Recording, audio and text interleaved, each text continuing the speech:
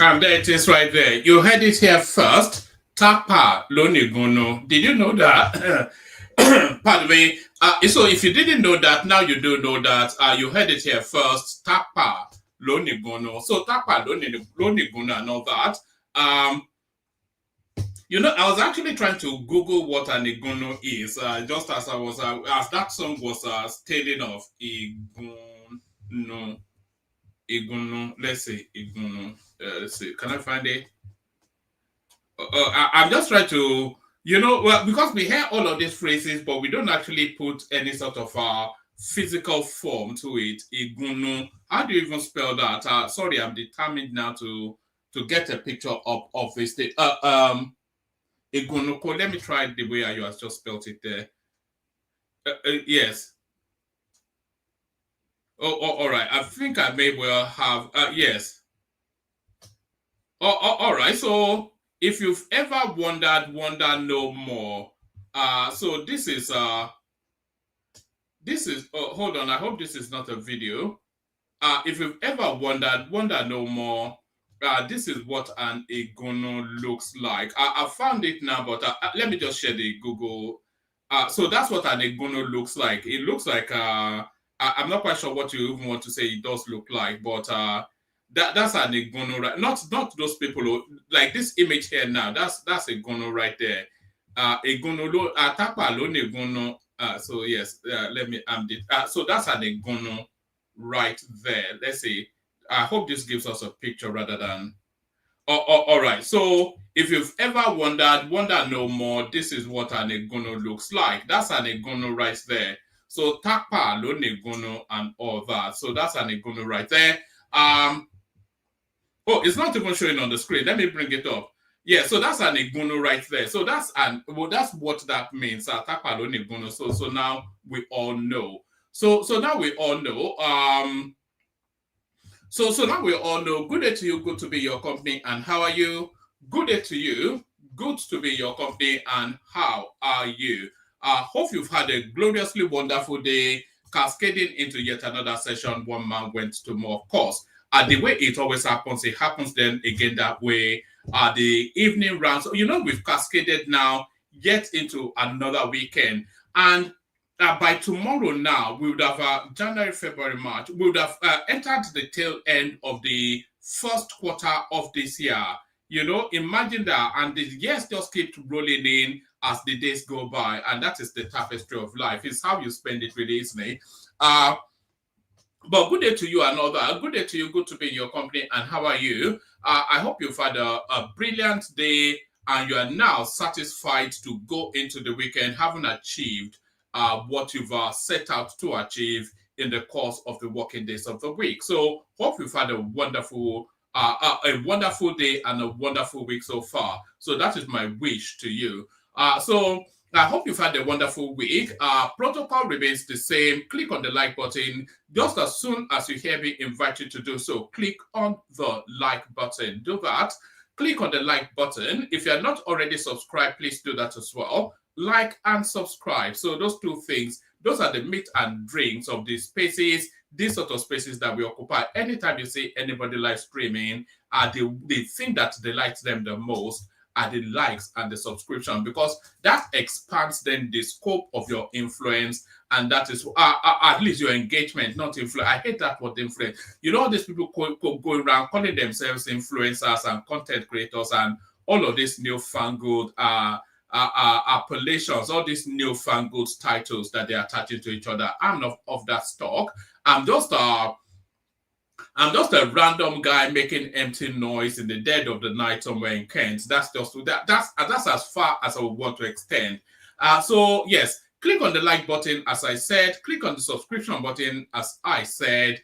Click on the hyperlink that says StreamYard if you want to come and have a conversation with me. Share the links as widely as you can. Super chat towards the stream as exemplified by Ayo and Boson right there. So all those things. So we'll just meander through what has been in the news cycle today, and we will we will mooch on what has been in the news in the week. Pardon me. I'm actually having the thought that we should start making Fridays news roundups. So whatever has happened, so the big event news from Monday cascading up to Friday. That's not what's going to happen today, but going forward, that may well be the template. So the big event, the big ticket events that has happened all the way through that week, cascading onto Friday, and then we do a news audit on Friday. So rather than going to the topical news of that day, we do the big ticket items in the news in the week that's now coming to an end. So we may well give that some consideration. Let me know feedback. By the way, we run this we run this page via feedback. So let me know what you make of the thought, and then we'll see if we're progressing with it. So yes, so click on like, click on subscribe, click on the hyperlink that says stream. Yeah, somebody is telling me there that some of the pictures that put on the thumbnail is not quite in. You get the idea. It's not an exactitude. We are not doing precision science here. We're just presenting something. The conversation still points in the direction that it needs to point. That is the essence of it. But thank you, Massey Mills. That doesn't sound especially Nigerian. Maybe it's a South name. I don't know. But so all those things. Pardon me. And help me make a decision as well. Actually, I've been thinking all day. This is nothing to do with what we do here. I've been thinking all day, and tell me then if I should do it. Tell me, make that decision for me. Let me know in the comment section. I've been thinking all day to go to football and take my son. It's just a local team just down the road. Buy tickets, take him in. I don't think I've ever yet taken him to football, and I just have the thought.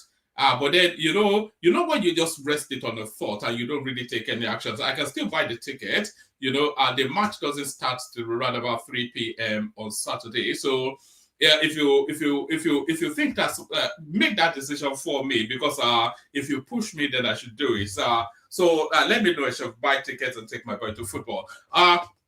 So that's just a random whatever. But yeah, no. So all the greetings and all that. So let's just launch into it, shall we? Let's launch into it. There's a lot of silliness that goes on often instances here. But a lot of silliness. We're coming to the Natasha Akpoti narrative, by the way, and we're also coming to there's something in the news cycle, nothing to do with politics, but it looks as though there might well be trouble in the house of Ned Nwoko. That's what we seem to be. That's what's coming out within the news cycle space. It looks as though there might well be trouble in the house of Ned Nwoko. And why am I saying this? His wife went off Twitter, came back on Twitter, deleted all of his pictures, and including his name. And I'm talking about Regina Daniel. So all of that is going on within that space. So maybe we'll touch on that, maybe we won't. But yes, Ola, hop in if you're not too busy. So pardon me. Let's just launch into it, shall we? So I find this rather vexatious. This first one that we're going to, I find it vexatious. I find it disturbing, and it speaks to a particular sort of malaise that afflicts that country. And I'm feeling that there's somewhat of a deliberate agenda at play here. What am I talking about? Bauchi orders closure of all schools for 5 weeks for Ramadan. So I mean, what does that even mean? I mean, that's that's wild and crazy. That should be against the law. That is the epitome of lunacy. I've never heard anything so wild. Bauchi orders closure of all schools for 5 weeks for Ramadan fast. It's just unbelievable stuff. People accuse these people of being somewhat lacking in the requisite education to engage with the Nigerian space, and then you see this. Bauchi orders closure of all schools for 5 weeks for Ramadan. What about the non-Christians there? What happens to their future? Why would a non-Christian even live in a place like Bauchi? Let them just continue to produce what they produce there, who are essentially people that they roll into the forest in the south to come and attempt to seize land. But we'll see how that plays out in the short to the immediate term. And can you believe this? Bauchi orders closure of all schools for 5 weeks for Ramadan fast. Of course, it has to be. And this guy wants to be president of Nigeria, by the way, Bala Mohammed. That's his number one ambition. Unbelievable stuff.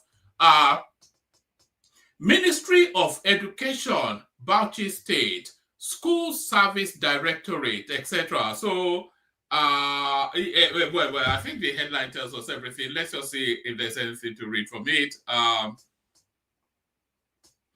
Let's see if there's anything to read from it. The Bauchi State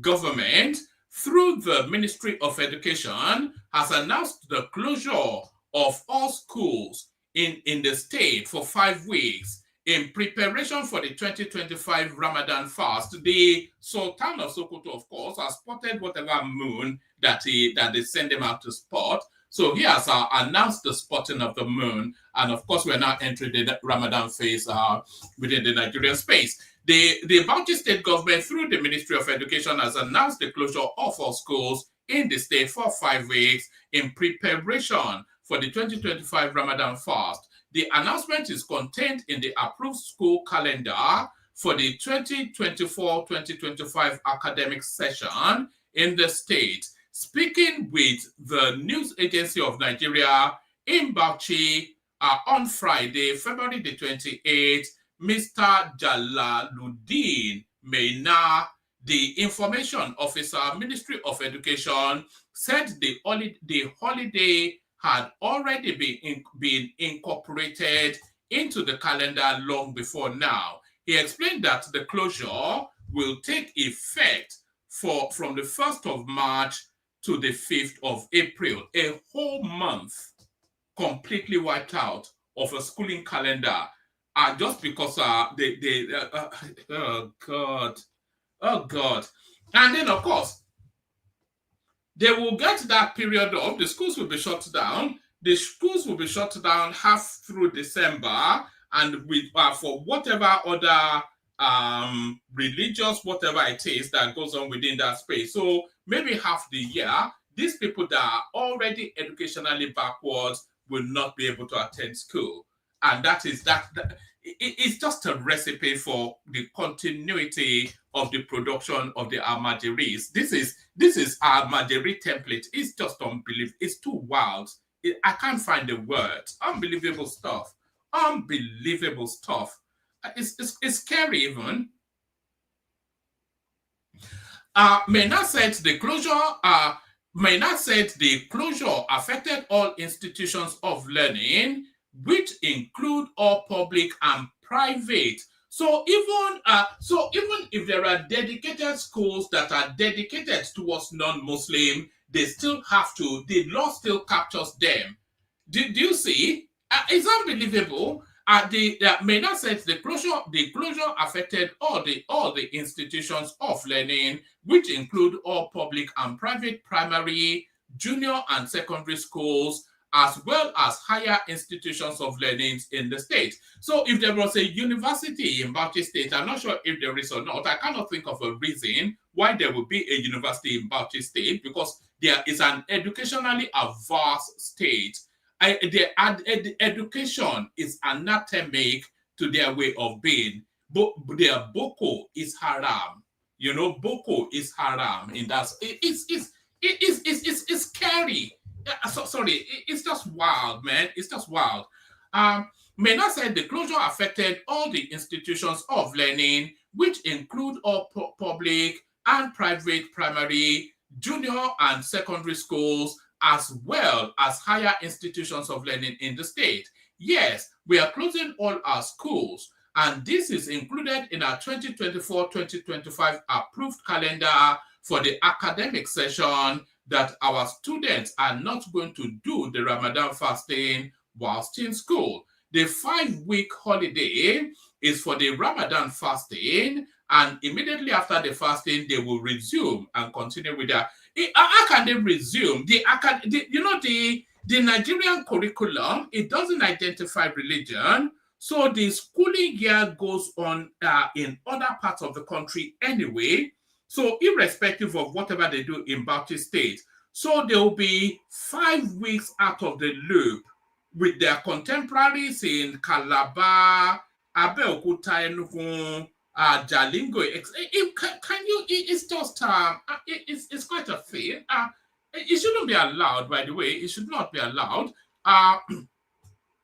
MENA said all the affected institutions of learning, which include all public and private primary, junior and secondary schools, as well as higher institutions of learning in the state. Yes, we are closing all our schools, and this is included in our 2024-2025 approved calendar for the academic session, that our students are not going to do the Ramadan fasting whilst in school. The 5-week holiday is for Ramadan fasting, and immediately after the fasting, they will resume and continue with their academics. And meanwhile, all the sons and daughters of the elite space in that space, of course, they're in Harvard, Cambridge, etc., Princeton, and all that. But that's how it goes. Some parents in the state have complained that the development will affect their children's educational progress. Of course, I mean, does that even bear saying? Does that need saying? It's quite a anyway. And it's a never-ending story in that space. I think I think it must be a genetic flaw or something. I'm not quite sure. Anyway, let me just move on from there. Let me move on from there and let's go on to the goings on in Rivers State now. So in Rivers State, it looks as though then the final victory in that space actually now goes to Yemsin Wike. So the final, because of course the Supreme Court judgment comes in, and all of the lawmakers that were sacked by Fubara have been reinstated by law. So the victory then goes to Yemsin Wike in that space. A coalition of 27 federal lawmakers from the opposition parties have condemned the Supreme Court ruling. Oh, I think this is a different storyline, but yes, Wike still gets the victory anyway, because it looks as though then those lawmakers sacked by Fubara have been reinstated by the Supreme Court. I think this may well be the one. Okay, this may well be the one.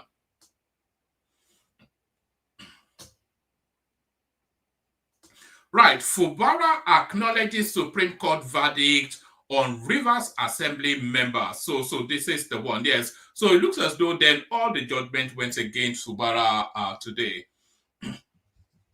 Rivers State Governor Simi Fubara has acknowledged the Supreme Court ruling, affirming Right Honorable Martin, whatever his name is, and 26 others as valid members of the Rivers State House of Assembly, signaling a significant shift in the state's ongoing political crisis. So now that is the abundance then of the, so he has a hostile parliament. That is what he has now. He has somebody is telling us that there's a university in Bauchi State. Well, if it's a state university, that's going to be closed down and they'll send you all back home. It's just unbelievable. So the parliament now in Rivers State is now a hostile parliament, and the battle then is to impeach or not to impeach. You know, so that's going to be the storyline for Fubara. I think up until he runs again for re-election. But yes, so that's that.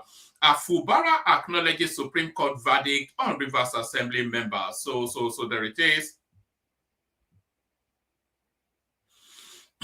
Rivers State Governor Simi Fubara has acknowledged the Supreme Court ruling, affirming Right Honorable Martin, whatever his last name is, and 26 others as valid members of the Rivers State House of Assembly, signaling a significant shift in the state's ongoing political crisis. In a statement released by Joe Johnson, if he doesn't accept, then what does he do? your power only stops within what the Constitution facilitates. So him saying he accepts a Supreme Court judgment is, well, thank you for accepting, but I don't think you actually have any choice. But you know, in a statement released by Joe Johnson, the State's Commissioner for Information, Fubara said he has taken note of the Supreme Court judgment regarding the state funds and the administration of local government in River State. At this time, we are awaiting a detailed briefing on the implications of the judgment. We will carefully evaluate the situation and determine the next steps to take in the best interest of River State and its people. The statement reads, whilst the governor admitted that the Supreme Court's decision effectively reinstates the 27 lawmakers, he maintained that the core issue of their defection, which led to their disputed status, was not addressed by the apex court, as it is still pending before the Federal High Court in Port Harcourt. Since the issue of defection was not on the table before the learned justices, in their eyes, the 27 lawmakers are still operating as lawmakers until that matter comes before them. Fubara assured the people of River State that his administration remains committed to protecting the best interest of the state and upholding the rule of law in all matters. He urged residents to remain calm and law-abiding as the government seeks clarity on the judgment and its broader implications. So there it is. I think it's clear enough. It's certainly clear to Yemsen Wike what that judgment actually means. It may not be clear to Fubara, but it's absolutely categorically clear to Yemsen Wike what that judgment means. And here is Yemsen Wike then giving Fubara an interpretation of that judgment. Watch this. Thank you, Lord. We give you all the glory. We give you honor. We give you all the glory. We give you honor. We give you all the glory. We give you honor.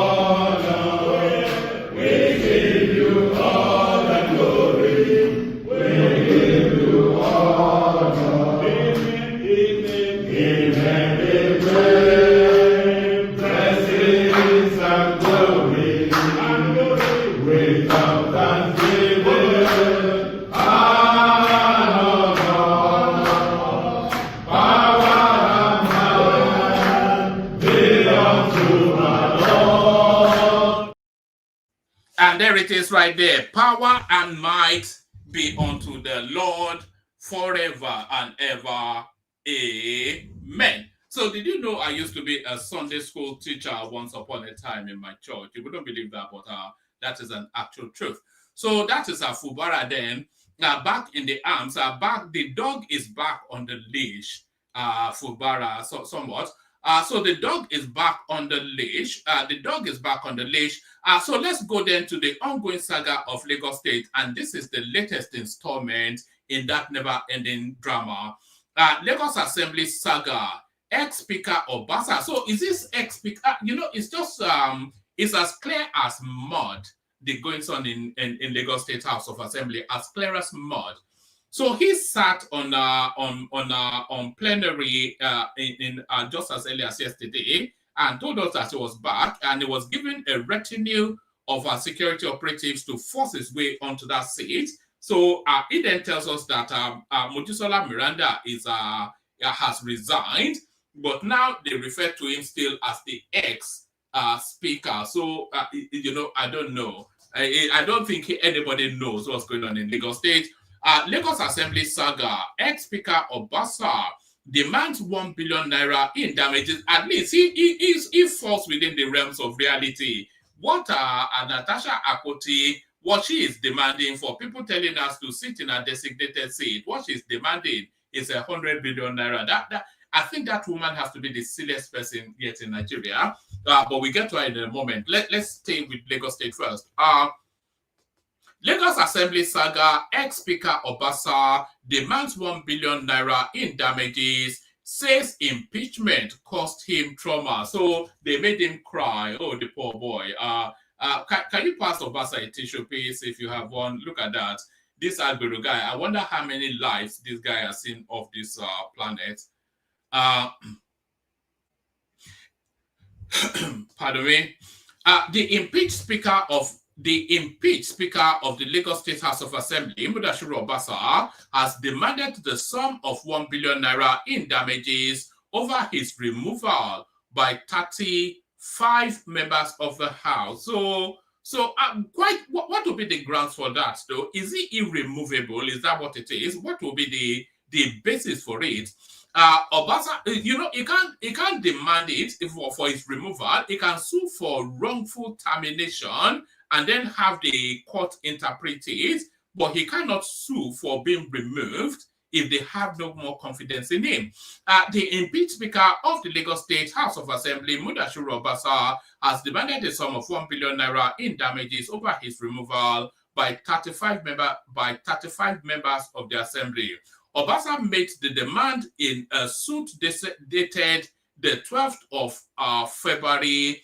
How can it be dated the 12th when today is the 28th? As it just come to light, Obasa made the demand in a suit dated February the 12th, 2025. He filed before Justice Yetunde Pinheiro of the Lagos State High Court in Ikeja. The embattled former speaker in the suit, filed through his legal team, led by Afolabi Fashanu SAN, said that his impeachment as the Speaker of the House has caused him psychological trauma and embarrassment. So I don't quite understand that, So if you are sacked from your job, for reasons justified, is there grounds then to say that you were embarrassed by the sacking and traumatized? He said that his impeachment was a gross violation of the extant laws and standing order of the House and in breach of his constitutional rights to a fair hearing. So that there may be a suit in this particular paragraph, but not in the preceding one. Yes, not in the preceding one. So you cannot say because you were impeached, that caused you trauma and embarrassment. Of course, get lost. But if you are saying you were unjustly sacked, then there's a legitimacy to that as a valid complaint.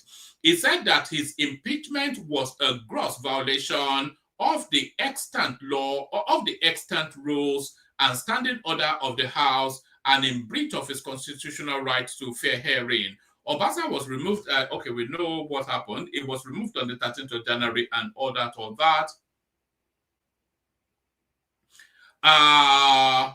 The defendant in the suit include Speaker Mebranda and the House of Assembly itself. So how can the I suppose Mebranda being the speaker, she will be included, but she cannot be sued for being the speaker because, of course, that is a consequence of votes that took place in the assembly.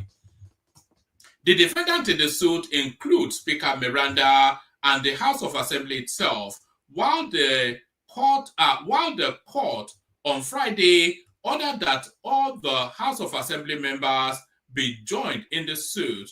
Obasa in the suit prayed the court for a declaration that having regard to the provision of section 90, 91, 92, and 101 of the 1999 Constitution of the Federal Republic of Nigeria as amended, its removal is illegal, unlawful, ultra-virus, and unconstitutional. I think this was the argument that War Peace was trying to put forward yesterday, backed by Patoski.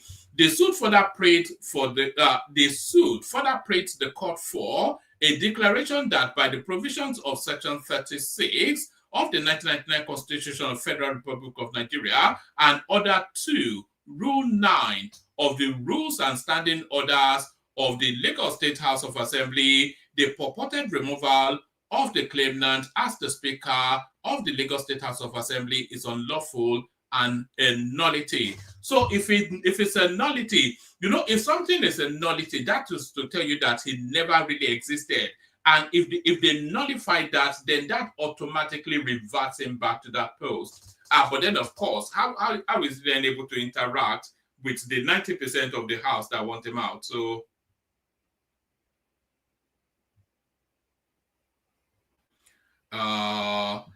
yes, an order setting aside the purported sitting and proceedings of the first defendant on the 13th of January 2025 and the resolutions and decisions by whatever description ascribed to such, including the purported removal of the claimant as the Speaker and the purported installation of the second defendant, Miranda, as the Speaker of the first defendant. So the claimant is Obasa, the second defendant is Miranda, the first defendant is the House. So that's what that explains how that is sequenced. And order compelling the immediate reinstatement of the claimant as the Honorable Speaker of the first defendant, an order of perpetual injunction restraining the second defendant from parading herself as the Speaker of the first defendant, Lagos State House of Assembly, an order of perpetual injunction restraining the first defendants, whether by themselves or their privies or anybody, however, acting through them or on their instruction, from interfering with or disturbing the claimant from discharging his constitutional role and duties as Speaker of the House of Assembly. General damages to the sum of a billion naira for wrongful, illegal, and unconstitutional removal of the claimant as the Speaker of the first defendant, and consequent psychological trauma and embarrassment which the purported removal has placed on the claimant as a result of the pressure of the people of Agege 1 constituency of Lagos State on him. So, I don't know, man. The guy is certainly fighting tooth and nail, though. Tipati kuku. No ma fi gbe kúrò ńbẹ̀, tipati kuku. It's a tipati kuku situation. Mama no koboko. We can no loruka. Maybe that's what they need. Boya kan no loruka. Ko jo wale. On Friday during the first proceedings of the case, Justice Pinheiro ruled that all pending applications will be heard on March the 7th. The court also approved the request from some lawmakers to join the suit. So I wonder whose party they are joining the suit to support. I wonder what their partisanship is. However, Obasa was absent from court and his lawyers declined to speak to journalists after proceedings. So that is you go carry me come up from it. You remember those gutter fights, you go carry me come up from here. Either by in a body bag or something or the other, or through brute force. So you go carry me come up from here is what Obasa is. He's turned it into family. They don't want you, just get lost. We go on from there, and it looks as though then the hardship in Nigeria is about to ease. And that will be much to the chagrin. It will be much to the consternation. It will be much to the hatred and the alarm of the obedient space and spaces sympathetic to that. So, Ramadan, my policies have reduced food prices, brought relief to Nigerian Muslims. This is Tinubu. I wonder, that brought relief to Nigerian Muslims is actually responding then to this Islamic push against him. That's why he's actually mentioned Muslims there. My policies have reduced food prices, brought relief to Nigerian Muslims. This is the Jagaban, the looter of Bodilion, now your president. President Bola Tinubu on Friday claimed that food prices are now on the decline, offering relief to fasting Muslims during Ramadan amidst the soaring inflation and economic turmoil triggered by his administration's policies. Tinubu, whose removal of fuel subsidy and naira devaluation has plunged millions of citizens into deeper poverty, insisted that his bold and transformative policies were beginning to show positive effect. He said that Nigeria's gross domestic product GDP had improved and that essential food items were becoming more affordable. And we're seeing the naira hold firm against our hard currencies now. And you know, a lot of diasporans are not actually happy with the naira strengthening. There's no use now to sending £1 to Nigeria and then becoming billionaires off the back of that. Tinubu, whose removal of fuel subsidies and naira devaluation has plunged millions of citizens into deeper poverty, insisted that his bold and transformative policies were beginning to show positive effect. He said that Nigeria's gross domestic product, GDP, had improved and that essential food items were becoming more affordable.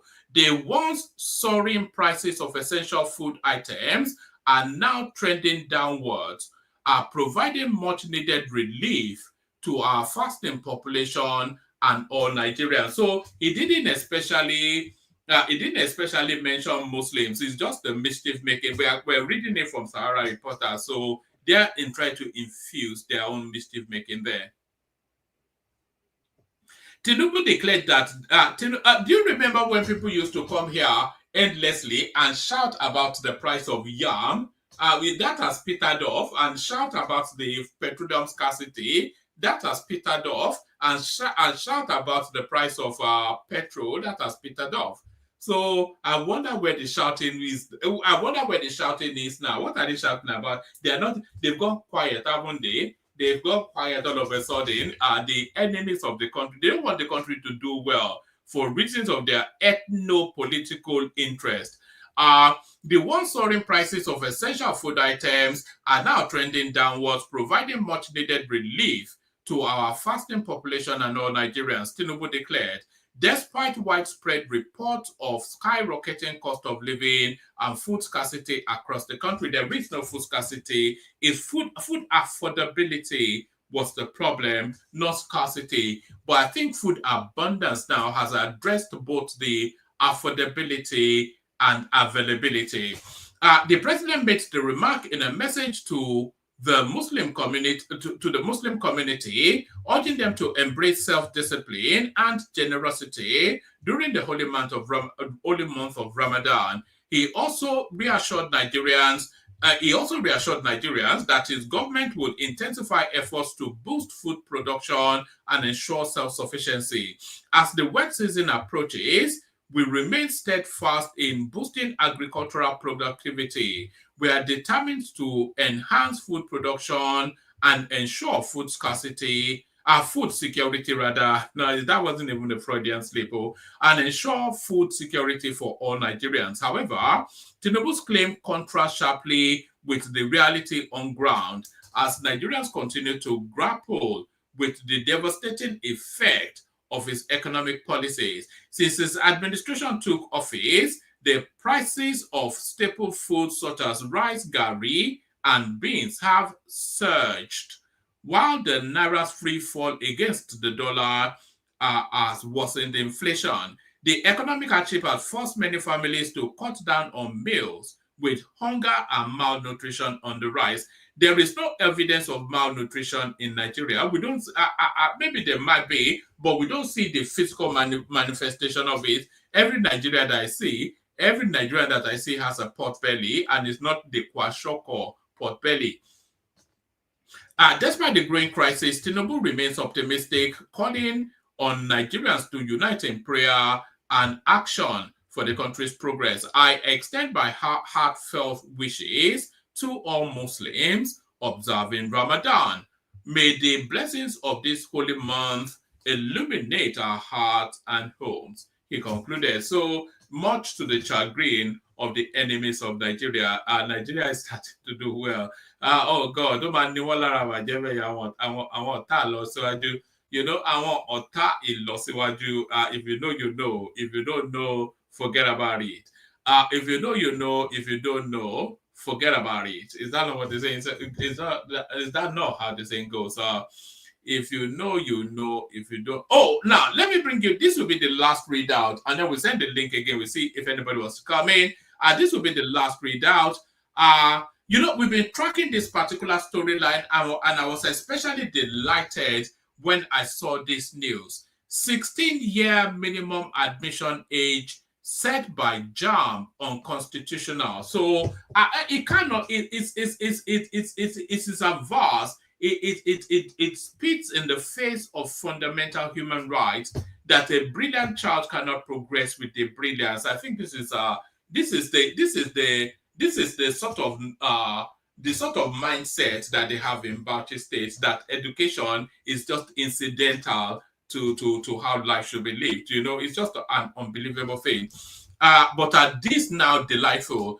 16-year minimum admission age set by JAMB unconstitutional, the court rules. So we're not seeing those super chats come in. I thought now that I am also had done it as other people will follow suit. The Delta State High Court 2, sitting in Warri, has delivered a judgment declaring the 16-year minimum admission age for universities set by the Joint Admission and Matriculation Board JAMB unconstitutional. Not JAMB as in the spread, but JAMB as in you know, we also. I wonder if the system should not have evolved beyond JAMB. They're still sitting JAMB in Nigeria. We used to sit that in 1802 when I was a student.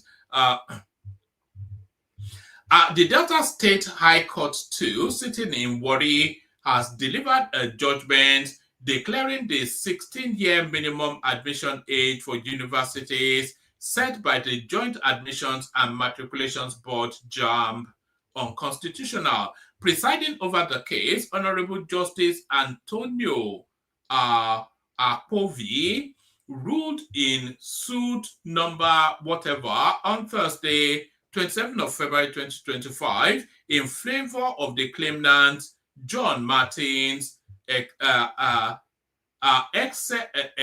for relief for his damages. So the judgment went for him, but he did not get cost. That's what that means.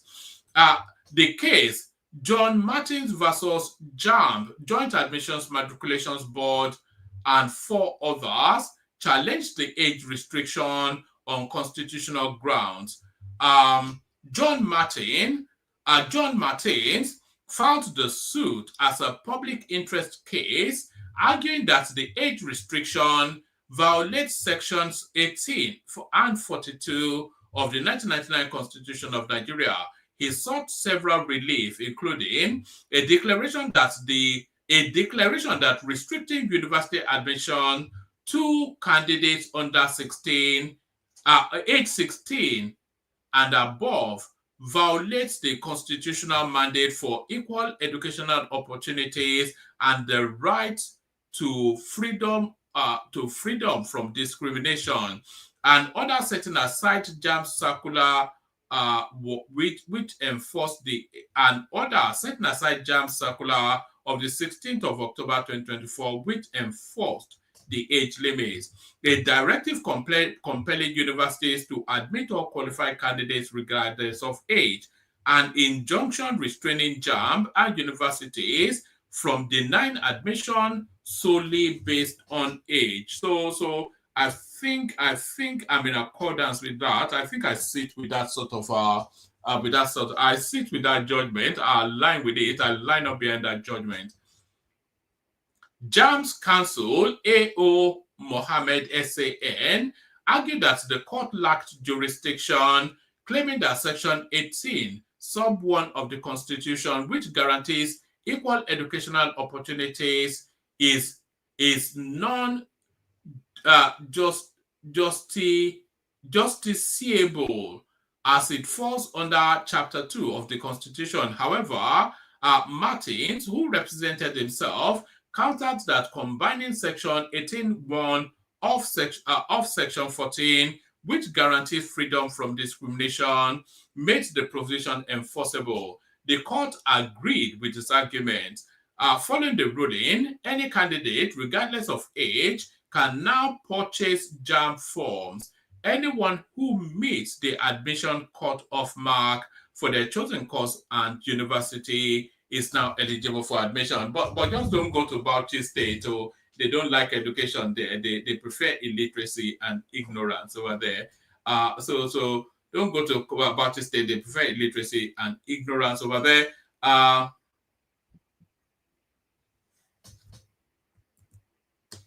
All right. Let me send the link again. If anybody wants to come in, come in. Hold on. Where's that? Where's that Scarlet Pimpernel? That's Scarlet hyperlink. The Scarlet hyperlink. So yes. So that's the link right there. If you want to come in, come in. So now let's now go to the main storyline, which is the Natasha Akpoti saga. So now this Natasha Akpoti woman, she's doing a real disservice to the sisterhood, and a lot of women should be ashamed of her. She's doing a real disservice to the sisterhood. So the storyline starts from. It's going to take about a good 20 minutes for us to go through it. So just relax into it. We'll pick up the Natasha Akpoti storyline. We'll pick it up right from the beginning. A real disservice to women in power. And this is how she kicked it off. Turning the parliament into... I don't even know what she's turned it into. Is there a missing one? Yes, turning the parliament into Pepe Center. Come and look at me center. Shouting down the Senate president, no less. She should have been locked up for that. But the story starts from here. So let's pick it up from the beginning. Senate, your point of order is sustained. Order, please. Dismissed Senator Natasha, please. You are not recognized to speak from there. That is the order of the Senate. Sir, order 10 on privileges. Order 10 on privileges. Distinguished Senator Natasha. Any senator may rise at any time can the to speak upon a matter of privilege suddenly arising, and he shall be prepared to move without notice. A motion declaring that the content of breach of privilege has been... that allows suspension immediately. Or refer...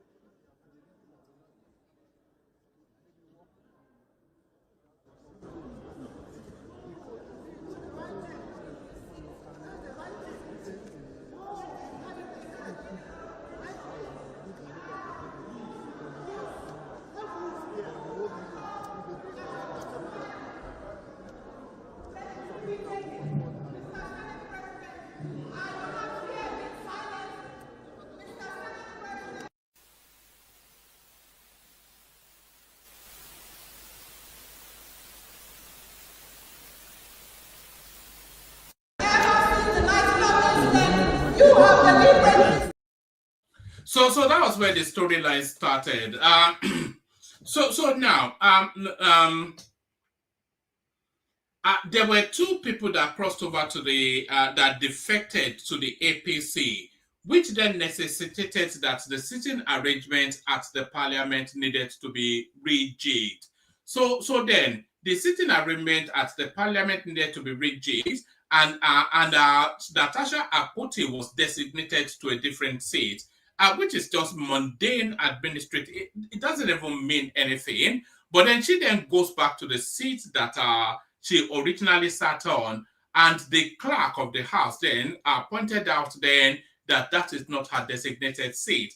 So she then tries to then interact with the parliament from that seat, and the Senate president said he wasn't recognizing her. So when the Senate president tells you that he's not recognizing you, the form is then for you to sit down and let the plenary carry on. So you cannot hold the plenary to hostage when you are not being recognized by the House. But she just turned it into an Oshodi market, shouting march, puffing and preening and peacocking and wearing sunshades in a closed space. So she turned it into all that, and that led then to it was the House was alarmed, and then it led them to caution her that this is not the space for content creation. Watch this. National Assembly is not for content creation in entertainment. It's not for it. Like she's not being treated fairly. Is that something that as spokesperson of the Senate you would think about? Now, my sister, let me tell you something. Even that one is very astonishing, very astounding.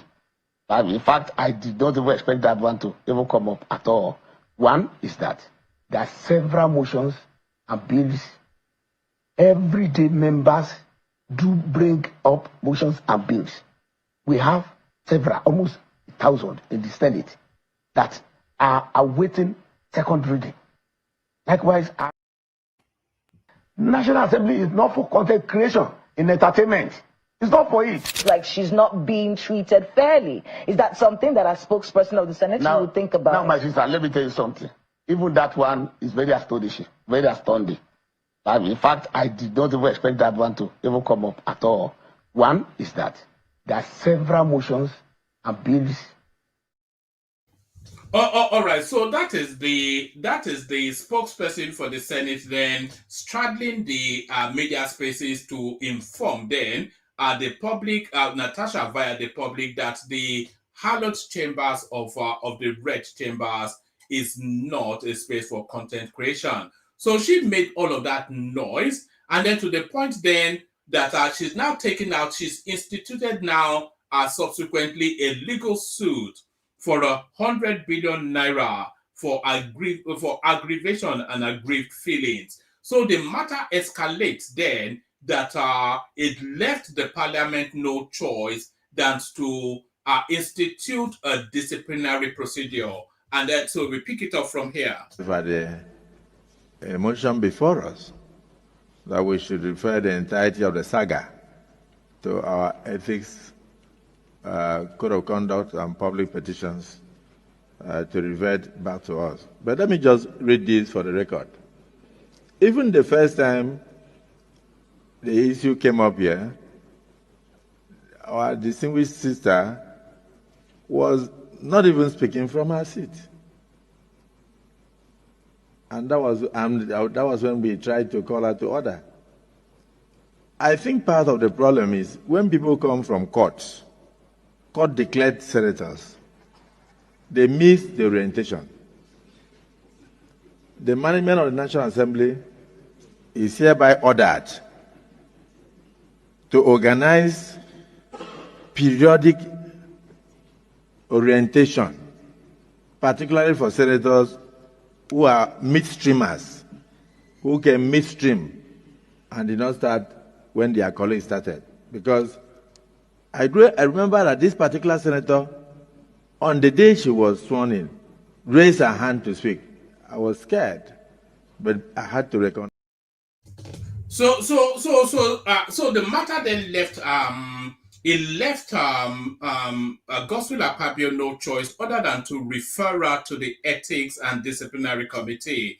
And all of this matter, by the way, on just to be you being asked to sit in your designated seat. So, but Natasha, of course, she's in it for the drama and nothing else. She's just there, like the spokesperson of the Senate rightly said. She's just there for content and clout and just being in the spotlight. She wants the attention on her.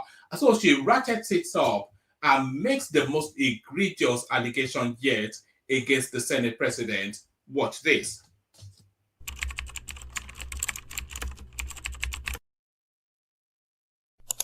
Started on the 8th of December. 2023, which was a day before his birthday and my birthday. We are birthday mates. We were all in Akwa Ibom because he had a big fanfare in the stadium. Myself, my husband, and a few of his close friends, we went to Akwa Ibom. And at first, we were at Ikot Ekpene. We were in his house in Ikot Ekpene.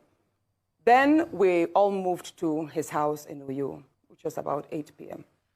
And he held my hand and said he wanted to show me around his house. My husband was walking behind us, just 3 of us. We're walking around from room to room. He showed me the beautiful interior.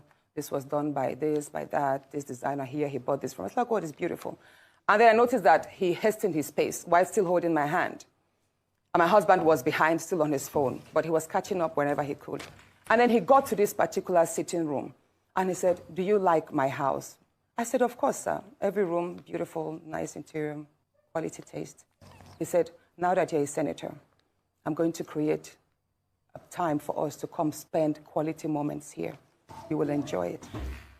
At that point, I just pulled away, and I was like, I don't really understand what exactly that meant. But then my husband now, when I turned around, I saw my husband was already near me, and the way my husband looked at me and looked at him, I was beginning to wonder, did he hear part of that inciting statements or not? And then the Senate president, too, I saw that he also had that thought, like, did my husband hear the invitation to treat or not? So then the Senate president now said, oh, by the way, let me show you my chapel. He has a chapel in his house as well. So while we were going to the chapel, you know, we walked in silence and all. So that evening, before we left the Senate president's house at about 11 midnight to the 4 points in Ikot Ekpene. And my husband asked me, Natasha, what did the Senate president whisper to you? What's he telling you? I thought, should I tell him that he was speaking about bringing me in here at a special time for us to have a good time? Or should I just kill it there, wrap it as if there was nothing? Because tomorrow was a big day. I know how much my husband adores the Senate president. He loves him as a brother. My husband would do anything to support him. So I told my husband, nothing. I can't remember what I created, but I just gave him some words to manage, to mask what was said. When we laid in bed, I lay to my right, and my husband wrapped his arms around me, and he said, my love, you know you can't tell me anything. What did the Senate president tell you? Again, I was like, don't you believe me? I said, nothing. Nothing. Moreover, it's my birthday in a few minutes. Let's just be happy. Then my husband told me he doesn't want to see me travel out of the country alone, and I should not go to the Senate president's house because he has a guest house where many senators do go there, you know, after office to like get approvals and all that. So I told him, okay, no problems. That was it. I thought that was going to be the end. But then, in February, I wanted to move a motion. I wanted to move a motion for the investigation on the ills of corrupt practice in Ajakuta Steel Company. I listed that motion 5 times. It was the 6th time that it was listed on the order paper that was approved. Many senators can testify to that. Each time the motion is listed, just before he takes it, he will say, oh, Senator Natasha, we can't take this motion because the board of the Senate does not accommodate it. Or he will speak on others and then let it drag so that just before motion is taken, the time will be well spent. So he kept on doing that. I went to him in his office. And I said, Senate President, you know how important this Ajakuta Steel Company to me is. You know how important it is to my people and to Nigerians. I've noticed that you have stepped down this motion. As a matter of fact, a number of senators told me, go and see him and plead with him so that he would take it. I was like, sir, please, why can't you take this motion? It's very important. It's been listed. Then it was listed the 3rd time and stepped down. He then said, Natasha, I'm the chief presiding officer of the Senate. You can enjoy a whole lot if you take care of me and make me happy. At that point, I said, sir, I'll pretend that I didn't hear this. He said, well, the ball is in your court. I left his office, and when I got home, I told my husband, I didn't tell my husband what happened. I just told my husband, please, can you speak to the Senate president to allow my motion scale through? I think I also spoke to the DSP, to the leader, Senator Pemi. I spoke to a number of senators that they should please intervene and allow him to laugh. I never told them what happened. My husband had to take a trip to London. Then the Senate President traveled to London. My husband met with the Senate President in London and pleaded with him. Let my wife take this motion on Ajakuta. That is very important to her. Okay. All right, Senator Natasha. Said, okay, that he did not take it because he was protecting me. Hold on, please. He didn't take it because he was protecting me. Protecting me from what? Anyway, at the time my demotion was taken, it was the Deputy Senate President, His Excellency Barao, that actually sat. The Senate President stood up and walked out. So it was Senator Barao that actually took it. All right, Senator Natasha. And from there, many other incidents happened. Yes.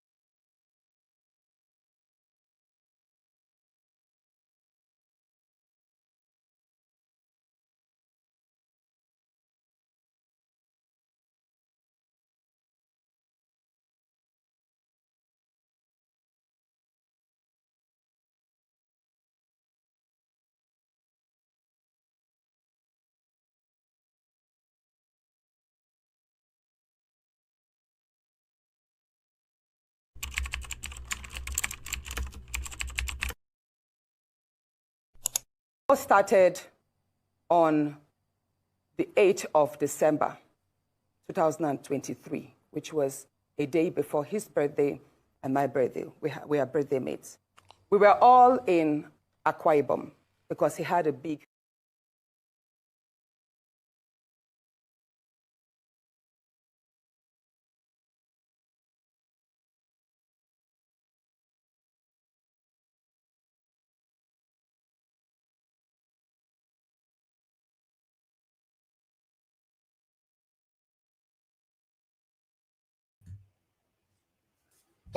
sorry, I beg your pardon. I was speaking, not knowing that I was muted. I beg your pardon. So let me reverse myself. Let me reverse myself.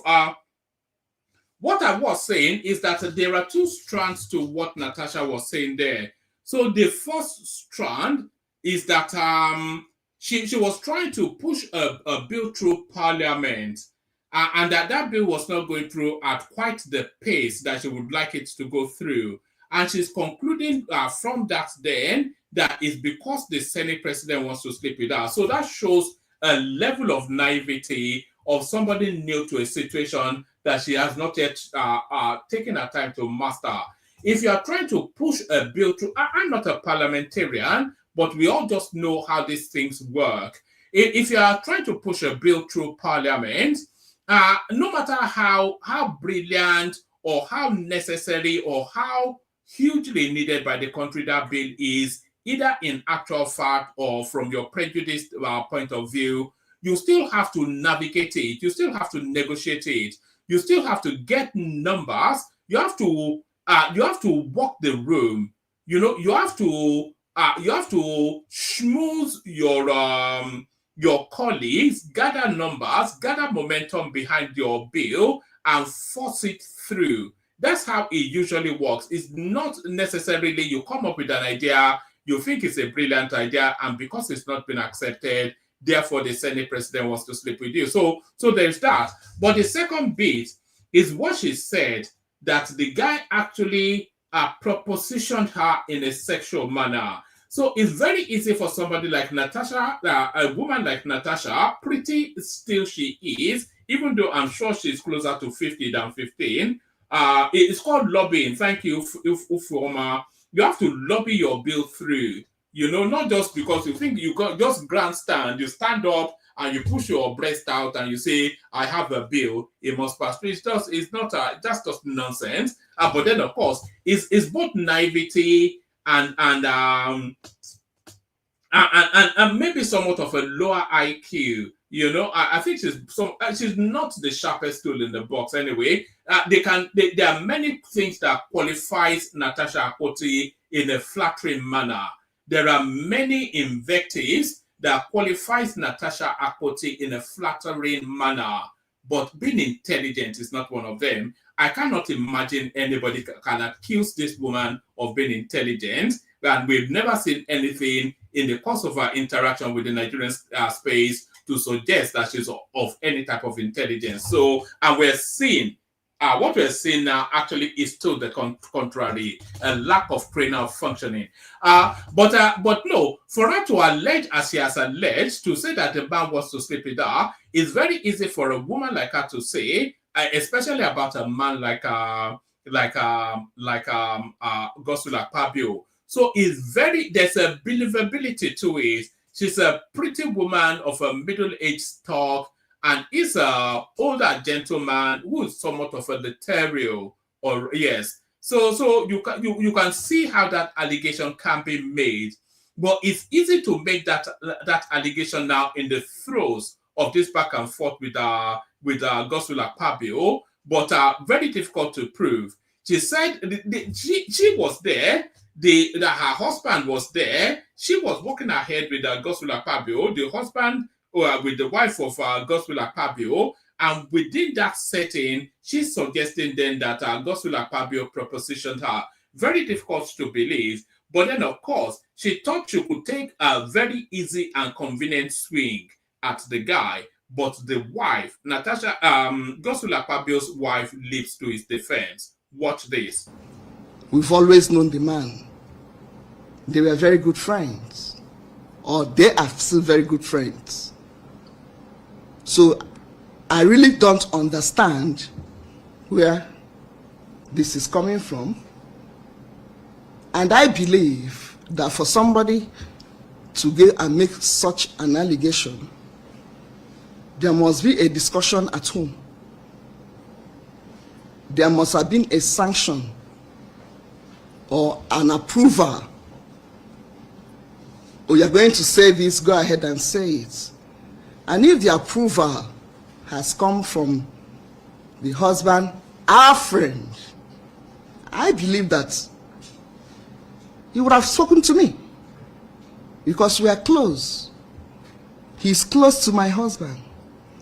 But if he didn't give her the approval to go on air and make entertaining people whenever he's around. So if the man was walking behind and the conversation was taking place in his presence, he could have heard. Even the body gesticulation could have shown the man that there was something wrong. Security men are always with the SP. So for that night, I knew I served people. People were at home. The house is never empty when he's around, because constituents will be there, Akpabio people will be there, and they never leave him. Whether the house in the village in Okana or the house in Uyo, And there's no way a man that is as disciplined as that can think of. So that's Godswill Akpabio's wife, of course, leaping to the defense of her husband. But you will say that that of course she would do that. So you will say that of course she would do that.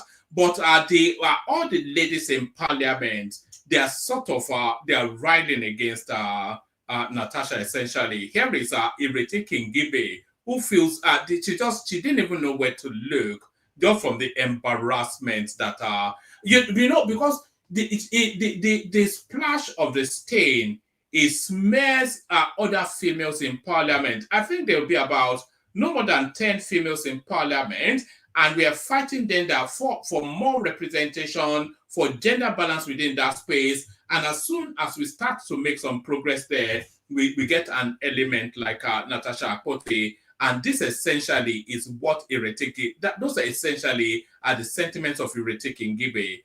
What they supposed to be fighting over trivialities like sitting arrangements. It's a place where we're supposed to fight about issues that affect the people. And that's why this whole thing is a non-issue. If we were fighting, the truth, when I say it's not gender friendly, we expected, because there were only 4 of us, that we'll get privileges. But we don't get them. We fought to get there, and the fight continues until we can get more women in the Senate. So if we don't get privileges, we don't get them. But it does not mean that we don't get our rights. The 3 of us have not been sexually harassed. That's not to say if Senator Natasha can prove that she has been, that is fine. We will support her. But she's never discussed it with us. We don't know about it. She did not respond to the rest of the female senators. She has not spoken to any of us throughout this whole episode. From change of seat to now. Senator Banigo was with her, tried to talk to her that it can be resolved. She did not listen to her.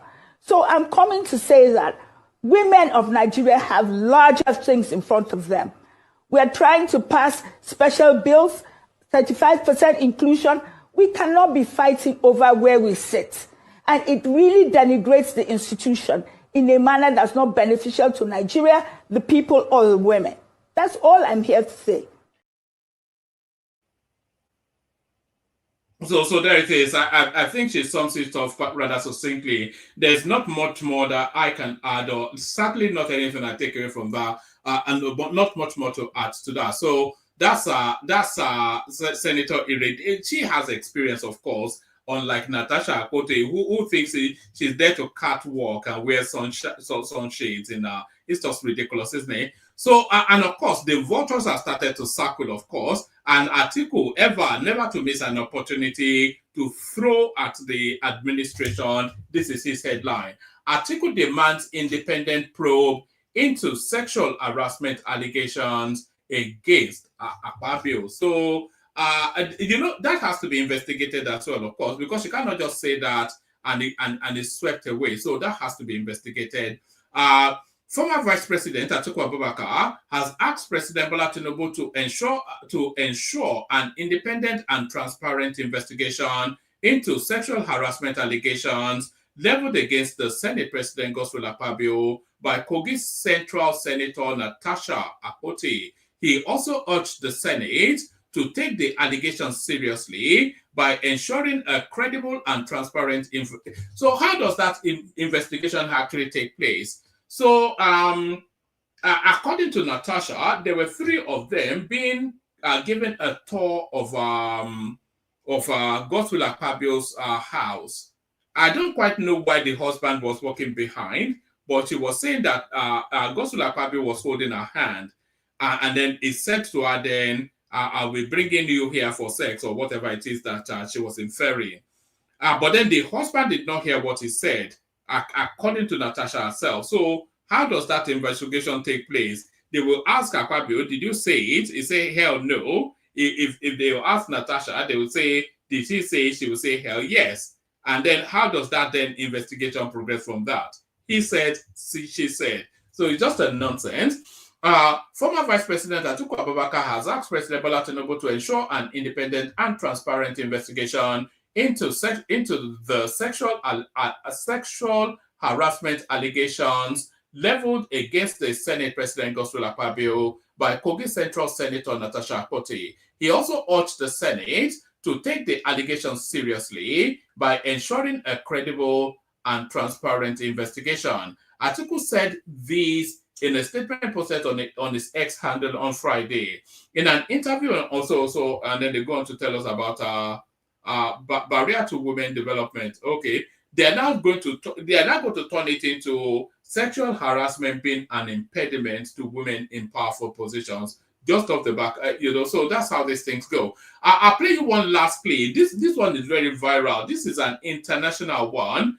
The Ukrainian president versus Donald Trump. A lot of you would have seen it. Some of you may not have, but certainly you see it now. This now tells you that after this, so Ukraine is toast. Watch this. He broken this ceasefire.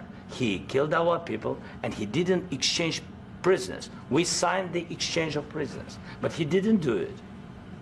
What kind of diplomacy, JD, you are speaking about? What do you mean? I'm talking about the kind of diplomacy that's going to end the destruction of your country. Yes, but if you Mr. President, with respect, I think it's disrespectful for you to come into the Oval Office and try to litigate this in front of the American media. Right now, you guys are going around and forcing conscripts to the front lines because you have manpower problems. You should be thanking the President for trying to bring an end to this conflict. Have you ever been to Ukraine that you say what problems we have? I have been to. Count one. I've actually watched and seen the stories, and I know what happens is you bring them on a propaganda tour, Mr. President. Do you disagree that you've had problems bringing people into your military? And do you think that it's respectful to come to the Oval Office of the United States of America and attack the administration that is trying to prevent the destruction of your country? A lot of questions. Let's start from the beginning. Sure. First of all, during the war, everybody has problems, even you, but you have nice ocean and don't feel now, but you will feel it in the future. God bless. You don't know that. God bless. God bless. You will not have a war. Don't tell us what we're going to feel. We're trying to solve a problem. Don't tell us what we're going to feel. I'm not telling you. Because you're in no position to dictate that. That's Remember exactly this. You're in no position to dictate what we're going to feel. We're going to feel very good. You will feel influence. We're going to feel very good and very strong. You will feel influence. You're right now not in a very good position. You've allowed yourself to be in a very bad position, and he happens to be right about it. From the very beginning of the war. You're not in a good position. You don't have the cards right now. With us, you start having cards. Playing cards. Right now, you don't. You're playing cards. You're playing cards. You're gambling with the lives of millions of people. You're gambling with World War III. You're gambling with World War III. And what you're doing is very disrespectful to the country, this country. That's back to you. Far more than a lot of people said they should have. Have you said thank you once? This entire meeting? No, in this entire meeting, have you said thank you? You went to Pennsylvania and campaigned for the opposition in October. Offer some words of appreciation for the United States of America and the president who's trying to save your country. Please, you think that if you will speak very loudly about the war, you can... He's not speaking loudly. He's not speaking loudly. Your country's in big trouble. Can I Wait a minute. No. You've done a lot of talking. Your country is in big trouble. I know. You're not winning. You're not winning this.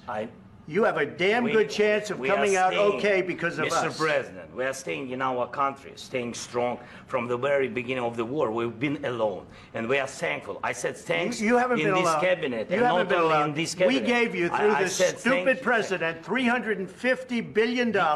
We gave you military equipment, and your men are brave, but they had to use our military. What about if you didn't have our military equipment, if you didn't have our military equipment, this war would have been over in 2 weeks. In 3 days. I heard it from Putin. In 3 days. This is something maybe new. Less. In 2 weeks. Of course, yes. It's going to be a very hard thing to do business like this. Again, I tell you. Just say thank you. Said a lot of except that there are disagreements, and let's go litigate those disagreements rather than trying to fight it out in the American media when you're wrong. We know that you're wrong. But you see, I think it's good for the American people to see what's going on. I understand, sir. I think it's very important. That's why I kept this going so long. You have to be thankful. You don't have the cards. Thankful. You're buried there. You're People are dying. You're running low on soldiers. Listen, you're running low on soldiers. It would be a damn good thing. And then you tell us, I don't want a ceasefire. I don't want a ceasefire. I want to go and I want this. Look, if you could get a ceasefire right now, I tell you, you take it so the bullets stop flying and your men stop getting killed. Of course, we want to stop the war. But you're saying you don't want a ceasefire. But I said to you, I want a ceasefire. With guarantees. Because you'll get a ceasefire faster than an agreement. Ask our people about ceasefire, what they think. That wasn't with me. For you what, that what wasn't with me.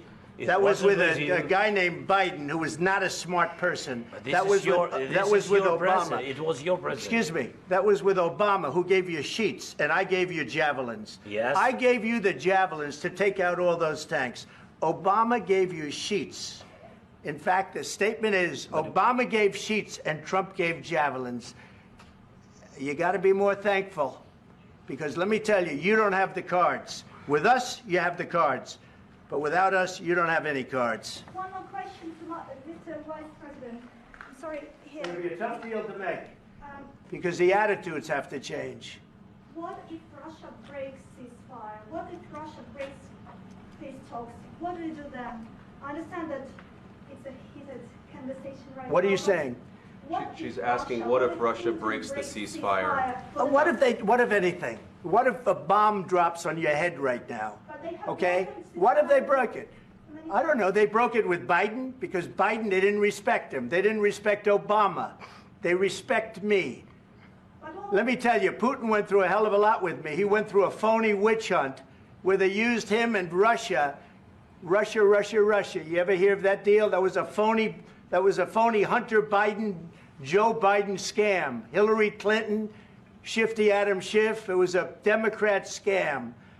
And he had to go through that. And he did go through it. We didn't end up in a war. And he went through it. He was accused of all that stuff. He had nothing to do with it. It came out of Hunter Biden's bathroom.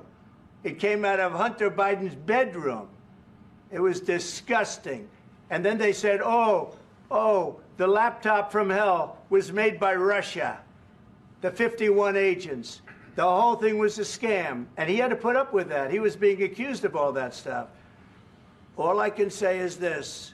He might have broken deals with Obama and Bush, and he might have broken them with Biden. He did, maybe. Maybe he didn't. I don't know what happened.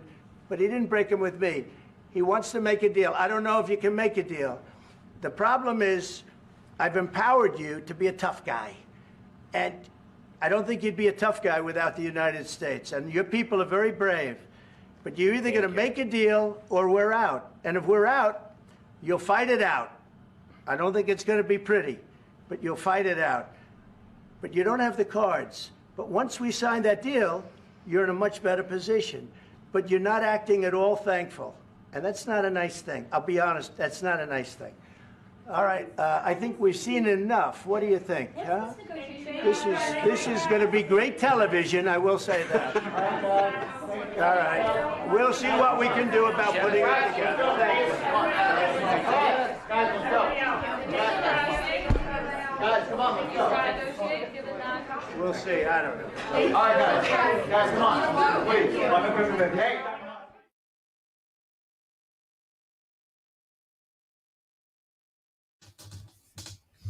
And there it is right there. So, well, I don't think there'll be a boring moment for the Americans for the next 4 years. Hopefully they land on the right side as they exit out of it. But no, it's just going to be, you will not be able to avoid this guy. As much as you try to bury your head under the sand, it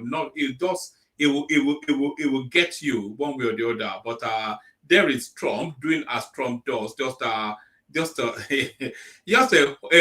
whole stream of consciousness, or a stream of gibberish, more like. So that's Trump. I played the K-Guide music. Send the link if you want the conversation. I played the K-Guide music. Send the link if you want the conversation. You jump in. No one in at the moment, so we see how it goes. First, the K-Guys. Only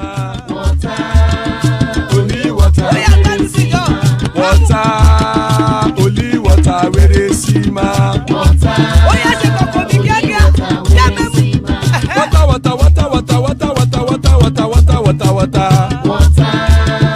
only water, where they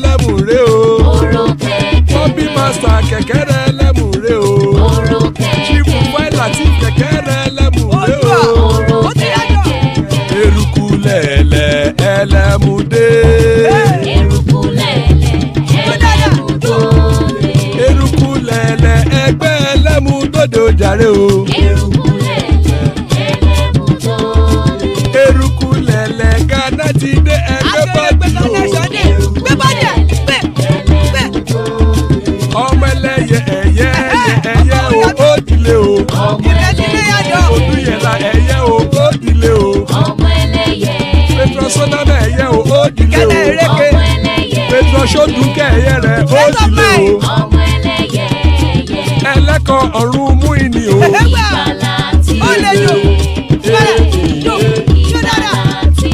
Àkùkọ ọ̀run mẹ́kọ.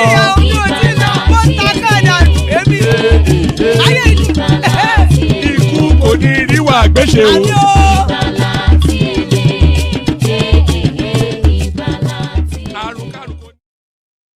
And it is right there. Iku Koniriwa Agbeche, may death have nothing to do with us. Amen to that on behalf of myself and you, my friends. If you have not yet clicked on the like button, please do that. If you are not already subscribed, please do that. Joining us in the conversation is Ola. Good to have Ola here. And Ola is joined by Pansat. Good to have Pansat. So still plenty of room. Anybody also hop on. So it's just the three of us. So maybe just a free-flowing conversation. Maybe Ola wants to kick it off, or Pansat. We're talking about Trump. We could or could not talk about Trump. Certainly talking about Natasha Akpoti. We're talking about a rather shocking news coming out of Bauchi State, declaring a 5-week holiday for Ramadan, shutting down all schools. So we're talking about how that affects education in that space. And we're talking about the fight against restrictions on age of entry into tertiary institutions, all those or whatever interests you. So whoever wants to kick it off, kick it off. Ola, are you here? Yeah, I'm here. You can go ahead if you want to start. Kick it off. Oh, you want me to kick it off? Yeah, kick it off if you want. Yeah, you can go ahead. One man, how are you and Ola and the rest of the people watching the charade we have in our country? Now, let's start it off with Ms. Akpoti. Once a woman makes an allegation, right, it's automatic that the body moves over for that man to prove why it's not so. And there's only two ways that man would do that, especially if you have something that involves ethics, not morals, but ethics. So if you're in office, he is supposed to have her recant and say, "Oh, I'm lying. I didn't tell the truth." That's one way to do it. The other way is for him to step down and have the investigation conducted, thorough investigation to find out. Because she's already established the prima facie. She's a senator. She's not going to make these things up. That Akpabio, yes, it's constitutional. His office is established by Section 50 of our Constitution. Of course, the institution itself established by Chapter 4 of our Constitution. So he's, in office. However, he's been raping our country. The way he's doing a whole lot more than what this allegation is going on. The job that senators have to do is like the saucer, whereas the House is like the teacup.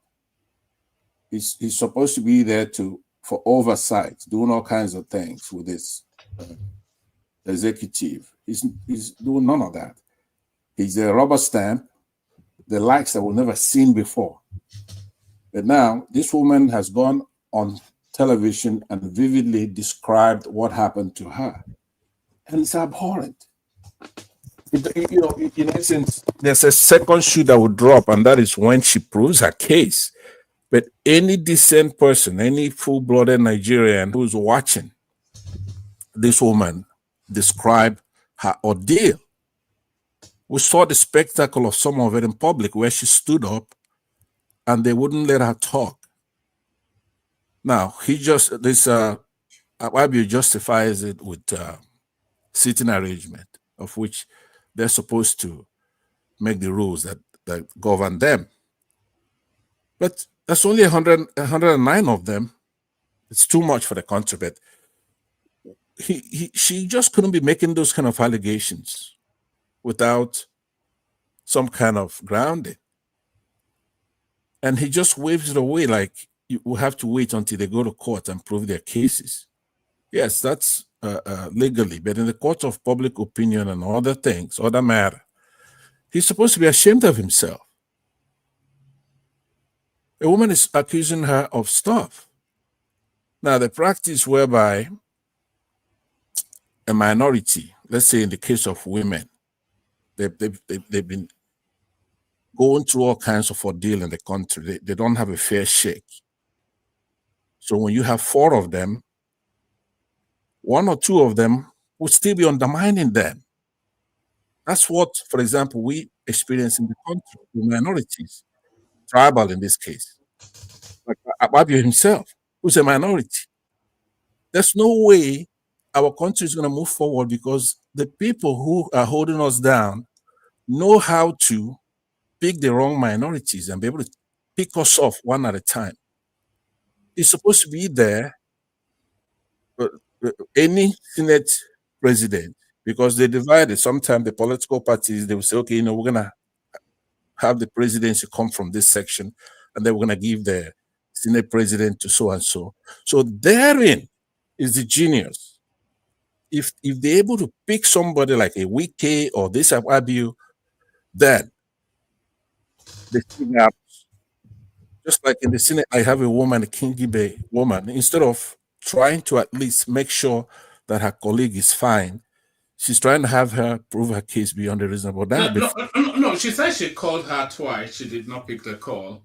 And there were 3-4 women in there. And she said there's been no reports outside of this of any sort of sexual harassment. So you will say there are women of a certain age. So maybe it's sexual harassment will not go in their direction.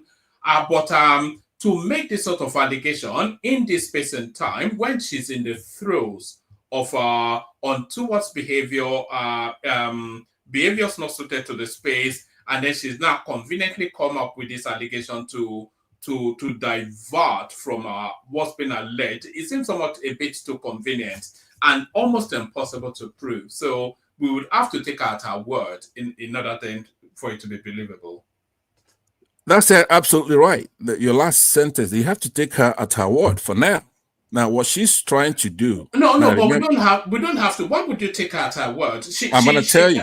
No, she's under pressure from her behavior, which was on 2 words, and then she's been referred to a disciplinary committee, and then she's now alleging against the person that is seeking to discipline her. So that makes that colors what she has to say. Well, I disagree. The point I'm trying to make is that she there are allegations against her, and then in this disciplinary thing, it's moved over to be looked at thoroughly, right? It goes the same for him. We're not saying that he's guilty beyond a reasonable doubt to a moral certainty, but he should be investigated, right? And he should be referred similarly at the minimum. You have a live human being, an adult, a senator, laying allegations on his head. So that's a prima facie. That's the standard for that.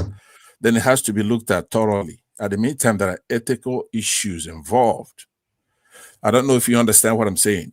You cannot say that the allegations don't have any weight. You cannot say, unquestionably, this man didn't do the things that she's alleging. But Ms. Kingibe is also named in her complaints as somebody trying to speak for her. Look, if what you're saying is true, if somebody's accused of murder and he comes into the courthouse and they say, you know what, Your Honor, I didn't kill one man. I didn't kill Pansat. But that's not, they're not alleging that he sexually abused Ms. Kingibe. She can't come out and say, I wasn't sexually harassed. It doesn't make it, it means nothing in a court of law.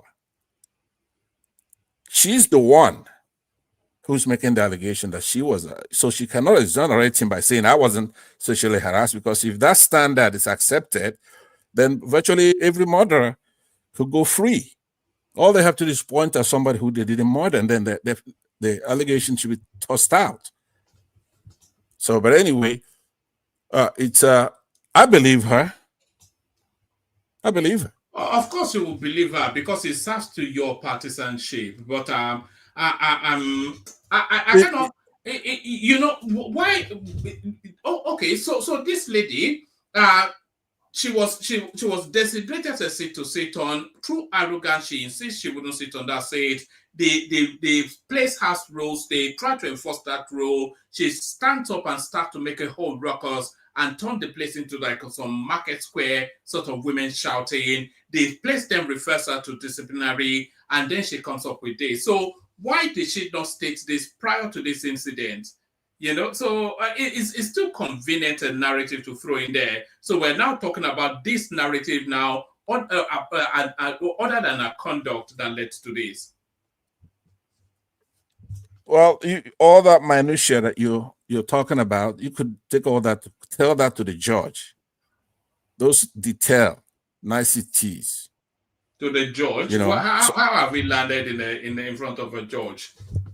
No, I'm saying you're using legalese, right? You're trying to discredit her by using fine detail. Right, that's something you do when you're in court trying to prove a case. If it's a case that doesn't have direct evidence, that you could use those kind of logic. But you have a live adult woman, a senator, directly give an account of many occasions that she's being sexually harassed by the Senate president. So now we are dealing with the ethical issue, not being convicted beyond a reasonable doubt kind of thing. So if he's a good actor, if he's innocent, now here's what I would do. And this is what I expect an innocent person to do, is to step down, or appoint people before you step down to look into it. That is one way. So anytime that something is alleged against the Senate president, it will step down. In this case, I cannot make a blanket statement of every time something, but in this case, this is a serious issue. Yeah, but what about if it was corruptly alleged? Say that again. If it was corruptly alleged, if allegations of corruption was leveled against him, he should step down. Absolutely, and it is. Right. What about conduct unbefitting of his position? He should step down if it's alleged. Yes. And it's also alleged. There's nothing you can allege against Akpabio, even in an example, right, that he's not guilty of. You could try to you come up with something as much as your imagination could take you to the zenith. Anything you come up, he's guilty of it. Because we have this bicameral National Assembly, right? So the House, they do their thing, but the major role of this particular Senate is to hold that executive to account. And you obviously is not doing that. So there's something else he's doing, and a lot of it, I believe, it's sexual harassment and stuff like that, and corruption, because he's not doing his job. How is he occupying himself if he's not doing his job? The president could virtually do whatever he wants in that country. So, I see the Baba is here. I will touch on the other issue, but let me just say to you, one man, I watched this woman. She wasn't dramatic. A lot of women, when they make accusations like this, they be crying, doing all that. But she's counting on us, Nigerians. So are you against the allegations being investigated? I don't understand what your position is. Are you saying every time the Senate president is accused of something, we shouldn't do anything about it? Is that what you're saying? Or are we supposed to take a look at it? And then if we're supposed to take a look at it, how could he be this Lord overshadowing everybody there? They cannot talk. They cannot even get a seat unless he tells them where to sit. And then if you talk from where you're not sitting, he's not going to recognize you. So they're afraid of him. Once he's in that kind of position, he's supposed to step down. And the problem is that we don't have men in that chamber, in that red chamber.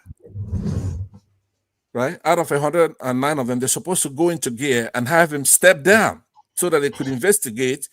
Perhaps it's frivolous. If it's frivolous, then they can resume. But for now, you can't have a senator make allegations like this, and then you have a guy who is like a dictator there in that red chamber, still sitting there. Women cannot come forward, those who don't even power outside that place. This is a chance, because what we've been saying is come forward, even if you're in elementary school or in college, come forward. If you're being sexually harassed, come forward. So now when they come forward, they say, oh, well, look, it may not be true. That's what you're saying, it may not be true. Therefore, we shouldn't do anything about it. Or we should wait forever till it goes to court, where they're all together. The Supreme Court, you saw what happened in the WIKE case. Our country's been taken over by a bunch of rascals. So I will leave it there. What is the other issue that you talked about here? All right, we were also talking about the WIKE case. So your space on that, the verdict that WIKE got against Fubara at the Supreme Court. Are you following that storyline? I am following that storyline. Now, it's obvious that our courts have been captured, taken over by the cabal. So they try to do, one of the worst things they do is to pick our winners and losers of an election. That is not the role of the judiciary. The judiciary is supposed to go in there. When the case is brought to them, they look and see if things were followed. If they're not followed properly, they will cancel the election and order a new one. That's what they're supposed to do. They're not supposed to take a look at it and say, okay, this is who won the election. But they don't do that, though, do they? Yes, they do. That's all they do. No, they don't. What do you mean? When the P2B, let's use the last election, 2023, they went there to litigate. So they determined that Tinubu won the election. They didn't determine that, no. Okay, go ahead and expand. What do you mean they didn't determine? The people who determined that Tinubu won the election was INEC, because they're the ones with that mandate. Okay, let's use one that is simpler. Let's look at the one in Imo State, the incumbent governor of Imo State, right? In the first instance, when they had run an election, the two people who were first and second went to court. That court determined that Ozodema won the case, and he had come in about third, fourth, or fifth in the INEC row. Do you understand? So they picked the winner there. So I just want, I'm only using that. They did not. Okay, explain that. We have to stay with facts. Okay, explain how he's the governor then. The plea of Opuzodema was that there were anomalies in that election that invalidates the victory of the person declared the winner, and that was what he presented in court. And the court he did not go to court. He wasn't a litigant, and he was the first and the second. Do you understand? It was they picked the fourth. We can go and dig it out now. But okay, yeah, okay. Why don't we dig that out? Well, I don't really want to make the effort, but we discussed I'll dig it out, and then we debate that another day. I just want to tell you that our Supreme Court constantly, in every case, including Jonathan versus Buhari and everything that we've had, picks the winner and the loser. Because when they come to court, most winners of the election come to court to have the election annulled or being awarded the victory that they believe they obtained. In essence, you have to look at in this case, you have to look at the IREV and look at all the powers that were given to INEC and make sure they followed it. But where they didn't follow it, they're supposed to cancel the election and then order a rerun of that election. They seldom do that. That's what I mean by picking a winner and a loser. Yeah, that's not even true, actually. That's Go not ahead. even what you just said. What they look at is the totality of the whole. They don't look at incidental. What they look at, and this is a universal norm as well. What they look at is that is whatever was egregious or whatever was established, is it sufficient enough to upturn the election? And if it's determined that it is not, and by the way, they didn't even find anything with Peter Obi, so that was just a nonsense. But just as a general rule, what they look at is that it was not sufficient enough for that election to be upturned, because it is quite a thing to upturn a whole electoral process, both for the heavy lift of it and all of it. But then justice should not give consideration to that. But what they look at is that whatever was anomalous, was it sufficient enough of a weight to upturn the election? And we didn't even bring anything anyway, so they just... Okay, so then let's quote, I'll quote mine, the Electoral Act of 2022, okay? If you go there, section 60 to 65 tells you what is supposed to happen.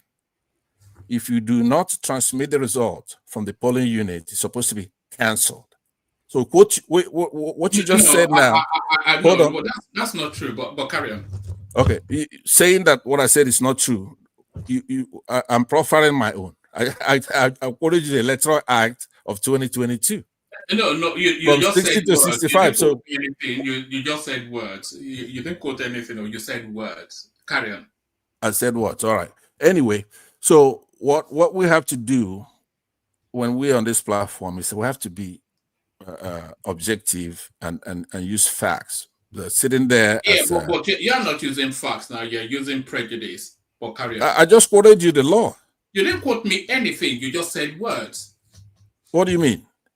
I said Electoral Act of 2022. Yes, that's a law. That doesn't mean anything. They are just words. You know. You can say anything. So don't worry. Carry on. All right. Let me go ahead and then yield here, and then we'll come back around again. Then I could pick off of what others said. Thank you very much. Oh, all right, brilliant. So that's the excellent Pansat, of course, who is like my mind. Sometimes it's yin and the other time is yang. More yang than yin, but that's Pansat anyway. I'm not sure if Ola is ready or he wants to defer to Baba. Ola, are you ready or do you want to defer to Baba? All right, Ola might not be ready. I think it's just really coming to make sure that the session holds. But Baba, you're up next. So this Akpabio narrative is taking a sharp turn. Is taking a psychedelic, funky turn with this woman now alleging a very, very convenient allegation. Now that she's in the eye of the storm, suddenly the memory jars, and she remembers then this guy making a pass at her. So what are you then making of Natasha Akpoti's latest output into the media space? Yes, thank you, one man. A very fine evening to you and a happy weekend. I salute co-panelists and my folks in the comment section. I salute you too. Happy weekend, and our esteemed viewers. I hope you've smashed the like button today. Don't be an eavesdropper, because you do enjoy the platform. It's where ideas flows, and panelists, of course, disagree without being disagreeable. So while enjoying it, whilst you're enjoying it, don't forget, just click the like button and possibly share and subscribe. Yes, woman, I think when it comes to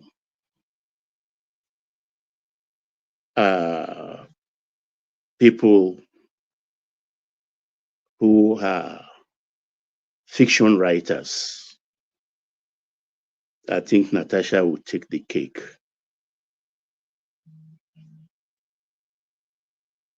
Because if you remember yesterday, she's going all out for it, isn't it? But sorry, carry on, Baba. She's just going. Yeah. She's throwing everything at it now. Yeah. Yeah. She's just desperate. She wants to spear us. She wants to smear a disreputable man. You understand? And I felt in this instance, I'm feeling very sorry for Akpabio. This lady is taking advantage of his odious reputation. And I don't know the role the husband is playing in this. I said on this platform yesterday that they are family friends. And the wife confirmed that in that video, that their friendship predates our marriage. To Uduagan. So they were there when he married her. They were there when they were christening her children. She has 4 children. So you will expect that a family, friends that have broken bread together, will have a height of decorum when they are interacting with one another, particularly in the public. But this woman, I don't know. I don't like talking about people's homes or private matter, but this has gone beyond the privacy. I listened to the interview. I watched her demeanor, and there are things she said that struck me that she was just reading from a fiction book. One, she said she likes sitting in that last seat, or first seat in the corridor, because the camera can capture her easily. And besides, she can have the Senate president in her sight. Yes, that's what she said. What does that tell me? That she's vain. Why is she displaying herself? Is that what she went to the Senate to do? I listened to Senator Ireti Kingibe's interview too. She even said, I've been moved about 4 times. And there isn't one female senator that has had more encounters, more confrontation with Akpabio, more than Senator Ireti Kingibe. She said so many things, but she forgets that her name. I don't understand. Your husband was in the audience when he was taking you around. That means he was actually taking you around his home with your husband in tow. And that same man who can toast you anytime he pleases, free, devoid of an audience, will be talking to you recklessly with your husband visibly around, talking about you coming to spend time with him in that house. She should go tell that to the Marines. Besides, she implicated herself when the husband eventually asked you what the two, according to you, what the two of you were discussing. You didn't tell him anything then. You did not tell him anything. Baba, let me ask you a question. What, so she said this incident happened maybe a few years ago, thereabout.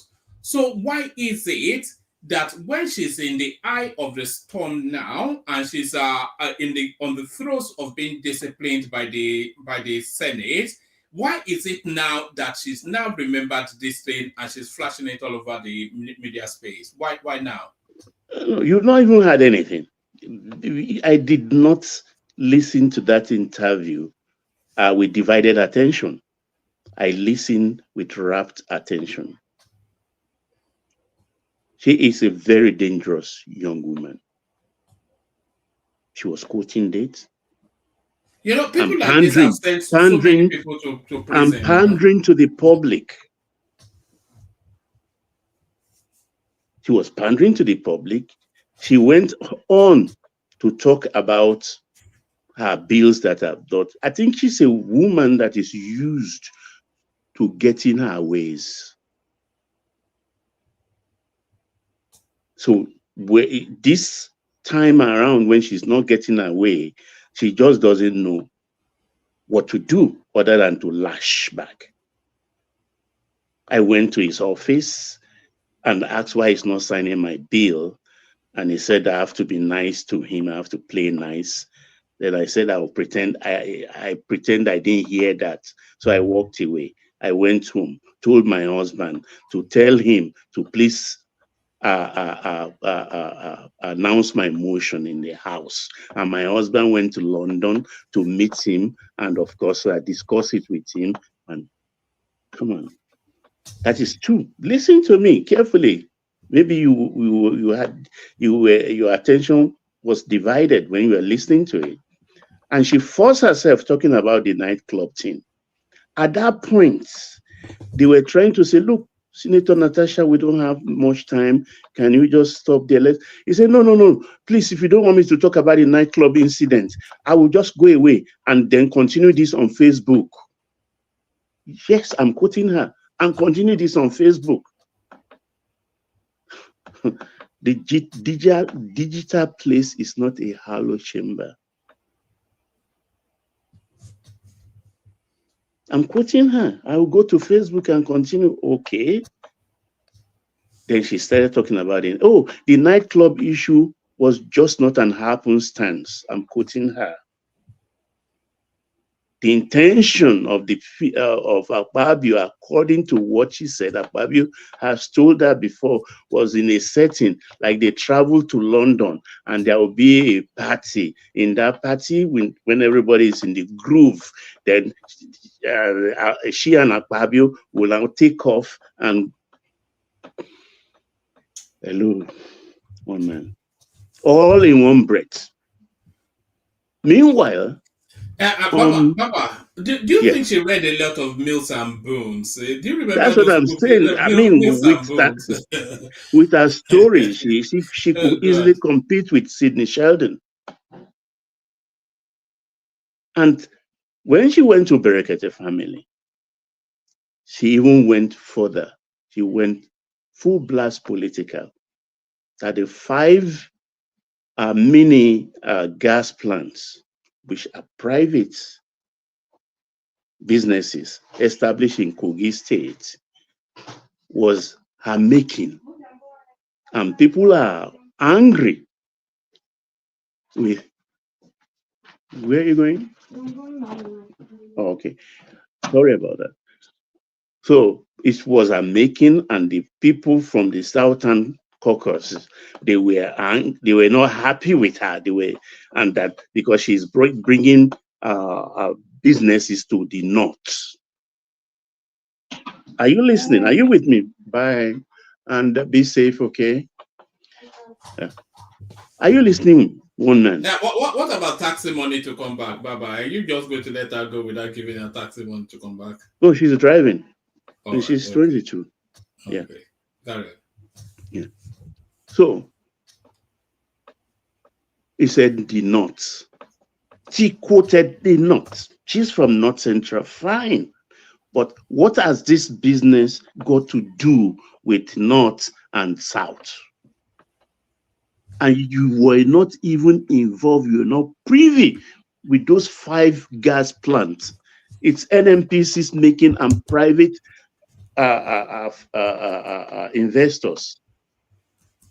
She was just scattering here, there, yonder. Yes.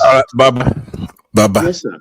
Yes, you sir. said that she's like a woman who's getting her way, who likes to get her way. Who is used to. Who's used to getting her way. Yeah. All right. So could a woman who is used to getting her way be sexually harassed? Look, this is, yes, of course, that's what I claim. Look, Look, we've all had encounters in our lives. I mean, women are adepts, experienced women. You would think she has that in her. Women are being heated upon all the time, more so when you are light-skinned. I won't call her beautiful. When you are light-skinned, it makes you more attractive. Quite all right. And women, it's not something unusual. But if she's coming from a place of truth, she will be believable. So what's your reason? What's your excuse for her bill not being heard second reading? Or okay, what is? Okay, give me a VANCE, reason, let me also. The eye of the beholder. Look, I understand. Wait, okay. Okay, I get your point. Look, she's a first-time senator. She came into the Halo chamber 6 months late. Yet, this man gave you one of the juiciest committee chairmanship. Unbelievable. Content creation. That points to his guilt. If he's no, that's what we're talking. I don't think so. I think that's because they are family. This is the word I would rather use. Akpabio and the husband, who is younger. Don't forget, Akpabio was in NDDC. They must have done a lot of deals together, because when he was a bachelor, you get my point. But this is the thing. This man gave you that juiciest. You can say, he was even flabbergasted on your first day. Without even knowing the rules or anything, you raise up your hand, you want to pass a motion. You want to contribute. Yes, sir. Baba, do you know that she made the same allegation against Reno Mokri in 2014? Who did? Natasha Akpoti. She made the allegations that Reno Mokri made a sexualized pass at her at a presidential event in 2014. But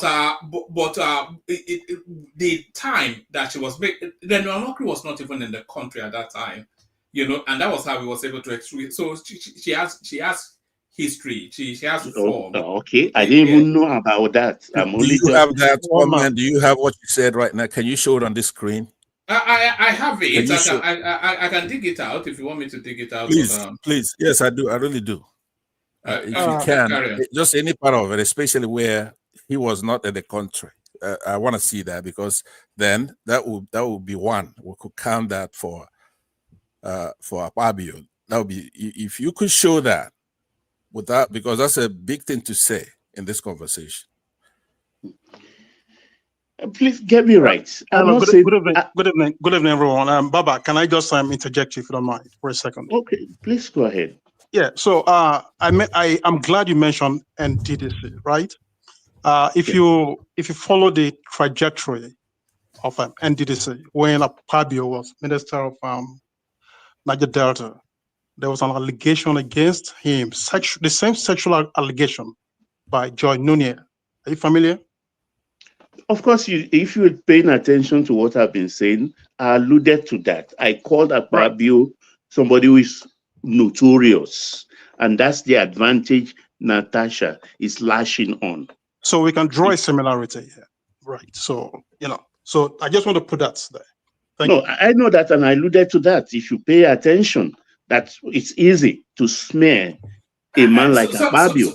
Apologies, Baba. Just to Akin, you could actually say that it was that narrative that Natasha is leveraging to make this allegation. Exactly. Yeah. In my view, you understand? But what I'm talking here is, look, don't look at what happened in the Halo chamber. I think, in my considered opinion, the husband is complicit in this. Very complicit in this. So I asked myself, is this a form of blackmail? Is there more to it?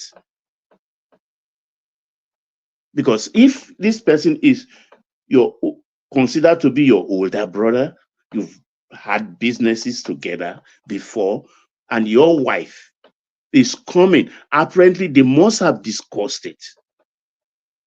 They must have discussed in their bedroom to say, look, this is what I'm going to do. Did you put her on leash and call your friend Akpabio and said, oh boy, waiting they happen now, or sir, waiting they happen. This is what my wife came home to say. And hear from your friend, your benefactor, whatever we may call it. But Baba, on the comment section, somebody says that he's also been accused by somebody from the NNDDC. No, that's what the last person who questioned me was talking about. And I said, look, Akpabio is notorious. I didn't hide that. But she is leveraging on Akpabio's notoriety. That is my own point. Because she went further. And I'm quoting because I listened to her interview. She even went further to talk about the midnight phone call. We all know, if you know Nigerian politicians, it's in the dead of night they kill Nigeria and they open Nigeria's purse to steal the money. So going to a meeting 2 a.m. or making calls 1 a.m. is nothing new. Nothing new. Those who are married to political women, most of them even, it causes divorce. Because they go to meetings, they receive phone calls 2-4 hours of the day, particularly in the dead of the night. And in that breath, she was talking about the Dane of Agbo intervening, according to her, that called, according to her, Akpabio told her, Dane of Agbo called him and told him that in that last year's August protest, that Akpabio has to take his time or something. I can't remember what she said, but the Dane was saying Akpabio has to leave town or he could be really lynched. But I know the Dane of Agbo. It's still a very young man. Still a very young man. And I cannot imagine Dane calling the Senate president, even if they are if he's as close as Oduaga to him, to now be talking about a protest and what Akpabio may encounter or experience in that protest and give him advice. What has even that got to do with the issue she was talking about today in her interview and all the allegations she had made? But then he who alleges must prove. And in the context of this, look, I'm big on family. I am big on friendship. You get my point? Like what Mrs. Akpabio was saying, that if this is even true, I expect the husband or Natasha herself to call me.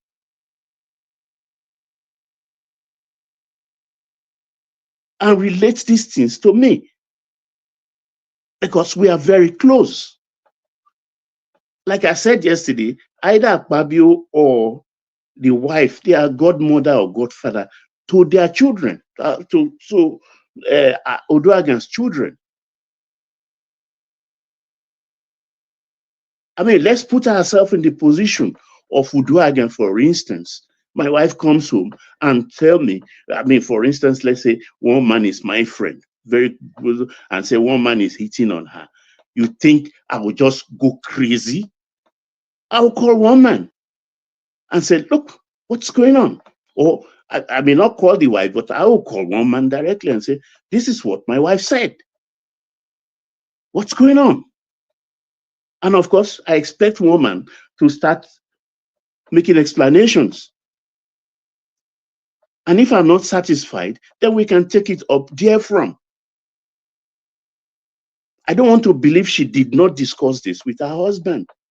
And if my wife has lied to me before, when I confronted her, when I taken from Natasha's story, that the husband asked her and she said, no, nothing like that. And you came months later now to talk about it, then there is something wrong. Babe, didn't I ask you that night when I suspected? You said nothing. So why are you coming up with this story now? My good self, will just tell her, forget it, bury it. Bury it. I don't believe you. Because you didn't tell me that day, and I think we are very close. You tell me everything. But at this one, I don't understand it. You know, I greet you, Baba. I'd already tapped to greet you back when you greeted us at the comment section. Yeah, How are you, sir? Too. Fine, yeah, I can see that. Yeah, sorry, sir. I can see that you are just struggling to make your point. But it's okay, no problem. I know that you are a good guy.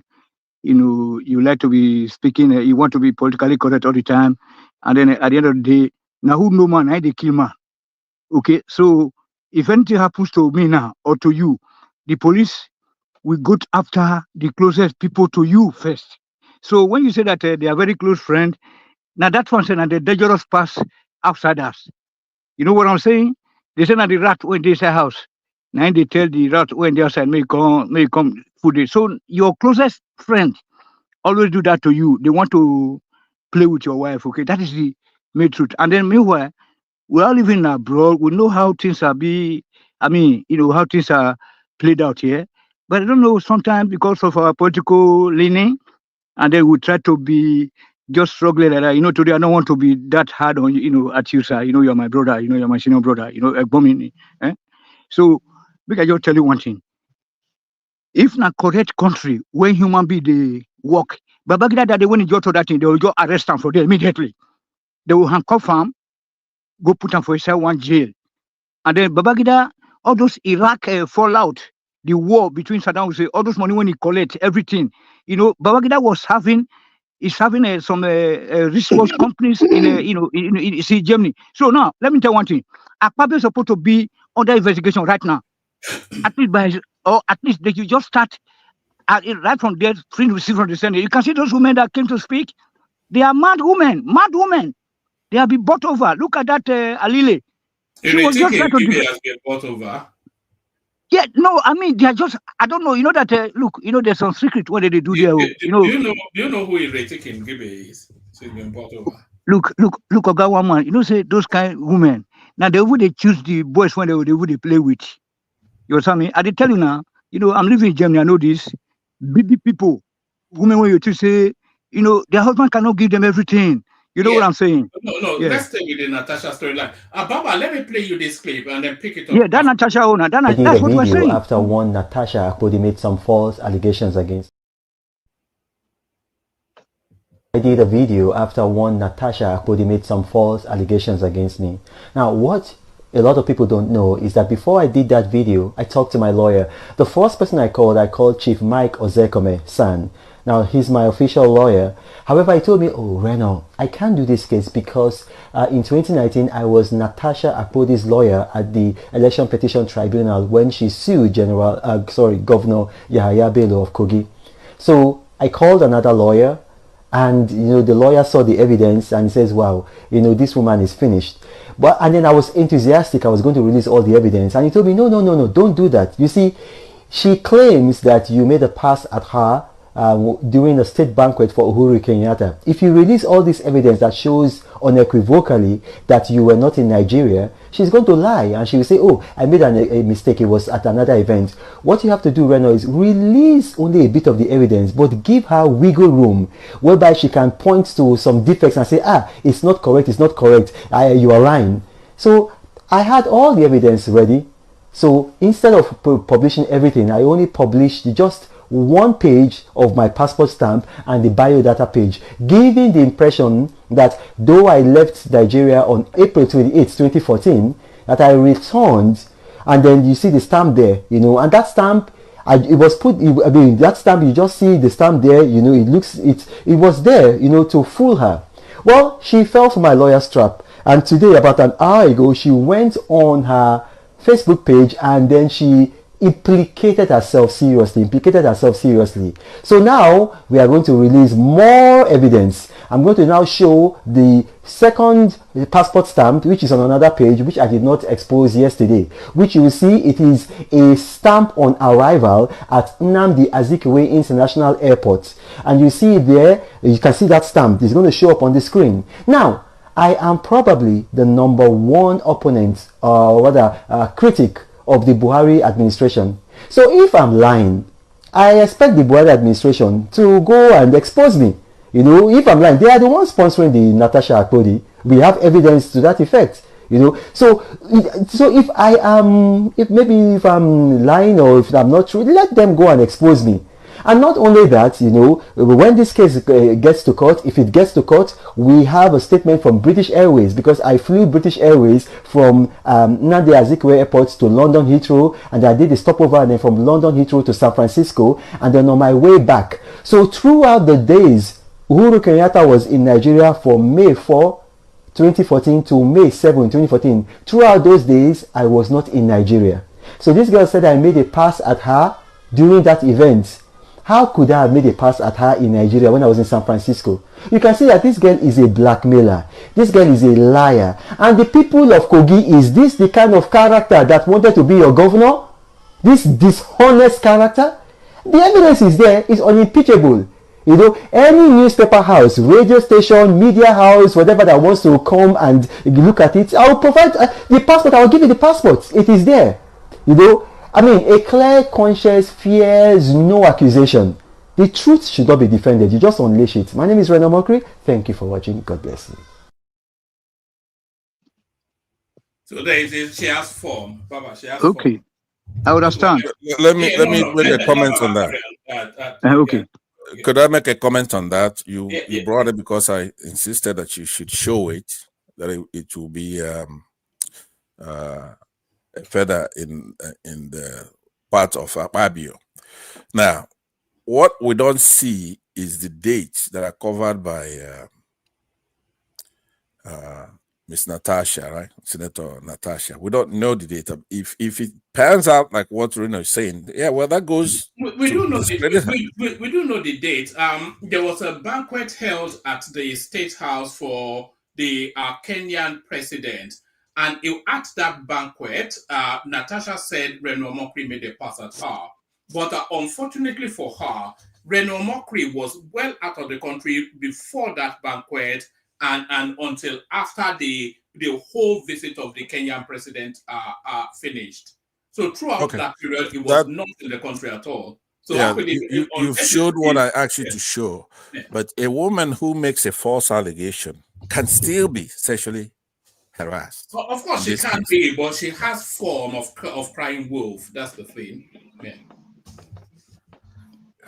She didn't record it. That is the problem. She's, you know, I mean, what was she doing with her phone at that time?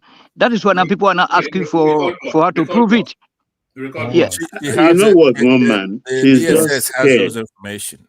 Those information, the state has those information. The phone companies have that information, and she has released that. She says, "Look, go ahead and show it, because the calls are when you make a phone call, believe it or not, the records are there." Yeah. No, they don't record calls, so but I'm not sure that they do. But no, the intelligence can prove it. They can prove when you called and the discussion, sir. No, it's only text messages that's possible. They don't record audio calls now. No, in a serious case. What's a serious case? Are they going to teleport back in time to go and record it? Are they going they will look at the at the chart, They will look at the graph. They look at the graph. The hard drive. Know what I'm saying? What graph? They will look at the AY, as is the dates, the calls that were made, you know what I'm saying? So, YX. How are they able to establish the content of the They do that, woman, please, sir. How do they get a hush puppy? Hold on. Through text messages and through, they set out to record him. So they did not. Anyway, Baba, carry on. But that's the work of a criminal police. What's the in work Germany, in England, in everywhere. Wama, you know this? No, guy, I don't know anything because I don't know dumb. Baba, you know, I mean, what Baba, are you please give me a minute. Give me. Yeah, go ahead, Larry, please. One man. You see, Natasha is someone that is known for others. Do you know the case between Natasha and her present husband? Do you know there was a case when Natasha sued the present husband, that her present husband poisoned her? I think she sued him for like 100 billion. And people were saying she blackmailed the man to marry her. It's a prominent case that time. So I'm not saying it didn't happen, and I'm not saying it actually happened. But one thing I know is the easiest thing to do to blackmail anybody is what Natasha is doing. In that Senate, even all the other female senators, what they give Natasha, none of them actually have half of it. And for Natasha for her to have gotten that local content, it was a whole lot. And the senators from Kobe, they lobbied and lobbied and lobbied and lobbied Senate president. And even that local content, a lot of senators were really against it. That why will a first-timer come and you give a first-timer that kind of... That was why Akpabio withdrew her from that chairmanship. Yeah, because it was a whole lot. Because a lot of people criticized it. But fortunately for her, when she came, that was the only committee that was open. So someone left there, right? So she came at that point and they lobbied the Senate president to give it to her. The Senate president could have just reshuffled things and, reshuffled committee chairmen and, but they gave it to her. They left her from that side. They gave her another committee. They gave her, the chairperson of another committee. Look, what is happening in our universities? I don't know why you guys are doing like this. What is happening in our... The Halu Chamber is not university. It's the same thing. It's a part of the Nigerian wider society. And so we should not be fair here. We should be objective and let them carry out investigations. What is happening in our university? Do you know the challenge here is this? When things comes to things like this, we should be very careful how to accuse people because nobody was there.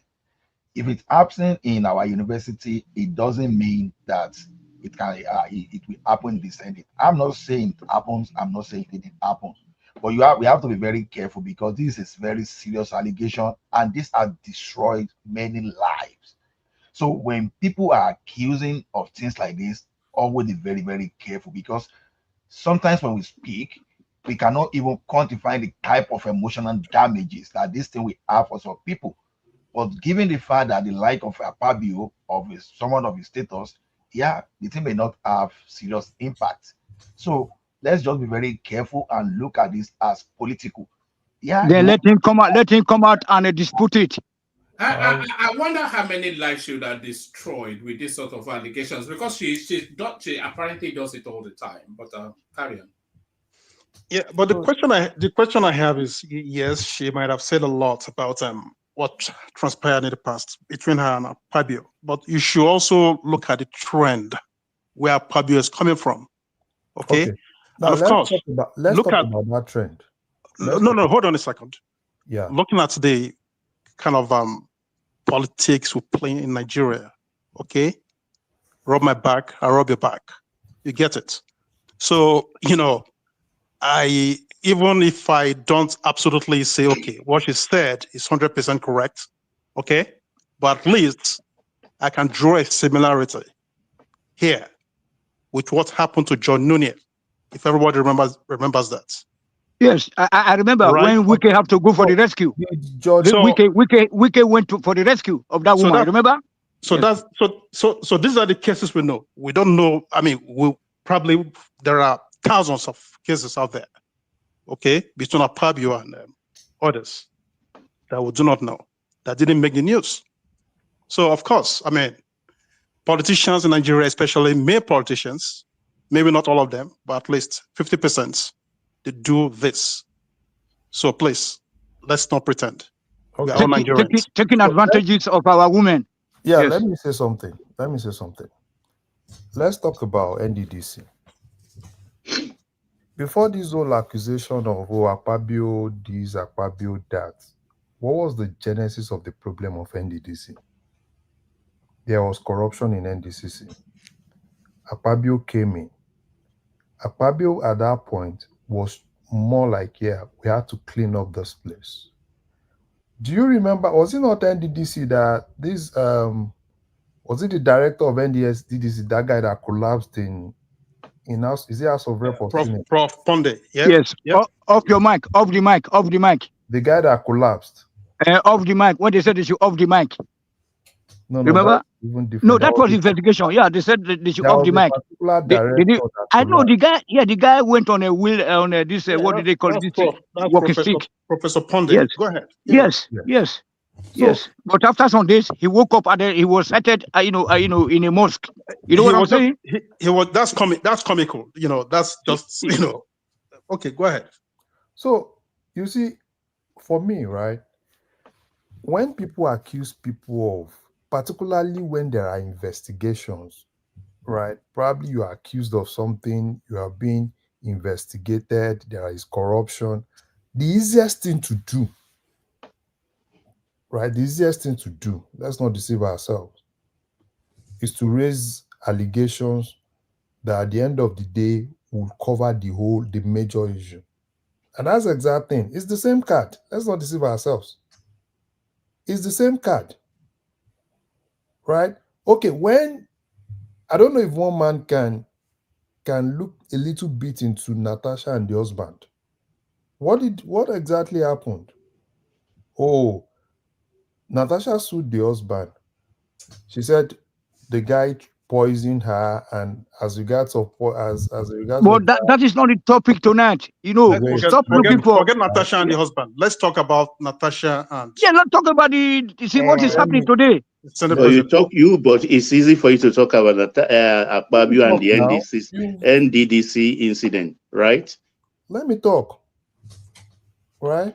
Let me talk. So it's always easy. Now, let's look at the whole thing. Ireti Kingibe said something. She said she went to there was a time she went to drop something for Natasha. And Natasha told her that she wants to go see the Senate president at the guest house. And Ireti Kingibe said she told her that if you want to see the Senate president, it is not advisable for you to go see him at that guest house. It's either you see him in the office or see him in an open place. Right? Natasha was asked some questions around her telling her husband. She said no, she didn't tell her husband. See, let's not deceive ourselves. We can, this person is, doing this person is doing that. We all know everything. We all know those people. So for me, I'm not saying it happened, and I'm not saying the thing did not, as in it actually did not happen. Right? But I won't be, I won't be deceived by somebody just come. Natasha has there's a problem, right? Face that problem. That they've taken you to a disciplinary committee. Go face it. Rather than jumping from Arise TV to channels, it's because of this, it's because of that. And at the end of the day, what will happen? She will still have to go to that disciplinary committee. And worst case scenario, she will be suspended. And that's what is going to happen. Okay. Larry, please, Baba, please. I'm sorry, Mabinu Joe. So you know that we're in abroad. You know that so long, as long as that guy was accused or has been accused once before. Now, if that is first suspect or first-time suspect in in Germany or in England or in America where you guys are staying, they will say, okay, this kind of allegation have been labeled against this guy before, so let us look into it. I mean, we don't no. Meanwhile, they are hold on. They are listening to us. One man went to Mo. You can just imagine the guests that are coming here. No, hold on. The important guests that have that have been showing up here on this our platform. So that's why we should be totally be objective, so that when this thing happens, if you are caught, somebody said that, okay, you are stolen my something in Germany, the police will go there, they will check it, they will just say, okay, we just overlook it. But the next time they will put your name on the on the computer that you have been accused of so. In England, the same thing. In America, the same thing. The next time again, somebody come and accuse you again, say that you do that kind of thing. They will say, okay, this kind of thing, this is not the first time people are coming to complain about you. So let us look into this matter. That is what we want to be. But that applies to Natasha more than that. No, we don't care. Yeah, but we don't know. No, hold on. People listen to you, so you listen to people. That's yes, sir. Yes, sir. You don't have to say yes, sir. Just stay quiet. Okay, yeah. Oh God. Okay, carry on. No. Land your point, sir. When I say listen, I'm not inviting you to say yes or no, sir. Just stay quiet. Let me make one my man, point. One man, please. Okay. I know this talk will just continue non-stop. Please let me add this. No. Let one man talk now. Let one man talk now. One piece to say something. Let me say something the now. one piece is coming to make peace here. Why you just jump people's tongue? I don't just let one man land. Yes. You know what? I beg, my brother. So why don't you just mute yourself for 1 second, Tony? Without saying yes or no, sir, just mute yourself. All I wanted to add was that this lady, what you said there, that if somebody has history, it adds to the validity of allegations. So this lady has his history of making spurious and wild allegations against people, which when looked at it turns out to be a lie. Larry cited the example of her husband. I've given you clips of her alleging against Renault, and just there's a whole plethora of her just making up stories. So she has a history of just making up stories. You know what, man? I just love Renault. He is full of facts. He doesn't BS, even though he's one of the hated people in Nigeria today. I just love him. Okay, so now can I respond now to one man? I wasn't inviting you to respond. I let Baba go on so that we can move it round. Baba, what you just said, does that apply to what he found out about Tinubu's Chicago certificate and other issues? He said he didn't find anything. Okay. He said he didn't find anything. He went to Chicago University. The tapes are there. One man is very good in scooping these things out. He didn't. He said no. Baba, we're talking about Chicago result now. We're talking about Natasha and. No, I'm just responding to the questions asked. Okay. You get my point. Okay. I can understand. I've stated there before about these things, and I don't understand the comments of people who just are biased because of the legislative harmony Akpabio has brought to this present government. So their bias may be there, but I'm speaking from the position of a man and somebody who is very discerning. I can see through women like this. You get my point? I can see through. The man is notorious. Fine, yes. I mean, for people who are, when PDD fell, was there not this young girl who came and said, accused him, and what's the other one? The musician who is a PDD friend married to the other lady musician. I can't remember his name now. He accused them of sexually harassing her when she was underage. And she painted a graphic picture of what happened that day. And everybody was like believing her. Yes, PDD already is on the ground. Everybody believe what has happened. You get my point. So the girl is only adding to it. But one by one, they dismantle her story. Baba, please, we should not go too far. It's unfortunate we have morally backdrop leaders, both the female and the male in our Senate wing and in our House of Rep, and we are here killing ourselves. Yes, we know Akpabio is a notorious womanizer. Everybody knows that. Is Natasha, is she free? Natasha used to be married to Alaji Rani. How did she leave Rani to marry Emmanuel Akpoti?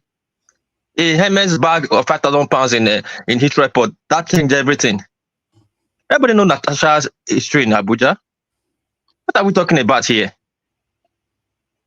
If they are having differences inside their Senate committee, must you come outside and talk about your shenanigans, what you'll be doing inside the room? Who is not doing what? Are we not the judge here? Are we not the judge? Anthony, I'm not talking to you, please. All this shenanigans is not worth it.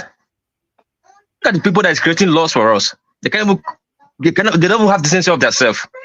You're that day in Benin, bringing two-face, misbehaving. That is a lawmaker. Yes, some certain things we don't even give attention to. It does not worth it. I know people want to politicize it, drag it to politics and all that, but this is what we have in all the House of Assembly, in our state and level and national level. And we are here talking about who is right, who is not right. The mother lives in a glass house should throw the first stone. Who is not living in a glass house should throw the first stone. Natasha free.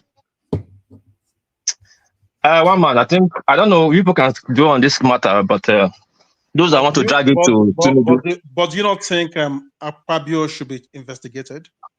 Who wants to investigate Akpabio? It's not this country we are. That's the headache we are taking. We're taking paracetamol for people that don't care about us. Did you just say who wants to investigate Akpabio? Yeah, who wants to investigate Akpabio? Me, you, or you? Because you are saying it, or is it Labour? That's a very good question that is opened. You know, I don't know, but so we know the country. We know the country we are, yeah. But we act like we are.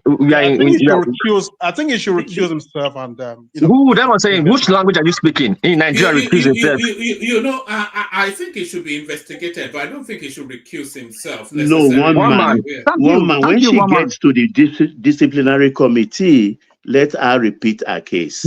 But that television camera she wants, she's not going to get it. Baba, can you remind them, after Omagege did the shenanigans he did during Saraki time? No, this country, our politicians, when they are in power, they forget they will not live there. Oh, where he took the maize and they passed the law.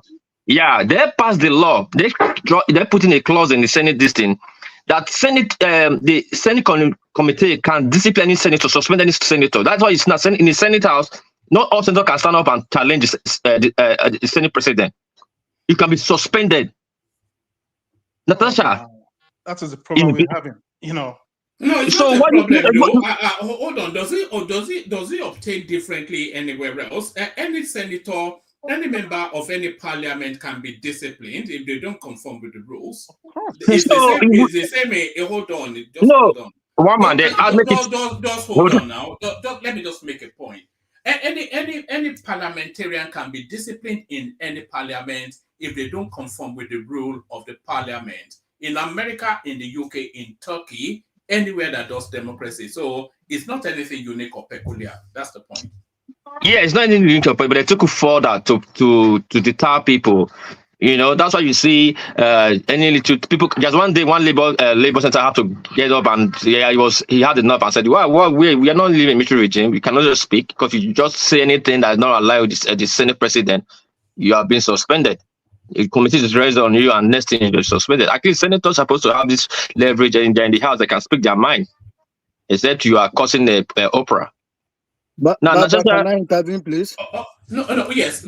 Have that intervention, and then after that we go back to Baba to bring it home, and then we move the conversation around. We still have other topics, by the way. We're talking about Fubara WIKE. We're talking about the challenge against the age limitation for entry into universities. A whole raft of topics, but the star, and then Baba brings it home. Yes, the last person that spoke last, I think I want to agree 100% with him. And I'm even disappointed in reaction of Mr. Tony tonight. You see, and I'm even surprised that many of us were not even looking at the context of the allegation of the offense that this Natasha committed. Even going by the interview that she granted by herself without even getting a reaction from Akpabio. Imagine when this thing happened, the minority leader, Senate leader, who supposed to be in a camp, went to, he confessed that he came to meet with her and asked her to obey because going by the experience, that is how it is done. And then look at the interview of Ireti Senator Ireti Kingibe today, and every one of us knew that the relationship between Ireti Kingibe and Senator Akpabio, that it was never cordial. They were they are like a sworn enemy, but she was very forthright and gave a sample that what happened to Natasha, that what made, and she was quoting names that he has been removed 4 times, that it is not only against women, that even, and so what are we now talking? Somebody committed an offense in which she is supposed to even be punished for that, and she now resorted to blackmail. And you people couldn't read the lines, and you are supposed, and you are crucifying Senate President. Tony was even asking him that he should step down. Step down for what? Even American President Clinton, that was alleged, not even alleged, that he conversed, that had oral sex with her mistress in the office. Did they step down? Monica So Lewinsky. why do we want to destroy the Akpabio? That means tomorrow another lady senator will come up with the serious allegation, fabricated the same thing, and they will ask her whoever that is a Senate president to step down. Come on, many of us that have men, are we? Let us even accept it that how many of us that we've been in the position of not even in the position of Senate president. How many of us that are even saint? Please, that is my submission, please. So yes, woman. The thing is, whether she likes it or not, she will go to the disciplinary committee. Let her go there and spew all of this. Let her prove her case there. She said she wants TV to cover it. It has never been done before. It's not in the house rules. So they will not, because of her, change the house rules. So let her prove her case. But there is more to come in all of this. Time will tell. I yield, woman. All right, brilliant, excellent. So that's Baba, of course. So that's Baba. So thank you, Baba. So let's go on from Baba to, if Ola is ready. Ola indicates Ola, are you ready? All right, let's go. I was even allowing those people in politics to still go ahead, so that by the time we come to that area of school, Ramadan thing, then I can speak. So anybody that want to continue with Akpabio, let the person continue first of all. All right, brilliant. Thank you, Ola. So let's do our 5-7 minutes just to pardon me, to get through the voices quickly. We go to Tony, we go to Ake, we go to Tony, we go to Ake, we go to Larry, War Peace, So Tony, you're up first. Yeah, You are forgetting the star. Star is coming now. Yeah, sorry. And then the star. We go to the star and then war pace. I think the star came. The star was ahead of all of these people you mentioned anyway. Anyway, you know, to me, I know they take time. I know they take time too much. All right, Tony, and then the star. Apologies, the star. You know, sometimes maybe I should be writing it down the way people come in. Okay, Tony, the star. Thank you for giving me the chance. Thank you very much. You know, so I didn't say that we should suspend. Sorry, I didn't say that we should they should resign or whatever. I said that they should suspend them immediately. If it will be in a country that works. You know, the country is not working. That is where I referred to Babagida's confession last week that didn't yield any result. No country will suspend her or him off the back of carry on. You know, I think they should invite them for questioning, or he should come out and then also counter those allegations. You know, it's just that like Wopi said that because once somebody is a senator, then he or she should be above the law, which is very bad. I don't know whether and so they do one for Japan. You know what I'm saying? It's very bad. You know, we are copying, American system, the German system. See, last week there was an election here. After the election, all the candidates, they came to the TV station, they congratulated each other, and then they had coffee together, and that's all. But in the case of black people, Akpabio did not even buy a ticket. He did not participate, in the primaries, and then they come put on there with Lawan, not 12 then. So the country is not going nowhere. The best thing for us to do is to divide the country, and then we man our respective localities. Thank you, one man. The country is not working. All right, thank you. That's yeah. All right, did you? All right, thank you. So that's the excellent Tony, short and to the point. So thank you, Tony. Stay with us, Tony. We hear from the star next. The star, you're up next. We're not just on Akpabio, by the way. We're talking about going on in River State. We're talking about the challenge against age limitations for entry into tertiary institutions. We're talking about a whole raft of things. We're even talking about Donald Trump versus Zelensky and that little bus stop that took place. So the floor is yours. Speak as you will, the star. We're also talking about Bauchi State closing schools for 5 weeks for Ramadan. All that, the star. Yeah. Anyway, as for the River State ruling Senate Supreme Court rulings today, it is Fubara will be saying it. He just allow himself to be fooled. You see, can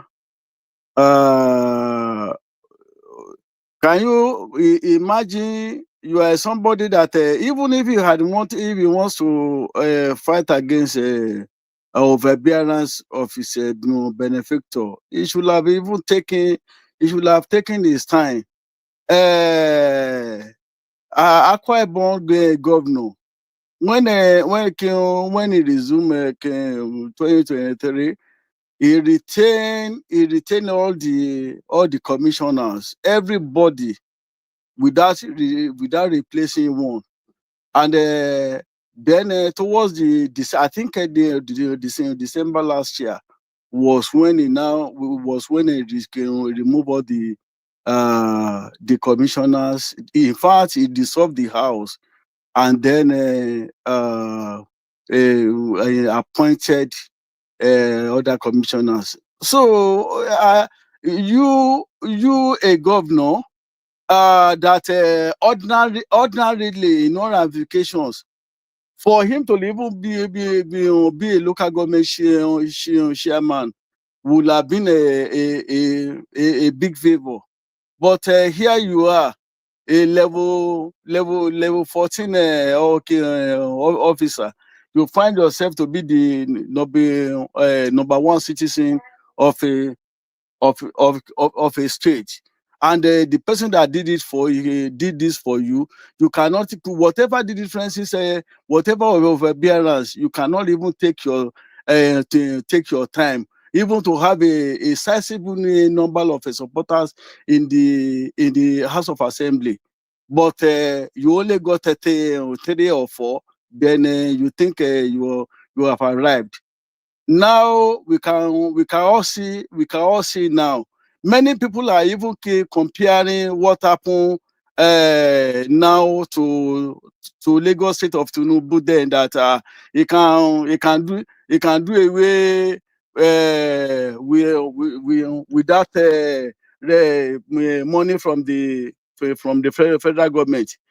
What they fail to understand is in the case of Tinubu then, whatever he did then, he had an approval of the House of Assembly, and then it was only money of local government that Obasanjo withheld, and there was no Supreme Court judgment that asked him to do otherwise. Unlike now, that Supreme Court made a declaratory judgment that he should do this, and they should stop it. So it is quite different. Now it is he is at the mercy of the House of Assembly speaking members now. That is for that. Then back to Natasha. I want to believe that many of us, probably because of the biases that we have against Akpabio, we are not looking at the nitty-gritty of this matter. Natasha is in fact, apart from the fact that she's a first-timer, she was one of the people that even came in last through court judgment, and she has been will I say unfairly. In fact, she had added advantage, because going by the portfolios and the positions that was given to her, which is normally given to the ranking senators. So all this, but merely just because of she's having a spirit of entitlement, for crying loud, Akpabio is Noba. Okay, apart from being a ranking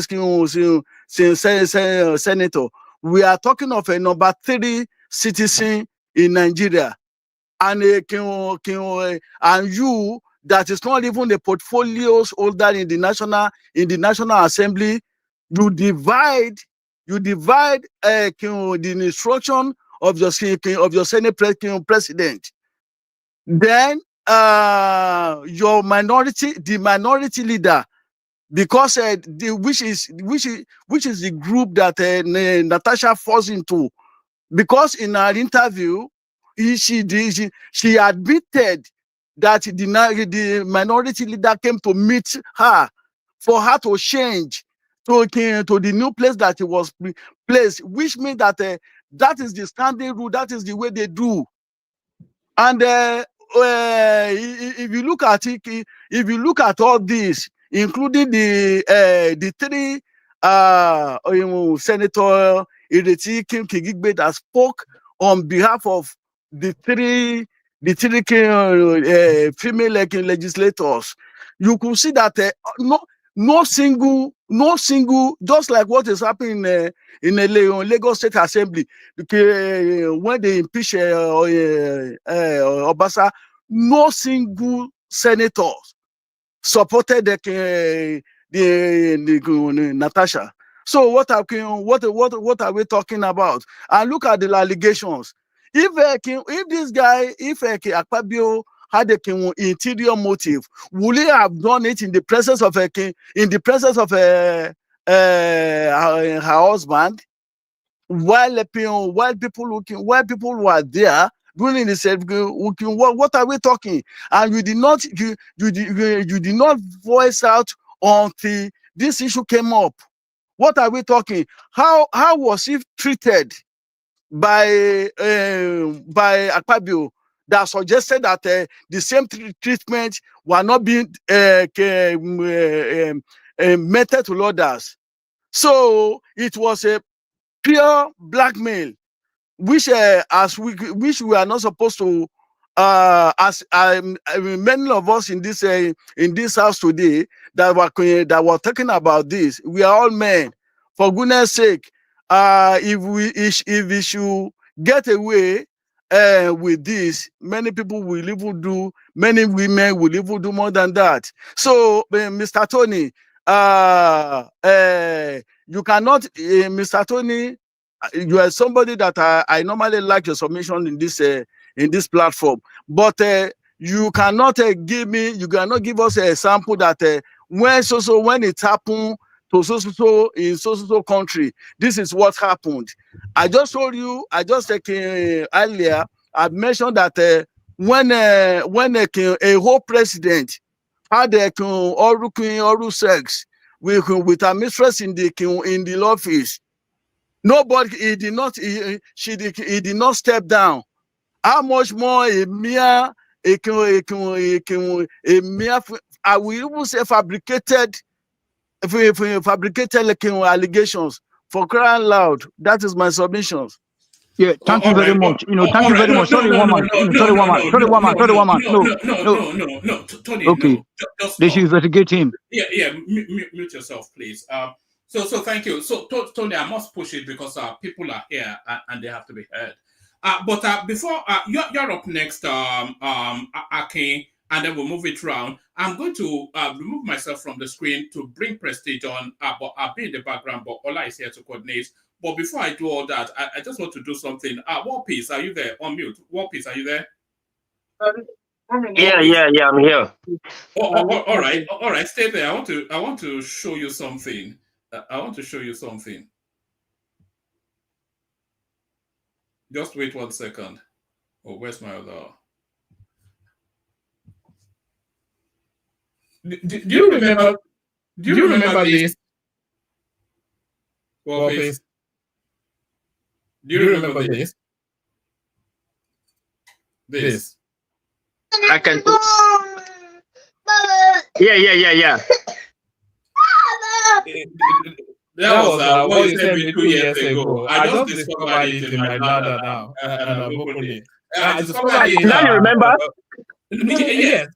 I had it. I just remembered it now. And then I not right now today, but a week or so ago. Yes. So there it is. I still have it from. That was 2 years ago. Yes. Yeah. That was. Oh, you remember, Baba? Yeah, I do. I was, it was stuck at the back of so many things, and then I climbed into the ladder, and I just saw the box there, and I thought, wow! I told my wife, I said, "You remember this?" Have you opened it? I've opened it. So, how does it taste? It's very nice, but it's heavy. It's heavy hitting afterwards. Okay. Yes, Akin up next, and I think Larry after that. Kulata is here, so I'll shuffle myself. Bring Prestige on. I'll be in the background. Ola coordinates. Akin, you're up next. All right, woman. Thank you so much. Well, let me start with Bauchi State government or governor. In one sentence, is an idiot. Okay. So that's so ludicrous. How would you declare? You said 5 weeks, right, woman? Yeah, 5 weeks. How would you? Is the background. How would you declare a 5-week holiday because of one stupidity? Anyway, let's leave it at that. Why are we Nigerians? Why are we like this? I mean, listen, Natasha Akpoti, she has a very good allegation against the Senate president. I don't care if he's the president. I don't care if the Senate president is the president. That means if he's the #1 citizen, yes, he can recuse himself, like yesterday. Okay, so whoever was, giving their commentary earlier on, saying that because he is the #3 president, the #3 citizen. So what? Okay, so the point is, we know what we do in Nigeria. We know how things work. We cannot come here and pretend like we're not Nigerians. And of course, we know what is happening here too, with the current president in the United States. We saw what's transpired. We saw all, that he went through. Okay. Now, would I say what Natasha said is 100%? Maybe, maybe not. But the right thing to do is for Senate President Akpabio to step down. Step away. Okay, so that this can be duly investigated, and everybody can know. We can see what is going on. Yeah, he might have whispered to our ears, why the husband was there. We do not know the kind of marriage that is between Natasha and the husband. It could be an arranged marriage. It could be whatever marriage. It could be an open. They could be in an open relationship. So that the husband didn't say anything at that moment, or probably asked her, "What did you discuss with the Senate president?" And she said, and her response was, "Well, nothing." It's possible that she probably didn't want to offend the husband at that time, knowing who the husband is, right? I can't imagine my wife saying otherwise to me if I ask a question about some funny relationship going on. At that time, of course, with the kind of temperaments I have, I may probably do something, extraordinary. So Natasha might be responding in that manner, knowing the husband, the so-called husband she has, that, okay, if he had said this to the husband, that this is what Akpabio said, this is how the husband probably might have handled it, right? But because she's so intelligent that she didn't want to just say exactly what Akpabio said at that time, she found a better time to say it. I don't think she has done anything bad. So, but if you look at the antecedent of Akpabio, this is not just allegation coming from Natasha. We saw what happened in NDDC with Joyce Nunez, I believe. Yeah, that's the name, right? That woman even said she slapped Akpabio when he made. So sorry, Akin, do you want me to play a clip of that and then you pick it up, or you just want to please go ahead. Please go ahead. All right.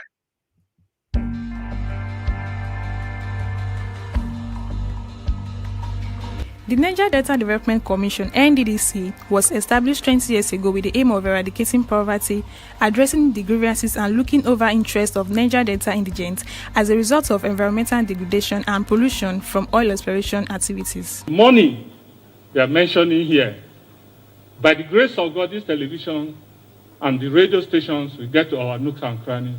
Some people might even die before tomorrow morning, only hearing the billions. Sorry, Akin, I don't think that's the right one, but carry on. I think we all know the backstory anyway. Carry on. Yeah, I'm very sure most of us here know, what transpired there. But in any case, this lady Joyce Nunez, I believe that's the last name. She said it on her rise, I believe, that she slapped Akpabio. I'm not making this up. She said it.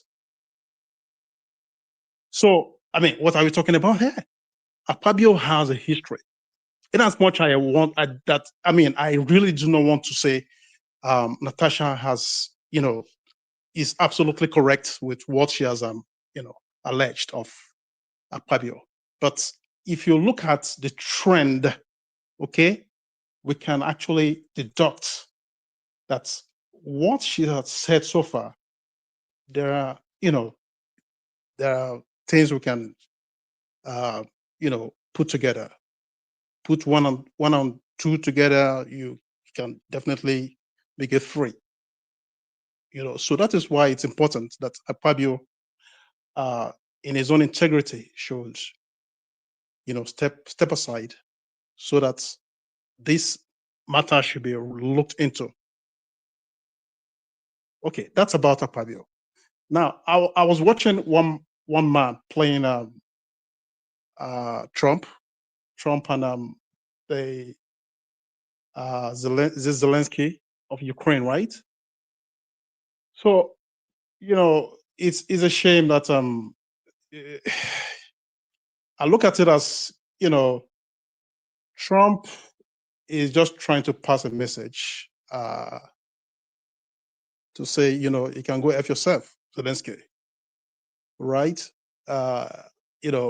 Game over. This is not Biden. This is not Sleepy Biden. This is me here. So, I mean, okay, let's look at it this way. Trump is a businessman, okay? So he's not going to continue to waste the dollar of America, okay, to fund the useless war that is going on between Ukraine and Russia just because of one Zelensky. So I think what's actually happened there that we saw, okay, I think that's just a snapshot I just saw. That what actually happened there, we can understand the politics of Trump.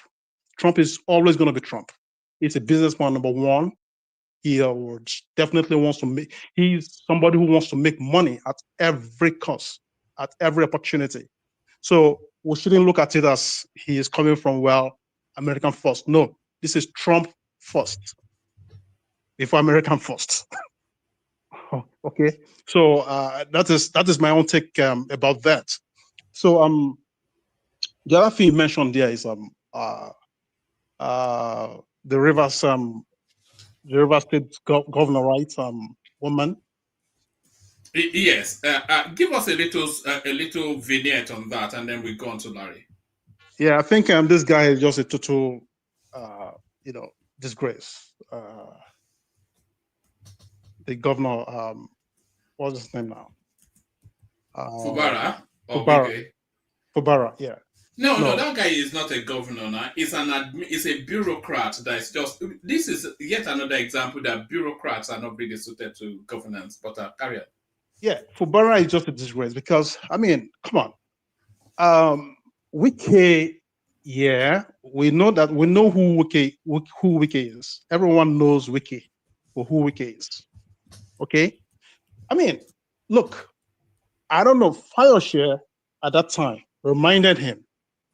It's like he was he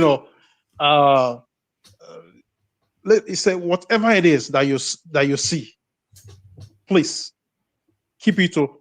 That's what he told him at that time. But I don't know why he thought, well, you want to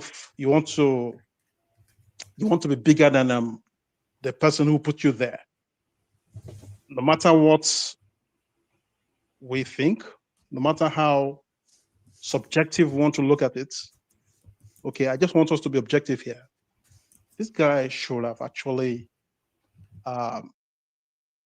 relaxed at least for 2 or 3 years and given who WIKE is, and he will try to, see how the landscape is in River State, try to, make some political friends within River State and of course outside River State to ensure that all those so-called grassroots politicians that WIKE had planted prior now become his own loyalists. But I think he was just in a rush because of his greed, and of course that is where he's going to fall. And well, we cannot wait for 2027 to come to see how he's going to be disgraced out of the River State government house. So that is that's all I can say with regards to Fubara. So I mean, I yield the floor, woman. Thank you. All right, brilliant, excellent. That was an excellent submission whenever I can do so thank you. I can stay with us, Akin. We're going from you to Larry as we start to just make sure every voice documented. So you've listened to the conversation. So the floor yours. Go at it as you will. Larry, the mighty Larry. Yeah, good. Meanwhile, thank you, Akin, for your support, sir. Thank you very much, sir. Akin. Good evening. Good evening, woman. Good evening, everybody. Let me start with Rivers. I'm so happy that at least we have.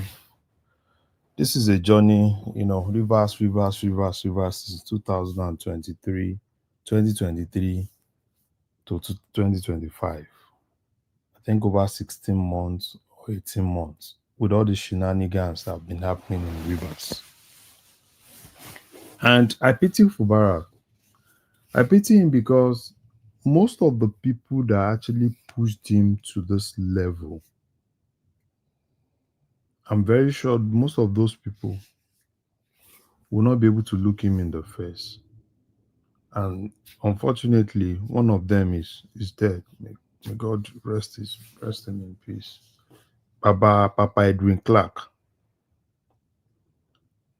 This is something that's also have been solved with a political solution. And everybody will be fine. But they told him, they said, no, don't worry, you are doing good. Continue doing what you are doing. Kind of like you're above anything, nothing will happen. And he kept pushing. And it's also unfortunate, some of these our social media son, Arise TV son and Channels TV son, they always run to, at every point, they're always in channels. Misinterpreting, dissecting rubbish. And those are people that actually push Fubara to this place. Because if you look at the genesis of everything Fubara has done are basic things that are highly impeachable. And I'm happy that Supreme Court actually dissects everything. You were afraid, they were going to impeach you.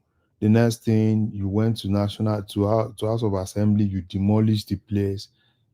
It's rascality upon rascality.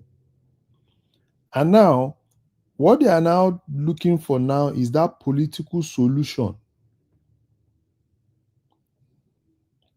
And that political solution now, they are not even on the same level.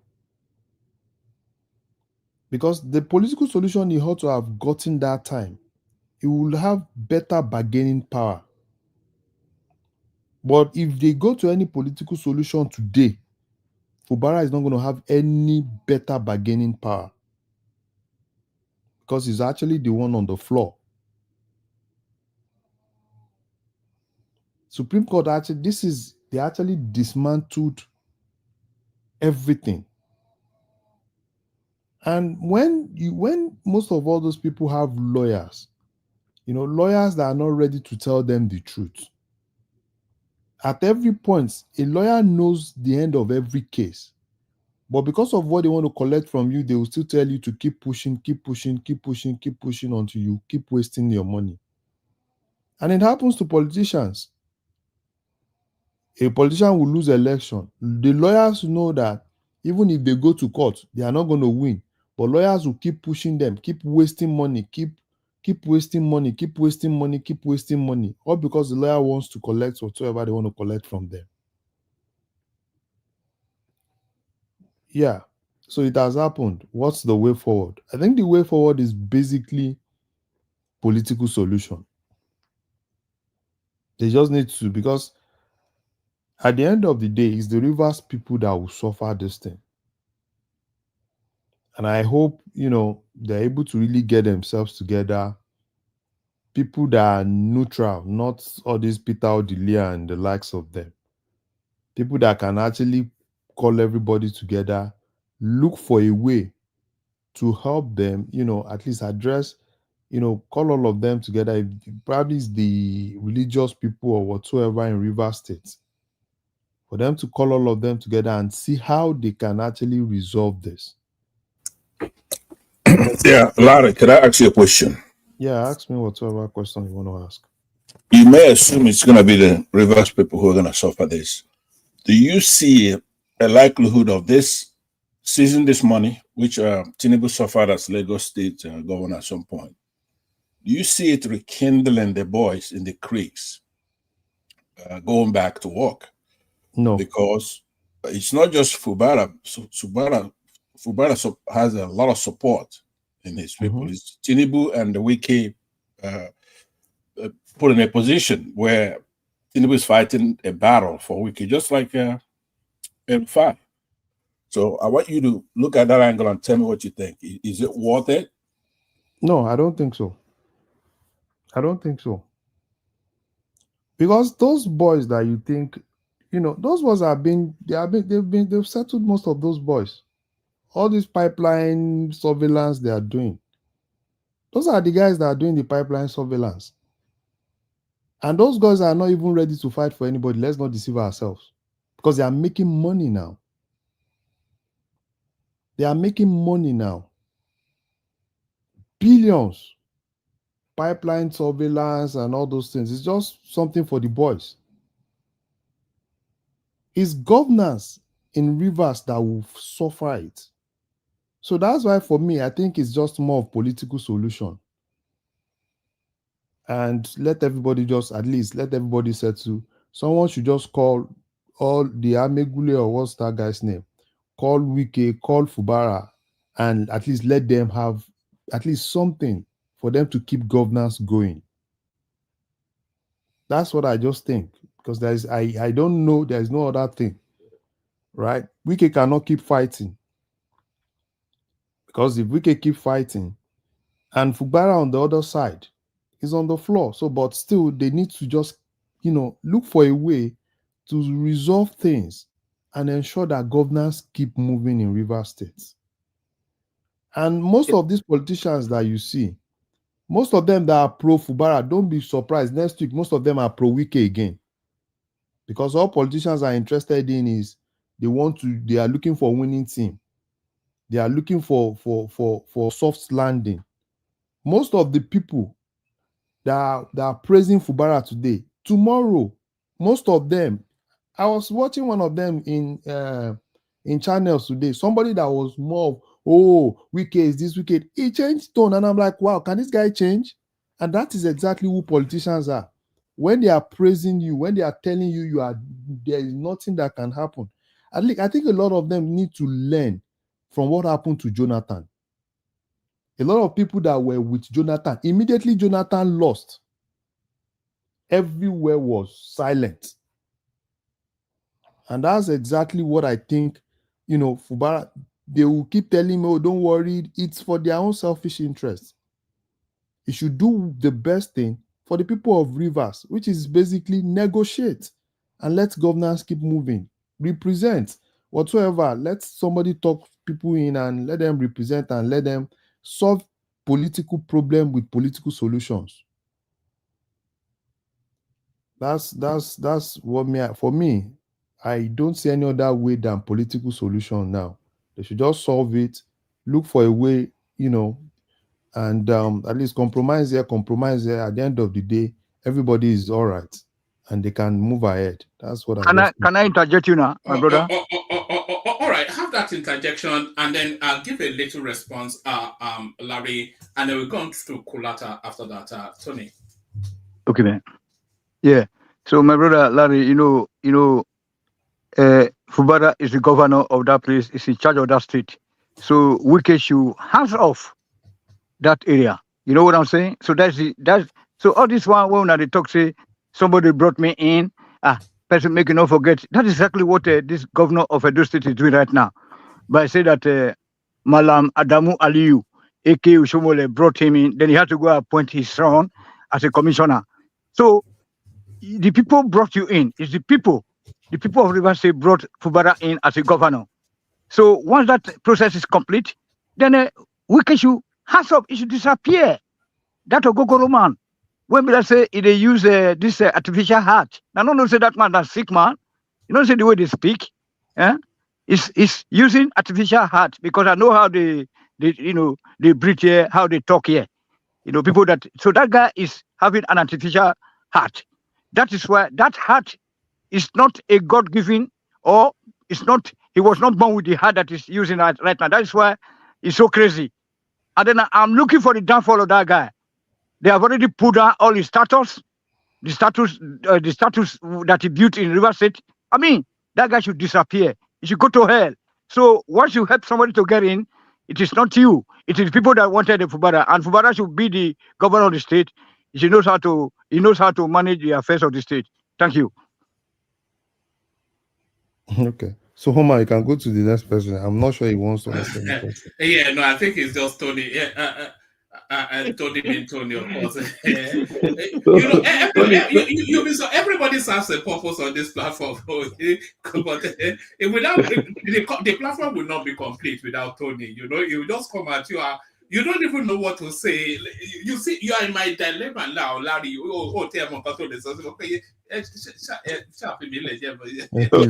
Tony is a specialist in Okpata specialist.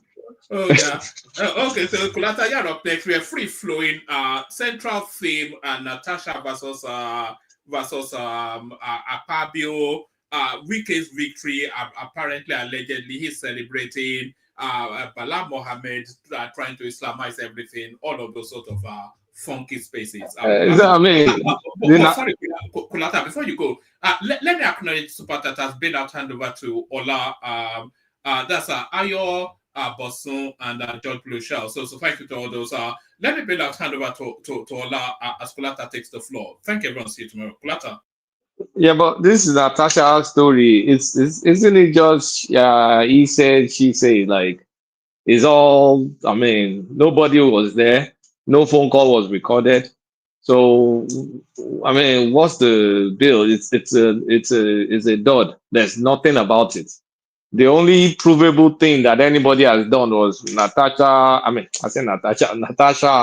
breaching the protocols of the Senate. That's the only thing provable. So, and that's the only thing anybody can prosecute. What are you going to investigate in the phone call that nobody recorded? Is it going to be alibi that, okay, I took a phone call. Okay, I took a phone call. What did we discuss on the phone call? Nobody knows. And nobody should know or care. And I don't care about whether she's lying or she's saying the truth, as long as it's not provable. But the only thing you can prove is what everybody has seen. They changed their seat and she started throwing tantrums like a toddler. So I don't really care for all that Natasha thing, apart from, I mean, if they're going to punish her for whatever she did in the Senate, then so be it. But the proposition, the bedroom proposition, I think that's just rumor mill garbage nonsense. So sorry, I don't really have much to say about Natasha. But the Bauchi governor, I think I have something to say about that. So is this, I mean, is this the first time that they're going to tell kids not to go to school for what's the layer called in English? For Ramadan. Is this the first time they're going to do that? This is the first time I'm hearing about it. Anyway, I've never heard it before. Okay. Then both private and public school all together. So that's 5 weeks, private and public school. So why would a Christian or non-believer or someone practicing Sai Baba have to go on a holiday, a religious holiday? Now, I have to differentiate it. Christmas and end of year, normal Christmas, you're at work, depending on where you work. They just give you the day, that Christmas day off or the day after or something. It so happens that New Year is just a few days. So people just kind of like take vacation and the entire world shuts down, including Muslim world. But I think where Nigeria is turning the corner faster than I thought, because this guy has done it. Zamfara too has done it. And guess what? Is some Hezbollah or some whatever they call the Sharia Council. Isba. It's some Isba Council that just announces it. So with time or in due time, we're going to hear some states saying that, okay, December, nobody's going to take any holiday in December. And with time, people are going to say, in some areas in Nigeria, they're going to work on Sundays and then they'll take Friday off. Am I going too far? Isn't this like Yeah, a precipice? that looks like where we may be heading, but that's where we're heading. Anything wrong with that? Well, it's just different. Just quit yeah, what he's trying to say is like they are doubling down on their quest, their agenda to force Sharia, across the country. Right on, Because it's getting quite aggressive and desperate too.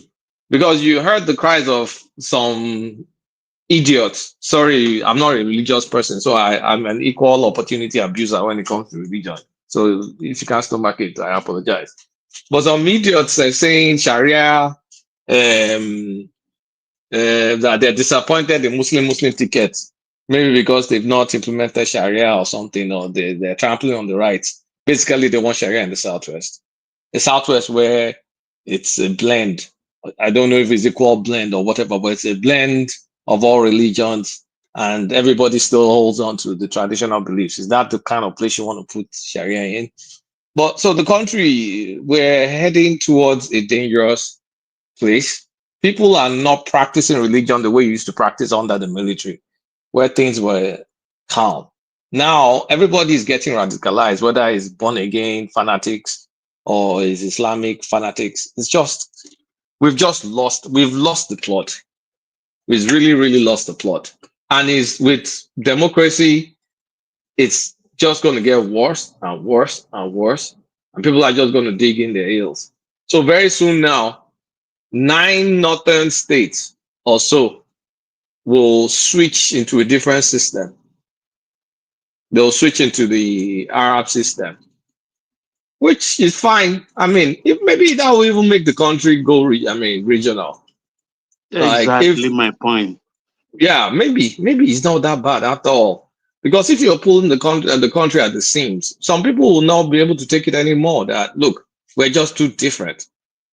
Because if I was born in that faith and I really believe it, I really believe it strongly. Why won't I think, okay, Friday, why is Sunday off? Why shouldn't Friday be off? They will get to that. They will get. It will get to that. But the fallacy in what you're saying, trying to create a moral equivalence. No Christian anywhere is imposing any religious tenets to anybody, not even to Christians themselves, right? So you don't have any Christian saying, don't go to work on Sunday. You don't have any Christian coming and saying this is going to be the state religion or whatever. None. Yeah, but the Sunday thing is undeniably Christian. It's a Western concept. It's no, not. Sunday is. It's not a Christian thing. It's a Western thing, and the Western thing came from a Christian thing. By jurisprudence, it's just from completely. It's not a Christian thing.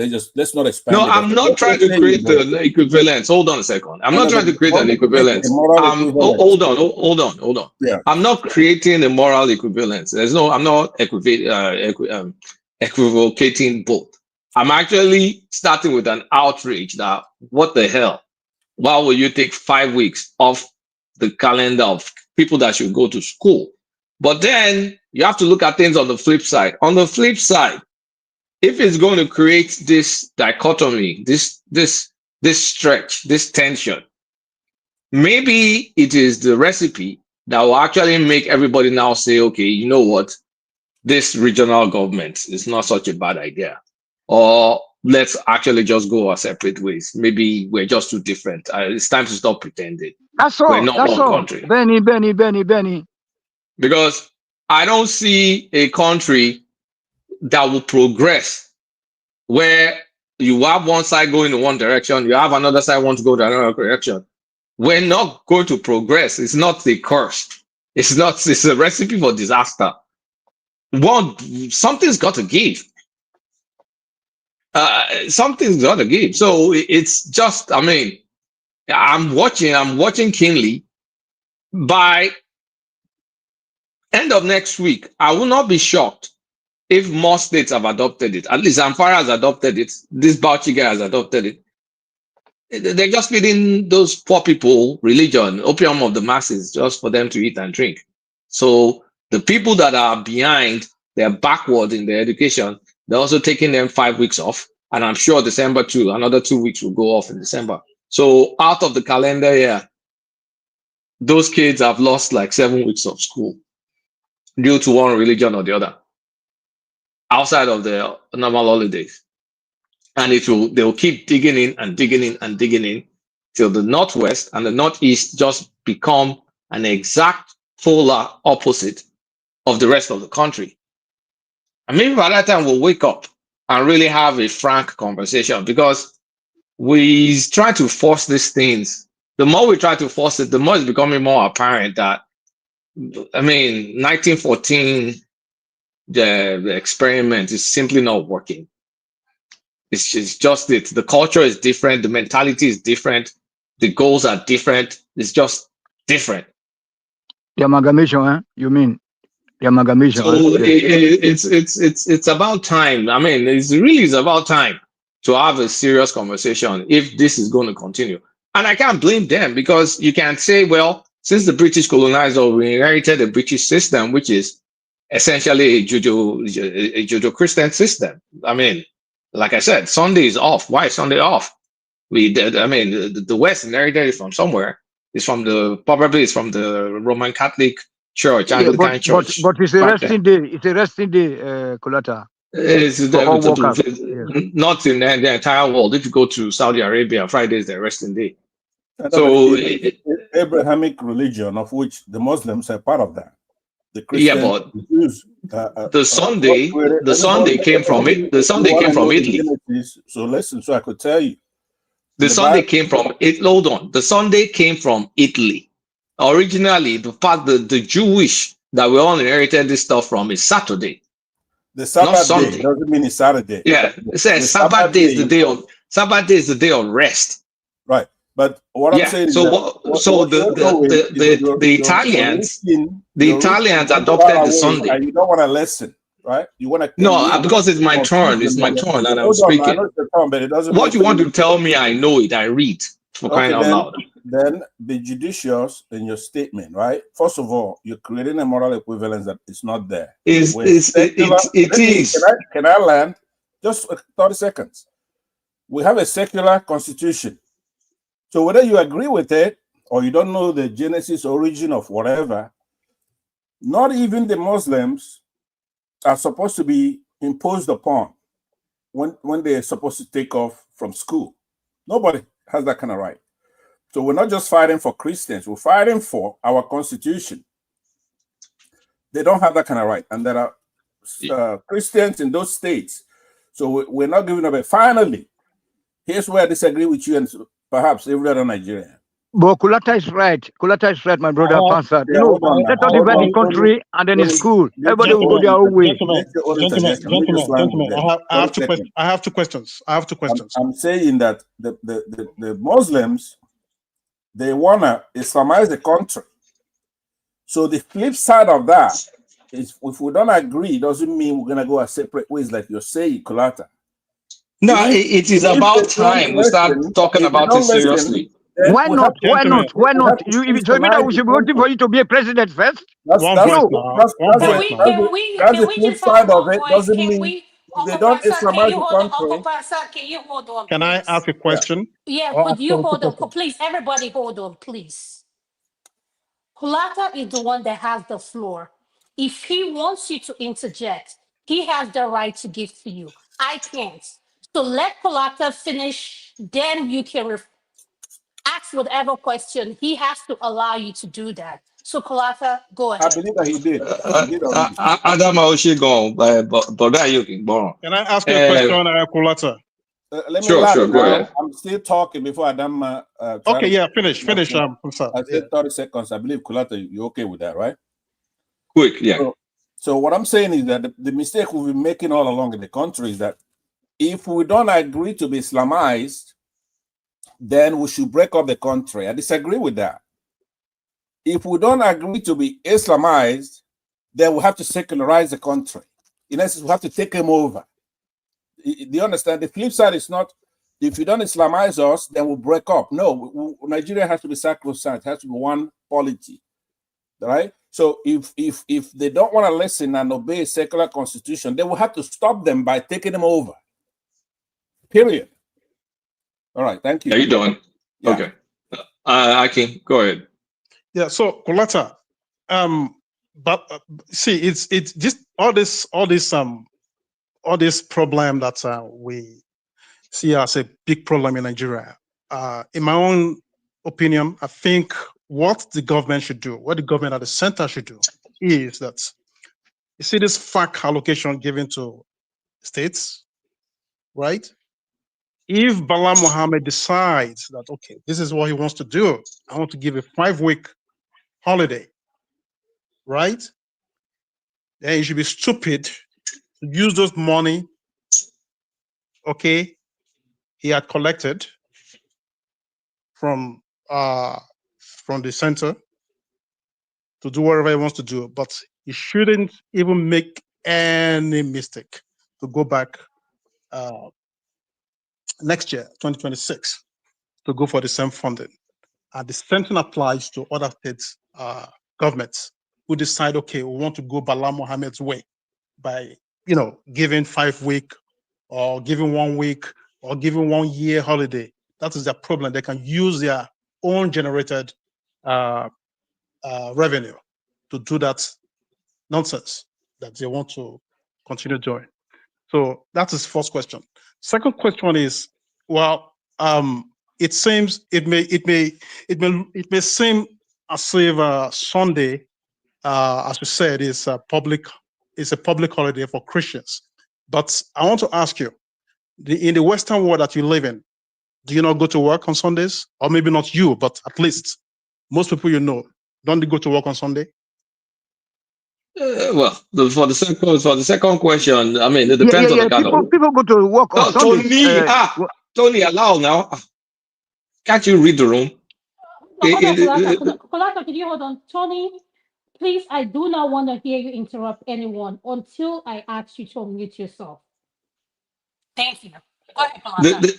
The second question, people generally don't work on Sundays apart from, people that need to work on Sundays. Basically, it depends on the country. For capitalist country like America, of course, stores and all that stuff. And then, medical and it's people. Overtime too. Overtime too. So all that stuff. But a normal corporate guy, you're not going to work on Sundays now. You really are not going to work on Sundays. And for your first question, the Tinubu or whoever president is unconstitutional for him to not release the allocation. The Constitution tells you to pay the state, blah, blah, blah, blah, blah. It is the way the country runs. So the fact that the governor decides to take a 5-week holiday, you don't have the right to deny them the allocation. That's just the way Nigeria is structured. It's also not the right of that governor, okay? So it is. No. It's actually his right. Oh, is his right to declare a 5-week holiday, right? Yes. For some stupid reasons. Yeah. Well, it's stupid to you. It's not stupid to them. Well, to him. Well, maybe not to them. Maybe to his government, right? They will think, well, maybe they are helping the citizens in Bauchi State. But of course, look, the economy is going to die. It's going to crumble. It doesn't matter. Okay? The economy in Bauchi, well, of course, it doesn't support anything in Nigeria anyway. So even if it's already crumbled. It does not matter what happens to the economy, because according to our constitution, we have a centralized structure. Money will still come to him regardless, as long as they're getting money from different sources and they get their allocation. The fact that he chooses to take it. Hold on.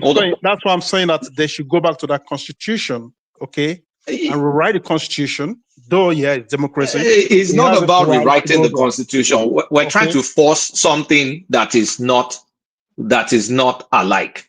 It's high time we kind of look at I mean, a country that is not cohesive, we will not grow.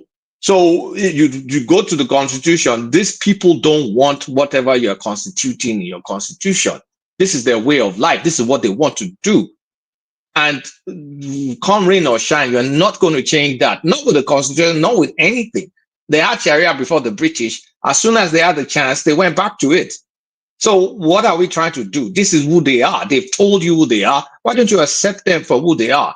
And if you're going to accept them for who they are, why don't we now not do some zobu stuff that Pansat is talking about? Be adults, wear the big boy pants, and discuss our mutual separation or our mutual our mutual separation, or how we're going to, coexist without, those kind of backward behavior, in my opinion, to affect the rest of the country. Because it's not fair for you to go to Rivers State, Ondo State, Delta State, get oil, distribute it, just for some guy to sit down for 5 weeks, not a couple of days, for 5 weeks, and not go to school. I can understand that, okay, you may not want to do exams when you're doing Ramadan because people are, they may not be able to pass the exam course, but not going to school.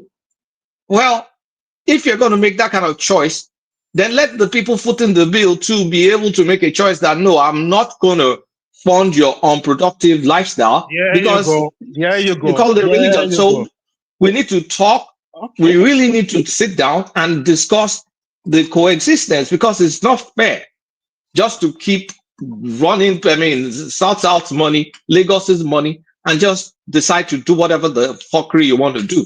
Pardon my French. And of course, the quota system. And the cut-off mark for JAMB and things like that, then we have to reconsider exactly what we have to do with those. I buy into your point that this could lead into several other things. They may end up saying Friday will be their own Sunday. Of course, they have the right to do that. You get my point? Because the Gregorian calendar that gave us Sunday to worship, you understand, it's about the sun god and things like that. Yeah, sun god. It came from all this Western European stuff. It's basically a Christian thing. So if they want their Friday, fine. But like you said, it could lead to several other things that could really spiral down to we having a conversation, which I've always advocated for, of everybody going asunder. So I like the trajectory, no problem. So what we cannot get by sitting down and talking, maybe by this kind of actions or inactions could lead us to that alley. Thank you. Yeah, because this is a country pulling at the seams. It's not growing, it's tearing apart.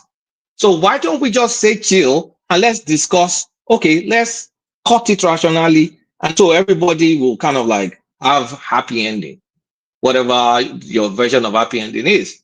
So, that's all I have to say about it. I think it's going to start a president that's really quickly going to go very, very, is going to go left field real quick. And I don't know what Tinubu discussed with these imams or whatever when he was doing this Muslim ticket. But apparently there are some expectations. The ulama, sorry. There are some expectation that some check that Tinubu simply cannot cash. Because the way they have it, like the demand for the Sharia stuff all over the country, it's like Tinubu promised them something and is not delivering it. That's the way they're acting. I'm not saying he did that, but that's the way they're acting. And they're really going desperate with this thing, not bothering, saying that I want to educate my populace, I want to build them up, I want to do this, thinking about the development index and all that. They don't care. Look at what they're giving them. These guys will be happy. Oh, no school because of Salah, whatever God bless you means, inshallah, whatever. That's all they're going to say. And it's going to be popular in Bauchi. It's going to be popular in Zamfara. Of course, then the rest of them would adopt it. Then the country is not, you cannot have a country that will grow when you're essentially walking in opposite directions. You just look at it. Two people that you're supposed to hold a rope and walk together in unison, you are pulling each other. You're just pulling each other apart. Where the hell do you think you're going? You're not going anywhere. It's not a religion. This is not a conversation about religion. It's a conversation about civilization, mentality, what they choose to adopt. Because if you go to United Arab Emirates, if you go to Qatar, if you go to Saudi Arabia, if you go to Malaysia, they're not doing their own Islam like that. Not to talk about Turkey. These guys just want to be Pakistan and Afghanistan. And who can blame them for that? That's what they want. That's what makes them tick. But do I want to be in the country that is going that way to turn to another Lebanon? No way. I don't. Anyway, I rest my case. Let me stop there. Thank you so much, Kulata. Uncle Pansat and Man of Prestige. I don't know who is next. It's my turn. It's my turn. It's my turn. Okay, go ahead. Baba, good evening, sir. Good evening to all Hi, the Ada. panelists. Oh, yes, good evening. Man of Prestige, go ahead. And before you speak, who can I take out? I have Simba backstage, so I can bring Mr. Simba in. Who is volunteering to go backstage? Or I can go backstage and bring Mr. Simba in. Is that okay? Okay, don't worry. Let me leave. No, Mr. Dexter, I can go backstage while I bring him in. Hmm. Okay, he left. Go ahead, Man of Prestige. Yeah, greeting everybody. Okay, I can go backstage, or if I can be able to, just make this 1 minute interjection. What I was trying to say earlier on. Okay. Okay, hold on 1 second. Man of Prestige, please, can I give Mr. Tone like 3 minutes so that he can say what he wants to? Mr. Tone, you don't have to leave. But Tony has been talking out there now. But go ahead. No, I don't want to. No, I'm about to take off now. Okay, Man of Prestige. Say I will speak on your behalf now. You know me now. No wahala. I don't Just care. let me. Whatever you speak 2 minutes, on okay. 2 minutes then, okay. It's not of Okay, my go ahead, business. Mr. Tone. I'm giving you 3 minutes so that you can say what you want to say. Get So it then I out of will the be. system. You Then I will don't drop. have to leave. With Dexter leave, so you can stay if you want to, sir. Thank you, sir. Okay. Should I Thank speak you, now or ma'am. Man of Prestige? Go ahead. Go ahead. You can go ahead.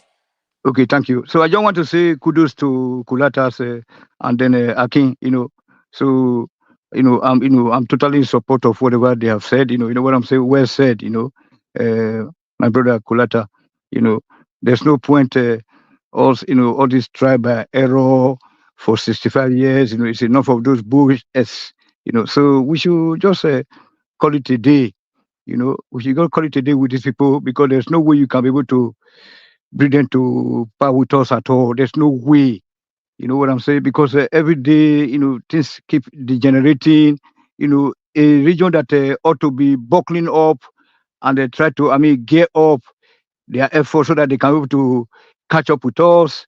They are just, okay, they just depend on our resources, wasting, total wastage these people are.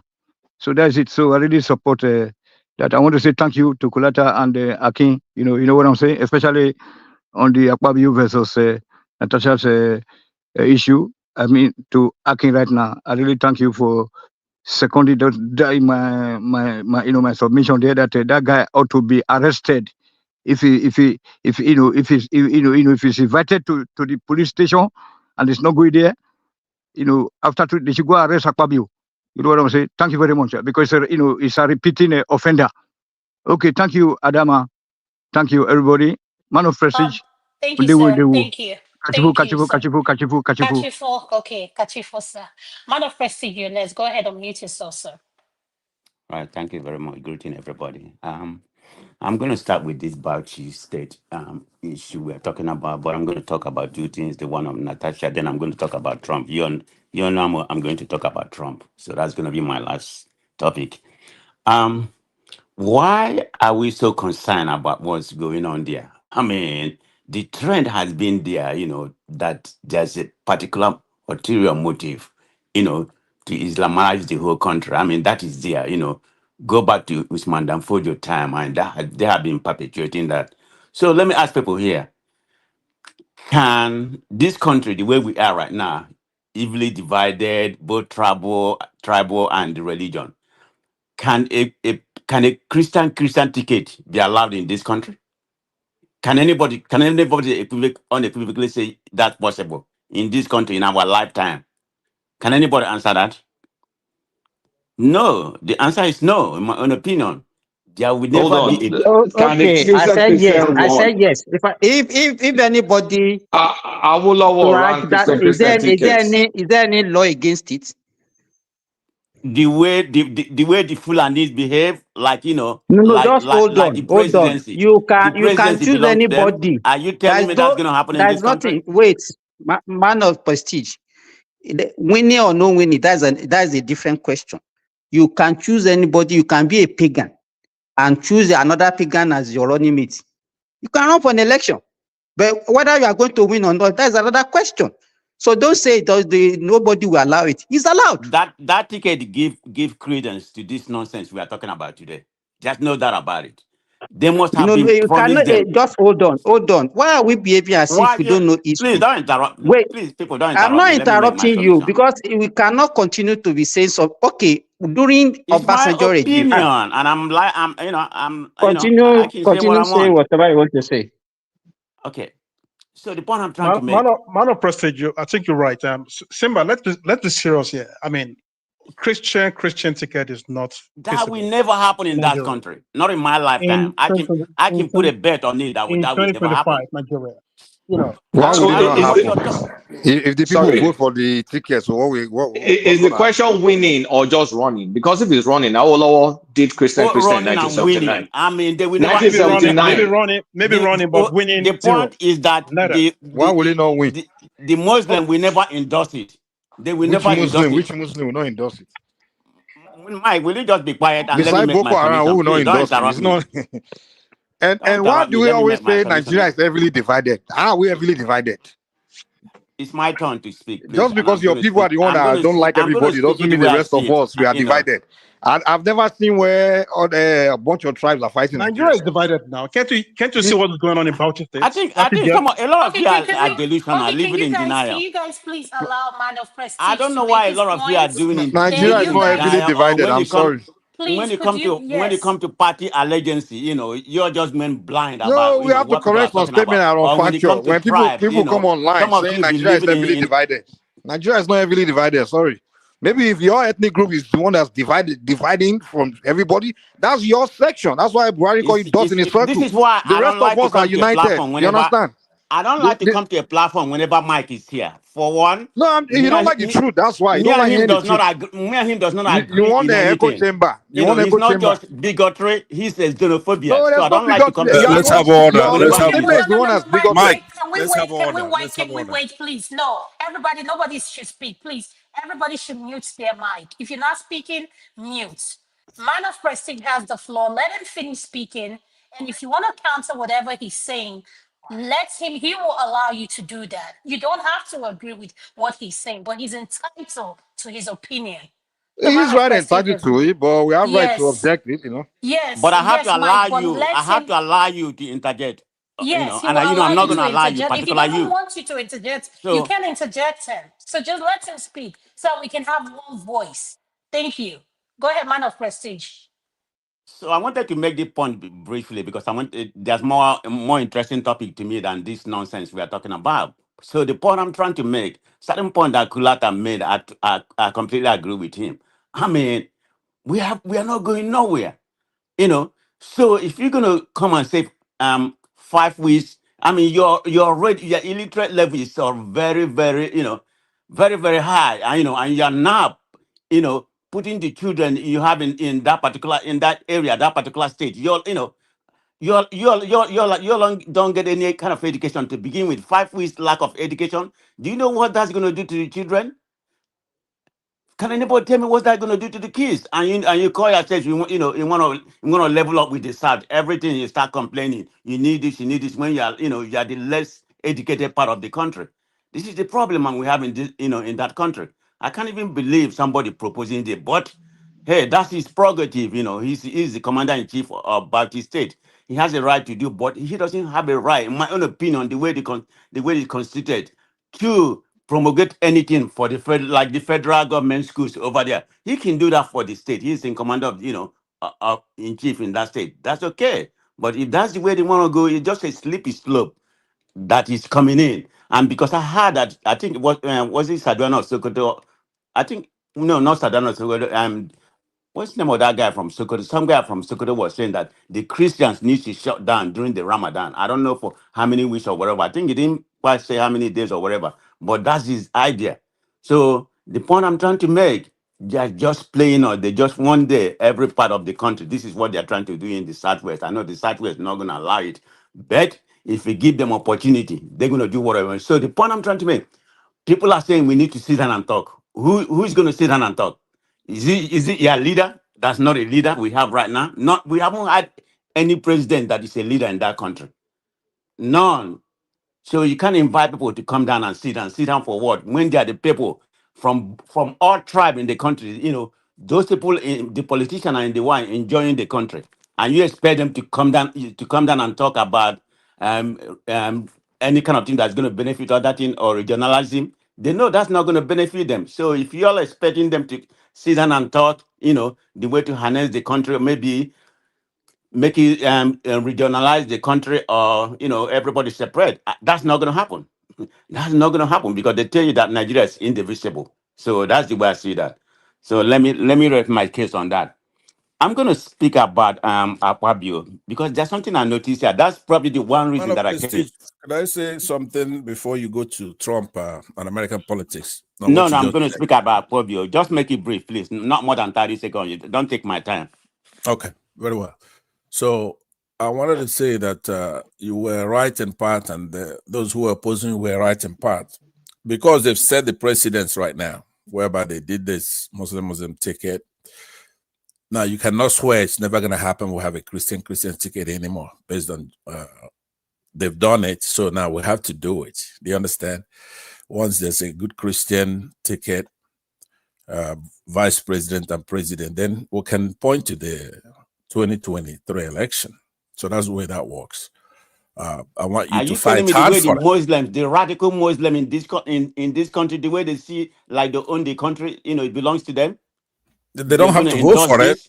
They don't have to vote for it, but a Christian ticket can win without their vote. They all voted for Buhari 4 times, 4 elections. You don't have the number. 12 years. Hold on. 12 years in a row. Most Muslims voted for Buhari. I don't see a Muslim voting for, say, Jonathan, or voting for even whoever ran against Buhari. Buhari got the Muslim vote. So we know you can actually win. I know that Jonathan trashed Buhari in 2011. Wiped the floor with him in that election. Was that a Muslim ticket? No, but what I'm saying, whether you Muslim ticket or not, Muslims voted for Buhari. Do you see any Muslim voting for Jonathan over Buhari? If you do, let me know now. No. Let's stay on point here. Let's stay on point here. I'm on point. You are on the point. Hold on. Yeah. I've yielded back the time that you can go on. Okay, but anyway, so let me continue with what I'm saying. So let me go to the Natasha issue. I think there's something I noticed. That was the main reason why I came into this topic. Is that it's just what I noticed. They say when you join APC, you are seen and forgiven. A lot of people that have been talking, I'm not going to name names. You know who you are. When Tinubu wasn't in power, everybody was against APC. Now you have your kinsmen there. Some, I'm not going to say all. Everything APC does, is good. Everything APC. So what I noticed, the version of the story that is going on here, people are against Natasha because she's against Akpabio, which is an APC man. That is all it's going in here, in my own opinion, because everything is very shameful. That we have an Olosho as a president senate, and everybody's here. On his side, saying that a lot of people here are saying what he's, questioning what Natasha said. No. This is your opposition, no. No, let me learn. So, everybody's here, against Natasha. Look out. I know everybody here listened to the Arise interview. That woman sounds very believable. So are you telling me that he make up this? Look at Akpabio antecedent. That showed it all. I knew when this was happening, when they were talking about the seat and all that kind of stuff. No, man of prestige. You've just done what others accused Natasha for now. See, the thing is this: no one knows the truth. So the thing I expect people, I will be expecting anybody to say is they should investigate. Natasha Well, could be I'm lying. coming. But Akpabio antecedent kind of said it all. I mean, what's the difference between Akpabio and the what's his name, Batasa? You know, the Equatorial Guinea, you know, guy. I mean, he's behaving like that. Look at his antecedent. That's who he is. So we have our own version here. Is the Senate President. This is the man in charge, you know, third in command in Nigeria. So in a same country, a private committee needs to be set up or an investigator, because when it comes to the policies of Nigeria, you have more APC. So you can't just say set up a committee. It's going to be more APC, and you know they're going to support Akpabio, whatever happens. So this required a private investigator set up separately, because he's one of the higher ranking, you know, person in that country. For them to investigate to actually happen, whether there's a phone call or like everyone was saying, there's no linkage. You can't investigate because there's nothing to back up. We don't know. So let them investigate. For that lady to come out and speak, the husband must have given her the permission.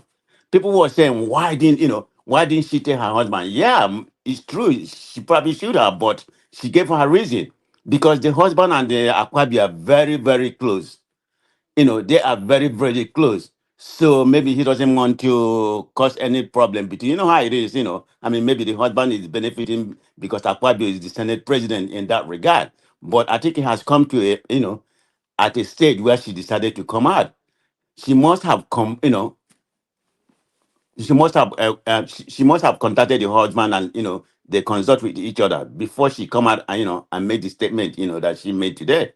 And in my own opinion, if I have to believe anybody, I believe the lady. That's what I'm saying. But the last point I'm trying to make, we just all here is all about party politics. That's where we are playing here. The way I see it. So you need to call a spade what it is. That's what I have to say on that. So my final No, go ahead. my man of prestige. Don't Yeah, I'm let us listening. say it's party politics. It is. One thing is this. No, wait now. Before things like this, I said something here like 3 years ago that Facebook and social media is a dangerous place, that people can accuse you of doing something wrong. There was a time, I think before 2020, that accusing people of doing something wrong, people accuse the bunch, they accuse one guy there on Facebook, Etu Muhammad, they accuse a lot of people. But you know one thing about people is this: those people immediately you find a lady accusing a guy, then automatically the guys just become guilty. Now, those guys, to some people on social media, they did it, even though they don't, some of them don't even know these guys. Because to them, once a lady accused a man, that means that yes, that guy must have. Even if you try to even exonerate this guy, all evidences they say, oh, she's been in Nigeria, they don't change things. See, the problem is this: once you allow incentives for blackmailing, things like this, you understand, will always happen. I urge you now that still okay, PDP, all those things. And some people even want APC rather. Some people even want Akpabio to resign. That would be a very wrong thing to do in our society, in a country like Nigeria, because that means that if Akpabio resigns today, tomorrow you don't even need to wait for the next Senate president you don't like. The next thing is okay, just accuse him. He has to resign. You will see accusation, the chain of accusation, and will remain imbalanced in that country. So to me, I want us to be very careful of how we say. Akpabio may be very innocent in that, and what Natasha is saying to may be true, but the way we take position, we just have to. The first thing we have to check is this: put yourself in the shoes of those people. That okay, if someone accused me wrongly, how will I feel? Something not as even as heavy as what the Senate president is being accused. So to me, it could just be main politics between Akpabio and Natasha. Something like that may not even happen to start with. So don't let just take position as if, oh, automatically Akpabio has done it, because when we are saying it is because of his reputation, that's just like confirmation bias. You just assume that, okay, because this one was doing it, so automatically he has to do it to Natasha. That's not the way to look at it. So because already we have been biased already. Okay. We said I have no quarrel with your, with your version, with your own narrative. But my point is that it has to be investigated. You can't just let it lie, and it has to be a private, that a private with a private to investigate the thing. It doesn't have to be member of the committee, because this is the third person in command. After the president, you have the vice president. This is a high-ranking person in that country. So that's the way I look at it. It has to be investigated to actually know what happened, whether it's true. I'm just telling you, if I have to decide today, I believe Natasha. Everybody has the opinion as of today, but it has to be investigated to actually. It can't just let it slide. Because this has been going on for a long time, whether she's saying the right or whatever. I don't have any evidence to support what you said, but going by the narrative, by the story and everything, watching what's going on. If I have, if I have to say something, I'm with her 100% that she's telling the story, but she may prove me wrong. So I don't really consider this to be this is more than just social media. Maybe some people just want to, garner some traffic. I don't really see it that way, because I think this is more a very complex situation, that require urgent for the sake of that country. You have somebody of Akpabio caliber, so that has to be investigated. And to me, this one is not even a situation of boss and the subordinate. So this representative of people. So I see them, even though Akpabio the Senate president, forget it. They are both representative of people. So they are political. They can sort themselves out. So I won't necessarily. Well, I'm not saying he should resign. I never say he should resign. He has to be given the right to make his own case. I never say he should be resigned. That's what I said. I call for an investigation, to actually ascertain what happened. That's what I'm saying. Anyway, that's that. But don't run away today. We see how that our book to talk about. Okay. Let me finish now. No, Yeah, no, I know. Yes, no. Let's continue. I got my point. Like I said, I read the book, 400 and something pages, and I read the book, and I will tell you the place that I pinpoint everything that we need to discuss about. So we're going to discuss it like friends. But anyway, so let me finish. Yeah, we are going to talk about it later. So what about this your man that is declaring 5 weeks for Ramadan? So is that what already which one? When you talk Ramadan, I think I already spoke that. I'm going to talk about Trump. I'm anti-Trump, so I can't go away without talking about him. So I don't know if anybody watch the shenanigan that happened today, at the Oval Office. That man was like he was talking to one of his house air. Like the press conference need to be studied. This is like a good. It's something that need to be studied. In history, because this has never happened. In any place. Okay, let's be factual about it. We know who Trump is. He's a transactional president. It's everything about money. Everything about money.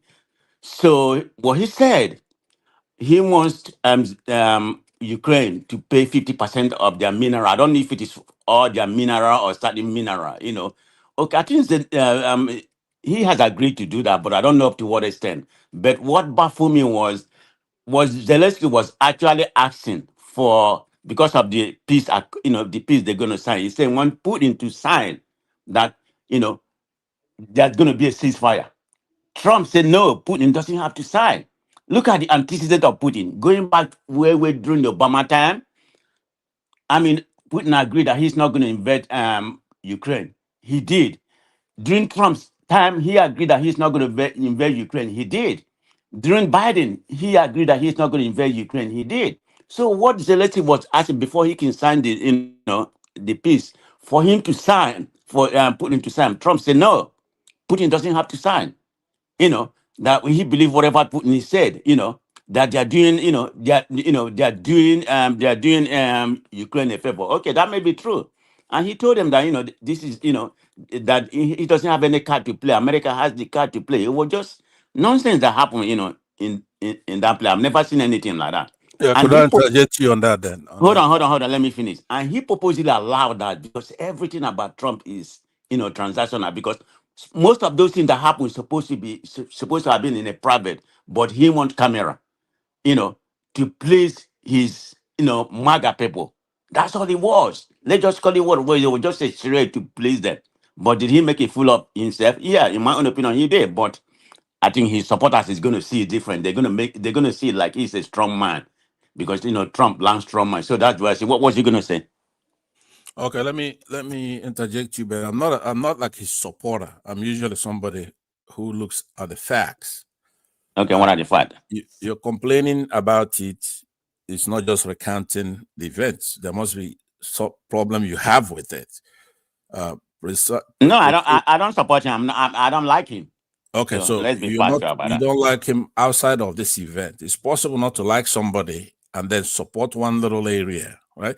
So now what I'm saying is that if you look at what happened in the past, like when Obama was in charge and when Biden was in charge, as Zelensky is doing, the result is not good. We have a war, a hot war with a damn near superpower. You have millions of people getting killed, right?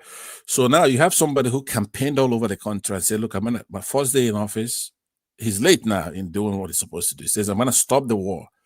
So you have a guy from a small European country come here who's been supported by American taxpayers, right? And he came here with an attitude. And the president of the United States is trying to tell me, I want to bring peace. I want to stop this slaughter here. I don't want it to continue. And showing that he has no gratitude, Trump reminded him he has not thanked the United States. And he said, look, I want to make a deal. We're going to need some of the rare earth materials you have there, because Europeans back up the money they gave him. He's telling the president of the United States, look, the Europeans contributed a lot too, right? He was disrespectful. Now, I don't care how much you don't like somebody. You don't want peace. He's no match for Russia. They could crush him. Russia has been taking it easy because they're expecting Trump to come in. Now, I don't support Vladimir Putin, obviously. But the point we're making here is that those who prop up these people to go to war, like Obama and all that, they sit there and they watch these people getting slaughtered, getting killed. If you want to support these people, put American boots on the ground, stop the slaughter, defeat Putin. You can't let it go on infinitum. You can't. Wait a minute. What are you saying? You can't do that. You're looking for third world war. That's what I'm saying. So no, he's looking for third world war. That's why he's saying to him, look, you are pushing for a third world war because Russia, it's a formidable force locally. They're no match against the United States. But the United States have to go in fully. If they're not going to go in fully, they have to stop the war. That's been my position. I don't even know why nobody thinks this way. Either you're going to support them fully and then bring that war to an end by defeating him, which we can here from the United States. They're no match for us. Okay. But if you're not going to use all that, don't take all my time. Ukraine is no match. Let me conclude. I appreciate your this thing for a minute here, but what I'm saying to you is this: you go on platform after platform. You're ubiquitous on the internet on this. Usually you're mild-mannered, but when it comes to Trump, you're loud, and you're not making any sense. Yeah, you could hate somebody, but you still have to have something behind every topic, whether you like him or not, because the only way to deal with your enemy is to expose where he's wrong. You can't say I hate Trump, but I also hate peace. No, I didn't say that. I'm somebody who has I believe he's right. Who has an empathy for that human being, regardless of how poor or how lower they are in any kind of ranking. Thanks for the time you yielded me. I appreciate it. Thank you. Right. But try to bring it to an end so we could move on to others.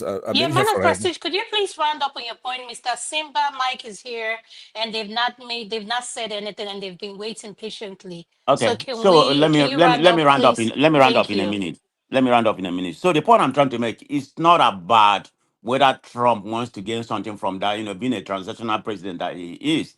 But the point I'm trying to make, look at Ukraine. I'm not a Ukraine supporter or whatever, but we all know who Putin is. Putin is a dictator. We know how he is. But the point, what makes Zelensky mad was he wants a peace to be signed. Is that asking too much? We know the antecedent of Putin, that whenever, if we come to, when he agreed to any kind of peace or accord or like, he's not going to abide by it. But at least you sign it. That is his main request. He's not asking about the mineral, how to pay US back. That's not his, he wasn't quarreling about that, because I don't know up to what agreement, whether it's the 50% or whatever. And I don't know what kind of mineral, America want to, No, he doesn't want to sign. That's the problem. No, he doesn't. No, his main argument was Putin need to sign. He's ready to sign, but Putin, he's saying he doesn't want to sign. Okay, man of Prestige. Did you even listen? Hold on. That might just give me a minute. Because give him a minute. Give him a minute. But he's taking all my time. If you keep on interrupting me, Mr. Passat, you have to let him finish. Okay, let me just say this and I'll leave. Let me say this and I'll say this. I'll say this and I'll leave, right? So you have more time. What I'm saying to you, man of Prestige, he says that in the past that Putin signed deals as well, but he went on to violate those deals. That deals alone is not going to cut it. Do you understand what I'm saying? He wants to continue being sponsored and giving ammunition. So his argument is that when Obama was there, Obama signed a deal, but he also went in there and took Crimea, and that deal alone is not going to cut it. That's why he was kicked out of the White House, because he doesn't want to do let me wrap up. I think the problem I have... Give him my time. Give him my time. The problem I have with our president, he's the man who thinks that he's right all the time. And he has said it several times. He thinks that everything that he said is right. Look at what he tried to do. Look at what he tweeted. It was yesterday he tweeted something with the AI generated something about Gaza results. Him standing there with his statue and Putin drinking. That's what he wants to make Gaza to be, if he's allowed. He's just a dictator, period. The main thing, holding him back is because of America has this constitution. There's an accountability. He can just do everything he wants. But if we leave Trump, he's going to be a dictator, all day. That's the issue I have with him. So we see what happened. The people that voted for him, it is what it is. He's our president. So we see where the economy is trending. But right now, it's not looking good. So people who follow the stock market and some other things, it's a little bit rebanded today, a little bit. But anyway, that's it. Thank you. Thank you so much, man of Prestige. Mr. Simba, you're next. After Mr. Simba, Mike, you're going to be next. Mr. Simba, are you there? Could you please unmute, sir? Mr. Simba. Sorry, I'm busy now. Let Mike go first. Okay, no problem, sir. Mike, you can go ahead if you're there. Let someone else go now. I'm trying to kind of catch him. Is there someone after me? Aki, let me start from Mr. Larry. Mr. Larry, do you have anything to say in regards to the topics that one man played? Mr. Larry, are you there? Where's everybody now? I don't know where everybody is. I think let me go. Let me talk. Go ahead. Okay, let me start by what Colata raised about the public holiday declared for the students in Bauchi State. And thank God, we all know that Bauchi State the governor is a PDP person. So because, all these insinuation, analogy, and everything that they brought over this issue, I want to ask who listened to the readout when one man was actually started this show today. Because from what I gather was that that 5 weeks is going to be their part of their normal holiday. So it's not as if they are going to waste or miss any of any time in their learning. So that is one thing. Then the insinuation that probably Tinubu has a promise or has a kind of agreement with them. That's why they are coming up with all these things. I want to ask, this issue of Sharia raised ugly head during Obasanjo regime. Nobody raised that issue that maybe Obasanjo had an agreement with them. And as powerful as Obasanjo that time, we couldn't do anything to it. So, and then Akin came on. I think everybody deserves some respect. And if a governor is declaring, I remember even the governor of my state, at a time was declaring Isheshe Day, which is a traditional day. Nobody raised any issue about that. And then Akin is calling it rubbish or foolish or whatever. I think we should not be saying all this kind of thing when we are talking about religion. Religion is a very sensitive thing. We should have mutual respect for each area. I mean, anybody can practice any religion. Oh, So, I missed that news. So, what happened in Bauchi? What's the governor doing there? he said he declared 5 weeks holiday because of Ramadan for students. They are more like predominantly Islamic State. If the constitution allow it, you should be able to. I mean, I don't know why. It's allowed. You can declare any form of public holiday in a state. Exactly. It's a state. So there's nothing. The constitution is not against it. So people from the south are crying about it. People that are not from there are crying about it. Is that what we are hearing? No, okay. Let me give my opinion about that. See, on the surface now, this sounds very laudable. You can do this, you can do that, right? The thing is this: if we want to practice true federalism, let us practice true federalism. But we are in a country whereby we have Ministry of Education that is both federal and the state. That whenever you want to do anything in that country, federal take precedence. Federal, because anything state want to do, federal easily overrule. So we have a unified curriculum in that country. We have the time student resume session every year, and we have the time they. There's nothing like that. Wait, now who told you? Who told you? There is no unified resumption for students. Now, the system we practice is it based on state or based on even before? Let me tell you, we have variations on when each state resume based on circumstances. So so if Ministry of Education does not have any jurisdiction on when they resume. You can talk about curriculum and or the system, but on resumption, there's nothing like that. So don't come and tell us something that is not there. And see, my point what I'm driving at is I've always been the advocate of restructuring and true federalism. I've always been the advocate of leave education to the state or to the geopolitical zones. All this idea of federal. So the thing is, as we have today, we have education that is federal in structure, in nature. So whatever you are saying, any state can do this, can do that. The thing you need to tell me is this: you have to look at what we've been doing in the past. Just tell me where in the past until recently we are doing this. Just tell me. So we can justify anything. No, if you want to go, wait, Ola, because this is my time. So you can't. So you are targeting. Let me say. So if you look at, let me tell you, if we are discussing religion in Nigeria, if you look, you said past. That's why I want to draw your attention to it. You talk about pilgrimage. It was the Muslim that started pilgrimage in Nigeria, and the federal government bought into it even before independence. And then the Christian came up and said, because you are doing this for the Muslim, you have to do this for us again. And they gave them their own also.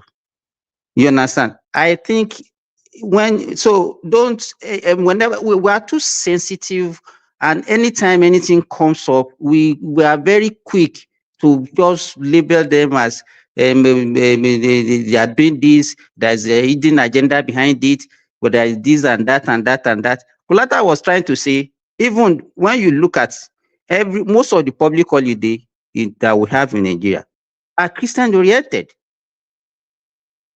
Saturday and Sunday is Christian oriented. Nobody raised any issue about that. So why we just say that the thing will just be pinning us on the body, and everybody will just be scratching their body as if we want to abolish religion, let us abolish religion completely. But all these double standard that we want to be playing and be suspecting one another is not going to be good for all of us.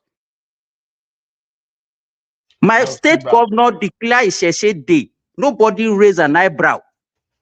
But Simba, can I ask you a question? Don't you think the people have a right, their states, wherever this is being passed, to vote to make their decision on for themselves and not Election. the governor or whoever Wait, imposing it on them? Adama, stop that now. Why are you talking like a novice? Why can you be so you want them to conduct election because the government want to declare a public holiday? It's not a Simba, we're public talking about 5 holiday. weeks. We're It's talking about 5 5 weeks. weeks. You're making false analogy. It's still a holiday. What are you? Oh, you just take 5 weeks out of school and then you say it's a holiday. You're comparing that to 1 day of the Isheshe Day. Come on now, Simba. No, Kulata. Do you now know? Okay, how is it going to? Is it taking that 5 weeks from the term, or is going to take it out of the end of term public holiday? I mean, holiday that they used to take. I don't know when end of term is. I've That is been it. out of school for The decades. problem that we usually have is that when you see an headline, we don't know the details. All of us we just jump into conclusion. Okay, Simba, hear this, Simba. I think what we're supposed to be fighting here. I'm the one. What we're supposed to be looking at. Okay, if we really care, say okay, is because of the kid. It's not because of religion or whatever sentiment we attach to it. Oh, these 5 weeks is going to affect the kids. It's going to affect their learning. What is it? Is it going to now at the end of this one? Is not going to give them end of term? No, Simba, that's not even just my argument. My argument is this. When we're looking at the beginning of two competing systems. A country, a unit cannot function, will not grow well when you're having two competing systems. This is just the beginning. Very soon, very soon, people of that stock will start demanding Friday off, like they do in, I don't know, you're in Saudi Arabia, so you probably know better than me in that. They'll start designing Friday off. Can a country exist when you're pulling in different directions? That is my argument on the long term. Yeah, the kids may suffer. It sucks to be them, but I'm looking at the long haul. We cannot have dual systems in a country and expect to grow. But are they pushing this nationally or just within states? They are. It's just within states now. Zamfara too is going to do it. The people that should decide whether Zamfara too is going to do it. Okay, so the people that should be deciding whether they agree with their governor or not should be the people from that state. They should be the one Thank deciding. you so whether... much, Mike. That's what I'm saying. And Simba said no. No. He said vote. That's what he said. He said you should vote. I think you misunderstood me. I'm not saying the governor. I'm saying like the people that should whether agree with the governor or not should be people from the state, not other people from other region like us. No, I mean the states. I agree. That's what I'm saying. Why can't the people from the states where this proposal is being made? They are not saying anything now. It's the people. Adama, the people from the state, they are not saying anything. They welcomed it. It's the people outside the state that are crying for it. It's the people from that's where my issue is. People from outside the place. Okay. They'll be the one crying about what they are doing in their place. Other people doing in their place. You know, Mike. It's similar to what we had here when the Southwest governor wanted their children to start learning. Mike, before you guys start doing this includes this includes private schools too, not just state schools or federal government schools. Hold on, Kulata, hold on. Okay. Can I ask you something? Is Bauchi State let me get an idea of what we're talking about. Is Bauchi mostly Muslim? Is it a Muslim? Yeah, it's not a Muslim state. Now No, they have like 20-30% Christian in southern Bauchi. It's not just the pure Muslim state. The southern Bauchi is largely Christian. They have a large population of Christians in Bauchi. It's an issue of constitution. Like it's a constitutional issue where if the constitution gives the governor power, that level of power to just do something to that extent, then hey, that's the constitution that you should be dealing with, not No, okay, I mean, to me, I think all this issue with the personal issue with this people. I don't think it should be people from other region that should be the one doing the crying. I mean, you guys need to think about this thing deeply. We're splitting. We're getting we're diverting. You can't just think 5 weeks. You're not getting it. You're just looking at piecemeal. Okay, look at it cumulatively. Okay, in Bauchi State, if that's what makes their life, their culture, whatever it is, that's what makes them happy. So who am I from Lagos? We dictating to them. I mean, crying. I mean, we condemning, they attacking them. Well, your money in Lagos is being sent to fund on productivity. We could use it to build rail. We could build it to build the argument is, how can I stop my money from going there? Maybe that's what I'll be debating here. But not me now. Exactly, that's what we're saying, that we need to talk about restructuring. Let's talk about how my money should not go there. But not like me, I'll now be telling them that, okay, your culture there, you must do it this way, you must do it that way. I wouldn't want somebody, I wouldn't want somebody to come to the Southwest and be telling me what we can do, what we cannot do. And that's my problem with Nigeria. Like this idea of other people trying to destroy other people's culture and way of life. I mean, not like I agree with that, what the man is doing, but it's not my business. It's not my thing to be telling people how to be that's their religion. If they are Islamic people, that's their way. It's not to me to go there and say, hey, eliminate your way of life. No, because I wouldn't want someone, because they did it to me. My religion is a victim of it. In fact, they criminalize our indigenous religion. Other people, because they don't understand it. So me, I don't support the idea of just telling other people what to do their ways. You know, if they find it, if that's what make them, you know, they know what they see for them to be doing what they want to do. It doesn't have, what's my business? No. It's got to be a business because if you know, hold on. Mike, no, you're getting it wrong. It has to be a business. You are. No. Really? Can I say this really quick, Ola? 1 second. Actually, I need to speak too now. All right, go ahead. So the thing is this. We guys, we are looking just at short-term thing is what we are looking at. But you are not putting into consideration the type of country we are. You understand? You will think, oh, this thing now, it's just their way of life. Let them continue this way. The next thing you will hear is that you will see a state like Osun State will count the bug, and they want to do the same thing. Kwara State, they want to do the same thing. Before you know, everybody will want to, especially when you have a huge percentage of different faiths. They want to. Are you not the one clamoring for state autonomy? Are you not the one clamoring for state autonomy? Guys. So your fear is that they will influence other people, so other people cannot. Wait. So your argument is that they will make someone else do, other people cannot think for themselves. If you allow this person to think like this, they will influence others to start thinking the same. Come on now, what kind of argument is that? I've heard you. Share can talk. Now the thing is this: if you know, I said that's why I keep saying that's why we need to restructure that country, because we are not the same. Everybody should be doing his own separate way. Just imagine. Well, that's not what's playing now that you are going against. Mike, you wait now.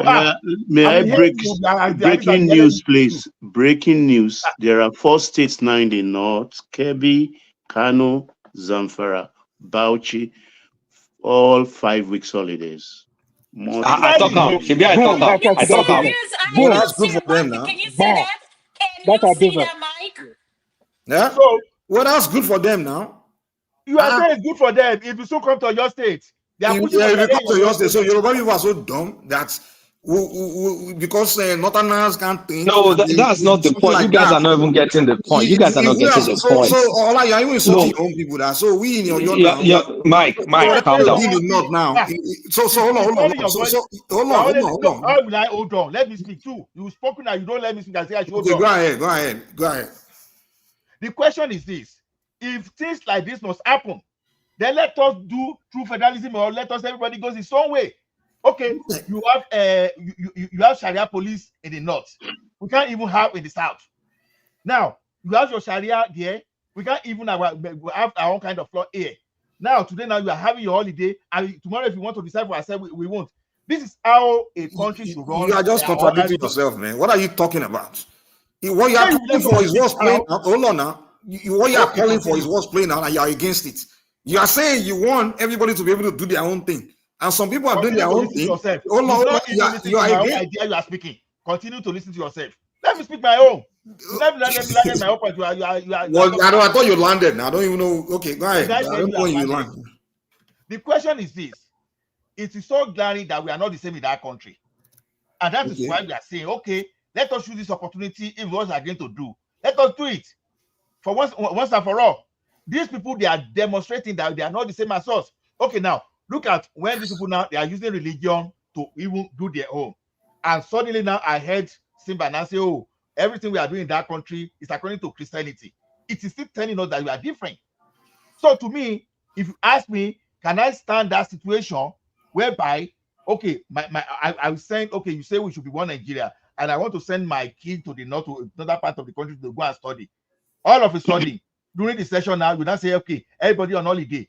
Or let's say you say I'm in Nigeria because I know what your point is, man. It's like you're contradicting yourself and everything you're saying. Can I speak, please? No, let me just repeat. First of all, you're saying they are doing something to show you that we are not the same. So you need the Northerners to tell you that you're not the same before you know you're not the same. Mike, let Kulata speak. Whether you listen to it. Can I speak? You guys just don't get it. Kulata, please we're having a country. Please represent us. You're speaking for me too. Please go ahead, speak. We're having a country that is having divergent standards, right? Now, these people, from what I heard, what Simba was saying that it was planned, it's part of their school holiday. No, look at all these other states picking it up. Did they plan those holidays? Of course not. So we're having two standards right now, dual standards. First things, you already have the out of school situation going up north. This move now worsens it. And you're now having a country with the so-called federal character where people that their education has been bastardized normally is now further bastardized. They don't even give a shit about it. And you're now supposed to have a cohesive environment. Think about a country that develops. Think about what brings development. Peace is the number one recipe for development. Some sort of ideology, unique, ideology that aligns is one of the top recipes for development. Those two things, let me even skip the peace part. But the second one, the ideology is this practical standpoint. You bring a graduate from a state school in the South. On the average, I'm not saying things are all groovy, but on the average, it will be better than a kid that is disadvantaged already in Bauchi and is now further disadvantaged by another 5 weeks of first Ramadan holiday, and not Bauchi now, KB and all this stuff. So how do you grow a country when you guys are walking in opposite directions? Just the fact that, okay, this is their way of life, then so what? Okay, now let me land. This is their way of life that they should be allowed to do. Okay, fine. If you want to do whatever you want to do, can we separate? Can we talk about separation? Can I make my own money? Can I make my own rules? Can I embrace progressive or whatever? Do my sheshe, do this while you can do yours. However it affects you economically or socio-culturally, that's your freaking business. Can we go our own ways? That's what we're asking for, because anybody that's a student of history, we saw this play out in Turkey early on, the first part. We're seeing it playing out in Lebanon. We're not stupid. Kulata, are you really asking to go your own way? No, you are not. I am asking that we need to talk about it. No, you see, that's the deal, man. Here's what frustrates me about Nigerians, particularly Southerners. You know, if you want something, just go straight to what you want. It's not this, look at this. You start picking and doing all this, attacking their ways and things. At the end, you can't say, oh, we want to go our own way. You want to go your way. Let's just discuss going our separate ways. Because the Southern Nigeria, they will say, oh, one Nigeria, we are one. We are and another conversation, you start showing disdain to other people's way of life. And then, at the end of the day, it says it's affecting your own way. Even though they are not in your land doing what they are doing, no. They are in their own corner doing what they are doing, no. And you are not like that. They're not isolated, Mike. Wait. You are presenting argument of the backwardness of what they are doing. If you come to every culture in Nigeria, everywhere, you find one element of backwardness. You will find it. Now, the argument is not whether the backwardness is good. Of course, we know the backwardness is bad. If you come to Southwest or Southeast, you find some things that they do that's very backward. You understand? Now, the point that we are making here is we all always say we want that autonomy where each people control their way of life, they're independent, decide what their fate, their own future. We all come to present an argument all the time. And then at the same time, you guys will now come here and say, look what they are doing there, they must stop it. Oh, look, it's this thing, and then you look for the backward element of it and start using it to present the argument of why you are pushing it to stop it. Now, you expect the same people, when it's your own time to now say you want to have your own ways or your way of life or preserve it and use it to advance yourself, whatever, you expect the same people to now give you support. This is the thing we do. They're always like, okay, you're not helping yourself. It's a very contradictory. We will come here and say we Southwest, we Yoruba, we have Asian ways or we have our way. We want to control our space, do things our way, so that way, because we know what we see about ourselves. But somebody can look at us and present an argument of, oh, there's an element of backwardness in things you're trying to do, so you can't do it. Which is Mike, you're misconstruing our argument. When we say, hold on. That's the argument the British presented to colonize us. Like, look, every time you look at the element of backwardness in your way, so let's just go against you and just follow what we say. Let's dictate for you.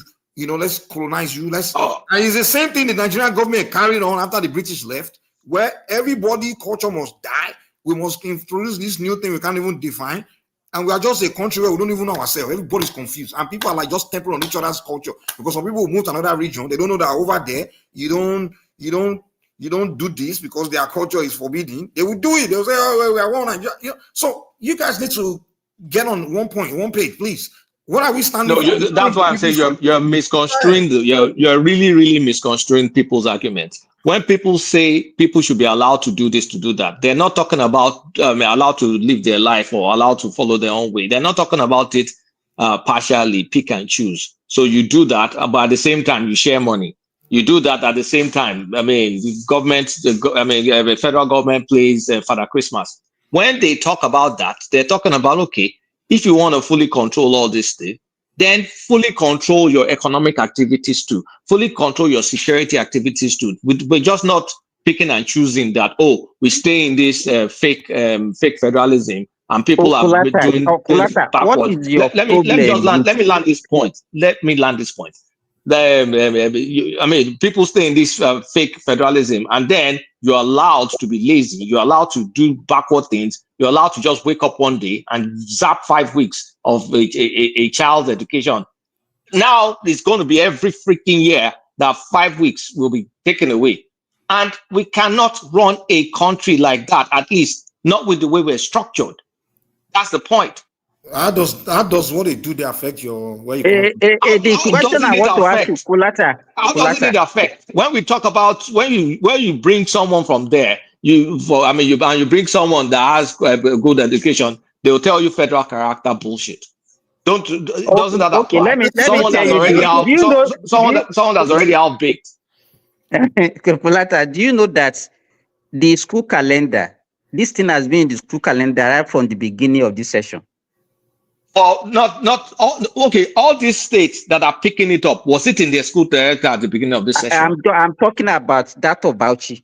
And no, but now, four states have picked it up. Wait. In Bauchi, their second term, because normally the normal term runs for maybe 12, I think it's 12 weeks. And they decided, okay, their own second term, this time around for their primary, junior, and senior secondary school is going to be 11 weeks. And it has already been incorporated. Even other states in Nigeria now, in the next 1 week or so, they are going to vacate also. Or every other person. When is holiday starting? That's what I'm saying now. Their own holiday is starting from 1st. First of what? And just a week difference. It's just a week difference from what you see in the national calendar. If I lost in primary school, Nigeria, so is it 2 months per term now? Isn't it 3 terms? It resumes in January. So January, February, and they take 5 weeks off. So you're done with the term. It's 2 months. Or what am I missing? My question to Simba is this. Kulata, you just raised a very important point. Simba, can these states fund? I'm okay for every state doing what suits them and their citizen. All I'm asking for is for the citizens to have a right of the states where they're trying to promote and whatever, do whatever they want this 5 weeks. Can this state fund everything there this 5 weeks? Economically, can they do that? That answer is no. No, I can't even hear you. It's like you are breaking, Adama. Can you hear me now? Yeah, go ahead. I hear you. Right. Yes. My thing is, can this state, Colata asked a question. When we talk about federalism and all this thing, can these 5 states that are proposing or that have passed this bill of having 5 weeks holiday, can they fund everything they are doing in that state without asking money, without any tax or anything coming from Lagos, any other state? Can they fund everything They are not asking for themselves? extra. They are not asking for extra money now. They have their normal allocation that they are getting now. So what is the issue there? Simba. I think what she's saying is that if they are getting money, they should be able to dictate to them. You know? Where is the normal allocation coming from? Simba. It's from the federal. There you go. So that is where we should be, moving our argument to. So federal government should be dictating to every. Let's start it talk. They should tell them how they spend their money or what, or just because of that they should deny them money. No, I'm not. Simba, let's start it talk. Of course they could. Sure, because so federal government can go to. I cannot give you. Hold on. I'm your dad. Okay, okay. Let's put it this way: father and son relationship. Okay, I give you money for school feeding. This is drama. I give you money for school feeding. You go ahead and use it to chase, women around. And turn around and daddy, I'm money short. Can you give me another? I mean, come on. Who does that? No, you specifically gave him that money for food now. He was clearly defined that money is for food. But this one, he didn't define what their money is for. Like, he didn't say... You are forgetting. Well, your analogy doesn't even hold water now. Yeah, well, it may not hold water because you have a bias. It's you. It doesn't. Everybody is listening. It doesn't have. Hold on a second. Listen to this, Simba. It's just like you talked about me saying, Bala Muhammad declaring 5-week holidays kind of religious. Of course, it could be religious, but of course, if you look at it from the other angle, okay, it's more of politics. Okay, if you're not seeing it that way, it's a shame. That's what he's doing. Politics or not, but the main argument is... Let me ask one question. If Bala Muhammad decides that 6 months in a year is going to worship whatever and to take whatever religious, you guys will say, it's their way of life. He's getting coconut. And Kulata, what can you do? What can you do? You can only shout here and nothing will happen. Of course, I can only protest. And if more people get convinced, hear the same argument, think that this is nonsense, then we'll get to the drawing board and then negotiate. That can do that, not you. It's the people of the state that can do that because we're in a fake federalism. They're sharing our money. Hold on now. The entire federal federation. Okay. Let me real quick. Sorry, 1 second now. I'm before I interject. Let me interject. You were saying that it's not okay. It's not a business. Hold on. Kulata, I don't think you are seeing the danger of what you are doing. Here's the deal. If a governor of Bauchi or whatever state decide to make one ridiculous decision, and if people are dumb enough to ride along and emotionally connected and all agree with it, when you from Oshun or whatever decide to start protesting and attacking and doing blocking them because you think it's wrong. Now, what you're not saying is one day you in your own region, your own state will find something that you want to do for yourself that's suitable, that your people, your governor, you all agree, passionate about to do, and they will remember that, when we were trying to do something that we thought would make us happy, you were out there in the center attacking us. They will do the same against you. So that's what you're not saying. So, Mike, I am fully aware. I am fully aware of what I'm talking about. Problem, no understanding. It's not other people's problem. Did they get permission of the 30% Christians in Bauchi that you get 5 weeks vacation and I fuck up your education? Then they should, the 30% should be the one out there fighting. You guys are not looking at the bigger picture here. Let me. We're talking of 5 weeks of Ramadan today. Like Kulata postulated, if tomorrow they woke up and tell us, okay, Fridays will be holidays and we'll be working on Sundays, how about that? Well, that's good for them. It would disturb our national cohesion. Exactly. National cohesion. Yeah, down south, our calendar will not match. It will be a mismatch of calendar, and it affects economy. But Baba, are you pro regional autonomy or those kind of things? Like where maybe Southwest they create their own ways or things. I mean, I've seen people present the argument of state police and things like that, state autonomy, all those things. I'm not sure if you're one of those people that present that kind of argument. Do you? Look, see. Because you can't present those arguments and trying to fight for state autonomy, regional autonomy, all those things, and then I'm for resource control. Resource control. Okay. That is what I am for here. Everybody, whatever you find in your backyard, it's yours. Let the federal government tax it, and then you pay tax to the center. That's what I want. What about regional autonomy or state autonomy where you make your own decision according to how it suits you, your ways, your culture, or I mean, like the Southwest, our values are kind of, is way different from southern regions. And maybe we decide that, okay, we as a Yoruba, we want to advance. Now let's start putting all these, our values into way we govern and things like that.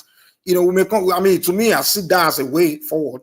Now, if we believe in that principle, then we're going to have to stand for it, like universally, because if we start going, I mean, saying this is what we want, this is what we envision, and then we go to other region and begin to temple on their own backward vision, whatever forward vision, backward, leftward, whatever vision they have, it's like you are working against yourself in a sense. Mike, think about the entire country. This is slowing us down as a unit. I don't think the failure of Northern people is what's slowing Southwest down. I don't believe that thing. Mike, why is the government interested in what is going on in the Southeast? The Bretton Woods Institute today, let me just explain this. All the indices that's putting our country down, that making things difficult from us, 80% comes from the North, out of school children, and a whole lot of things. And it's affecting all the whole countries. It's putting Southwest down. In fact, I can present the opposite argument in the sense that the Southwest, the reason why we enjoy huge economy and having most of the industry concentrated in the Southwest is because of the head start of education that we had and the fact that we are kind of ahead.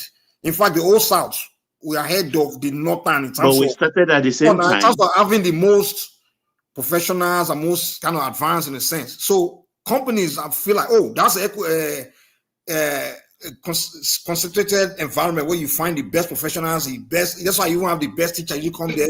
Mike. You are picking one by one. Think about it. You are running on a treadmill. You are not going anywhere.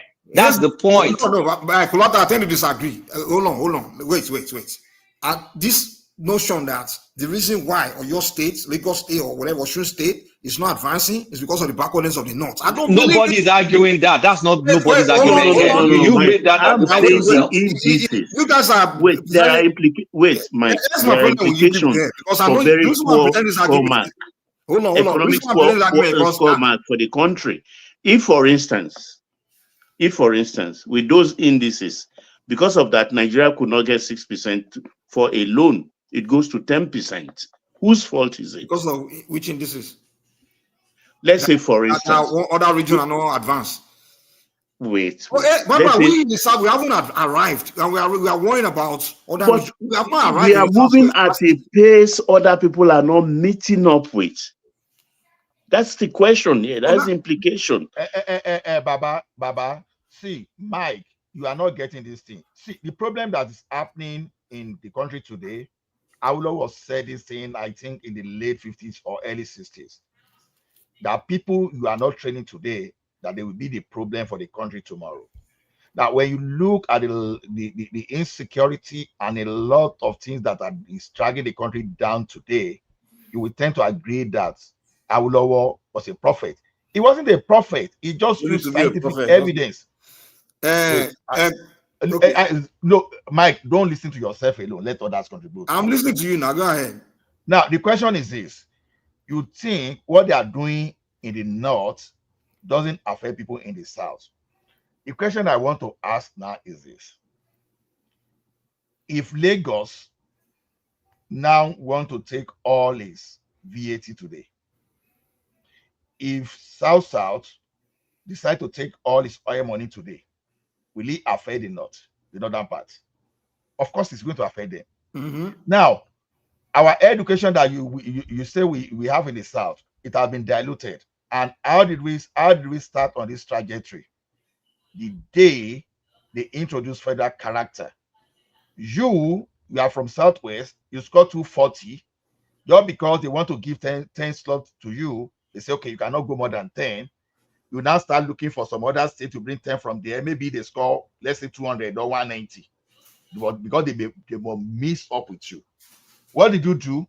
You try to dilute the very brilliant one with the one not so brilliant. And at the end of the day, what will you have in overall? The thing start declining because those people that do not really have that, they will even have, just because of the federal character again, they will go ahead and do well with you in the kind of that appointment. You think all these things will not have impact? Here's the deal. Here's my problem with you guys. Like, wait. No, you guys don't let someone lie. Is the problem. You guys are known to be regionalistic people. Now you come to present nationalistic arguments, and I'm like, okay, are you not the same people that believe in your regions and all these things? And then all of a sudden, we are arguing for region. That's what we're doing now. Exactly. Like separate us. That's what we're asking for now. The argument is why these people here should be doing this way, this and that, because for the country. You see, what you're not getting is we're saying we don't want to exist in the same unit as people that can make that kind of stupid decision. Let us go. Exactly. And let us have our own. Okay, if that's your argument, and let us go. Hey, I'm with you, but that's not what you guys have been arguing. You just not saying. That's what we're saying. I said we should sit down and talk about the unity of the country. Let's talk about how we're going to coexist going forward. We can't continue this way because the country is as. Hold on, let me make this quick point. The country is as fast as the slowest member of the country. That is why they're slowing us down. I'll be quite honest with you. To be honest with you, when I go to the Southwest, when I see our problems, honestly, like not advancing, not becoming all these like things I see there, I just don't see the hand of the North there. Now, generally, your argument will make sense. Like, okay, their backwardness, whatever, may have something to do with maybe their contribution, all those kind of things. But to me, I don't see. I think where we are at this point.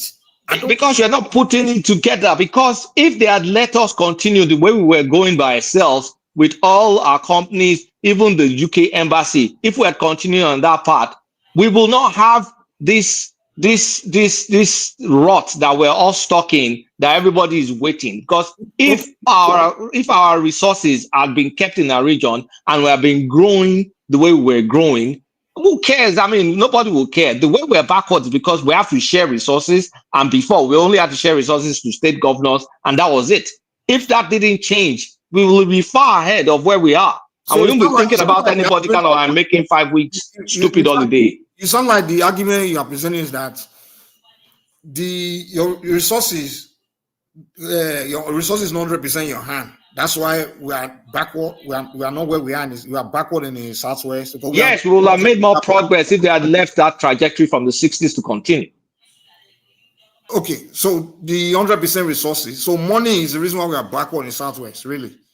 So it's not just money. It adds up. You stop. Your argument is always you make one argument and you're arguing against it. You make the argument yourself. You're not looking at the big picture. You're not putting things together. Whole argument now. I think you land the whole argument. So I'm saying the money going to the north and them doing their backward ways. Now, if they take that money from them, give it back to you, and they continue their backward ways, right? Will that their backward ways still affect you? Will it still hold you back? Yes, because their backward ways is influencing the culture is spilling into our culture. If you don't know. Okay, so now let me ask. Okay, now let me further ask you this. So now if we split the country, right? You still have the north will still be your neighbor, right? And Benin, for example, Lagos, like people that flee into Lagos, all these places, they come from Benin Republic, different part of Africa, everywhere. So now you divide the country, you have your own country as a Yoruba land. Now you have 100% of your resources to you. Same way, just like I said, they would have given it to you while you're in Nigeria 100%. So now then still being backward in the north, will it still affect you as a No, because my laws will not have Sharia, for example. My laws will not have anything backward. My laws will be 100% secular by the true definition of secular. My people, the way they practice religion, and they don't they're not extremists. They will continue to be. Our laws will be progressive. And you can control their incursion. I can control their incursion. It's my borders, not general borders. I can sack whoever comes into my land and just come and do anything. My security is 100% mine.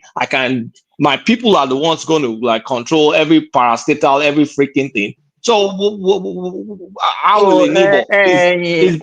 So you just want to use this one as an excuse. You just want to use it as an excuse, Abi? No, like I said, you guys just nitpick. You don't look at big picture arguments. When I was making my point, I was making it from a very big picture argument, because my point is we cannot be going divergent ways and expect to progress. It will never happen. Never. It's like a snake with two heads. Not the laws in the north. Their backward is not. They are forcing their backward ways on us in the south. Like their laws, their Sharia. Don't you understand that a unit is as fast as the slowest member of that unit? Among themselves in the north, as long as they're doing among themselves there. Even in Saudi Arabia, nobody's taking 5 weeks off for Ramadan. Jesus Christ. Whether they take it or what they are. No. How can you say that? How can you say that? Are they taking 5 weeks off for Ramadan? Yes.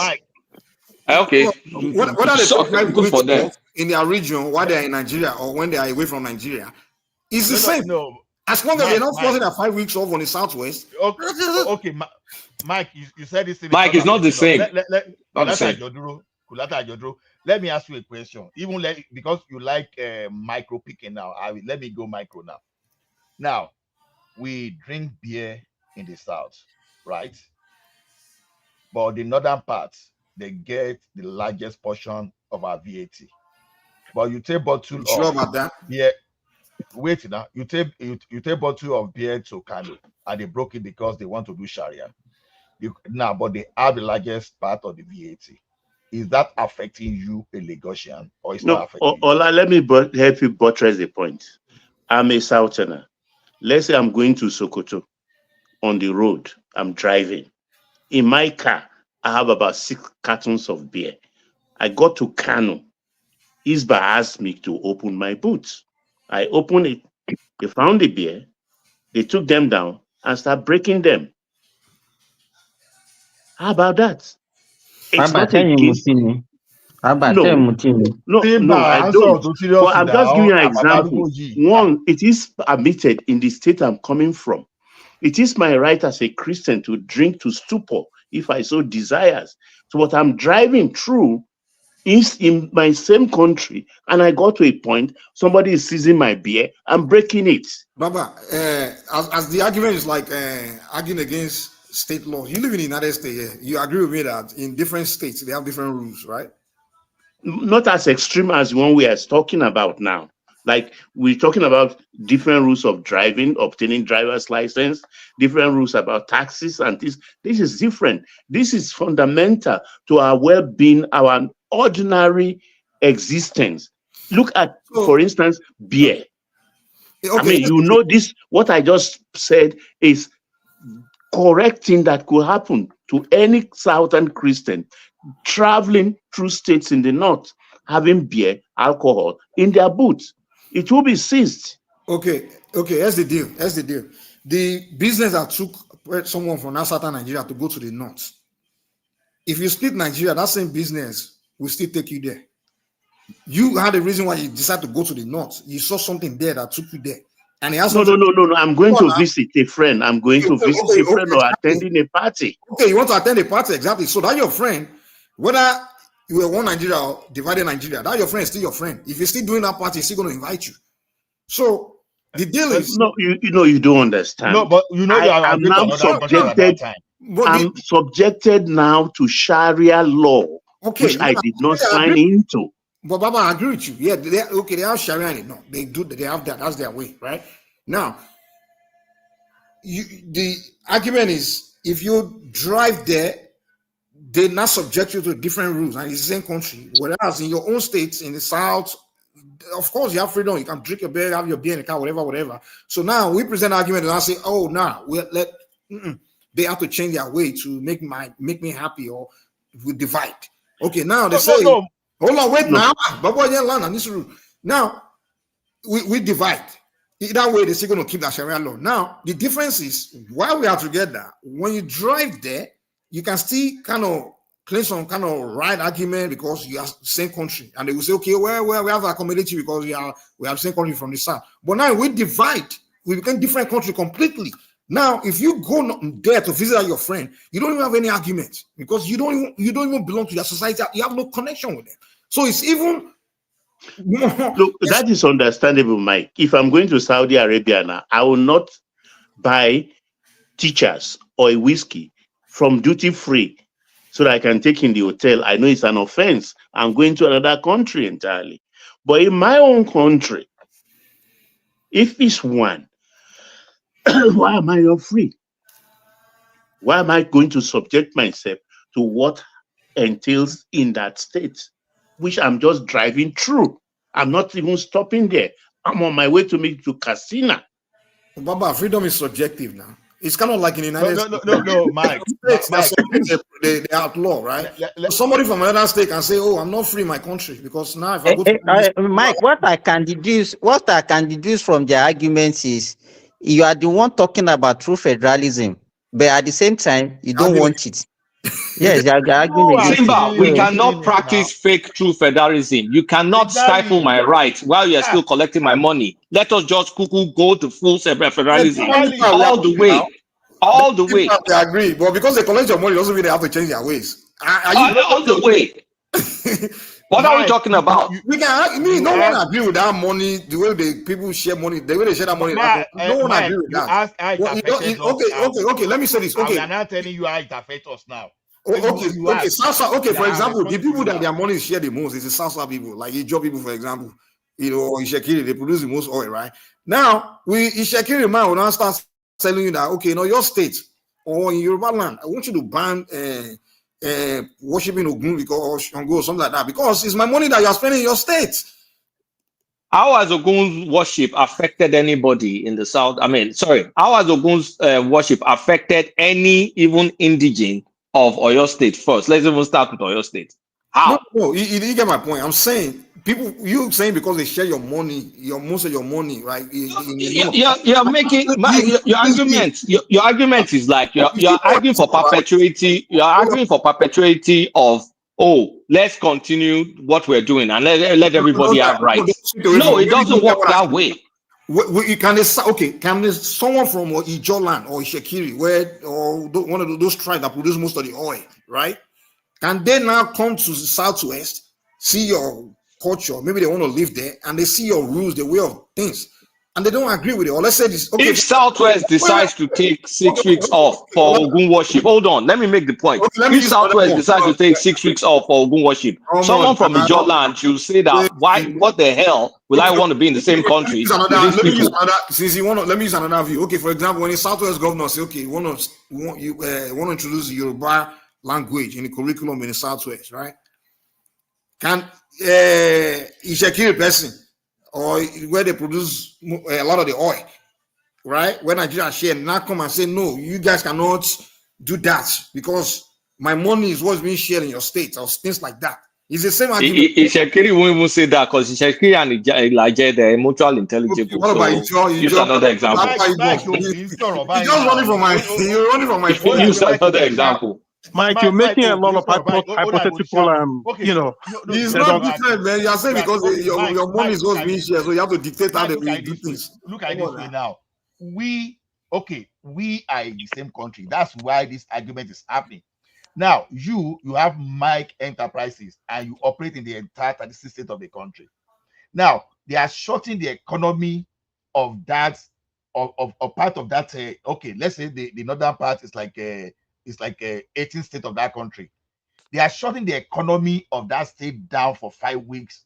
Take for example, and you're a businessman from Lagos, and part of that place is your major, is one of your major revenue. And now they are shutting your economy down for 5 weeks. This thing. Meanwhile, you borrow money to pay, you will pay banks, you will do a lot of things, and the economy is down for 5 weeks. And you are saying, how is the economy down because of school closure?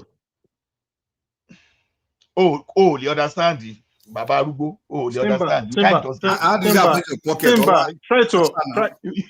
you can't try to get it. Try to get a main point.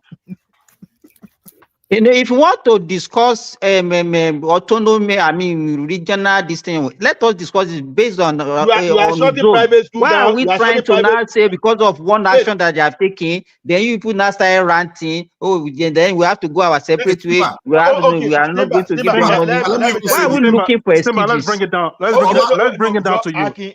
Let's bring it down to you. Ola, let me key your argument. Ola, do you know that economy? No. I will give economy activity in Benin, economic activity in Benin Republic can affect policy in Benin Republic can affect your pockets in Lagos. You know that, right?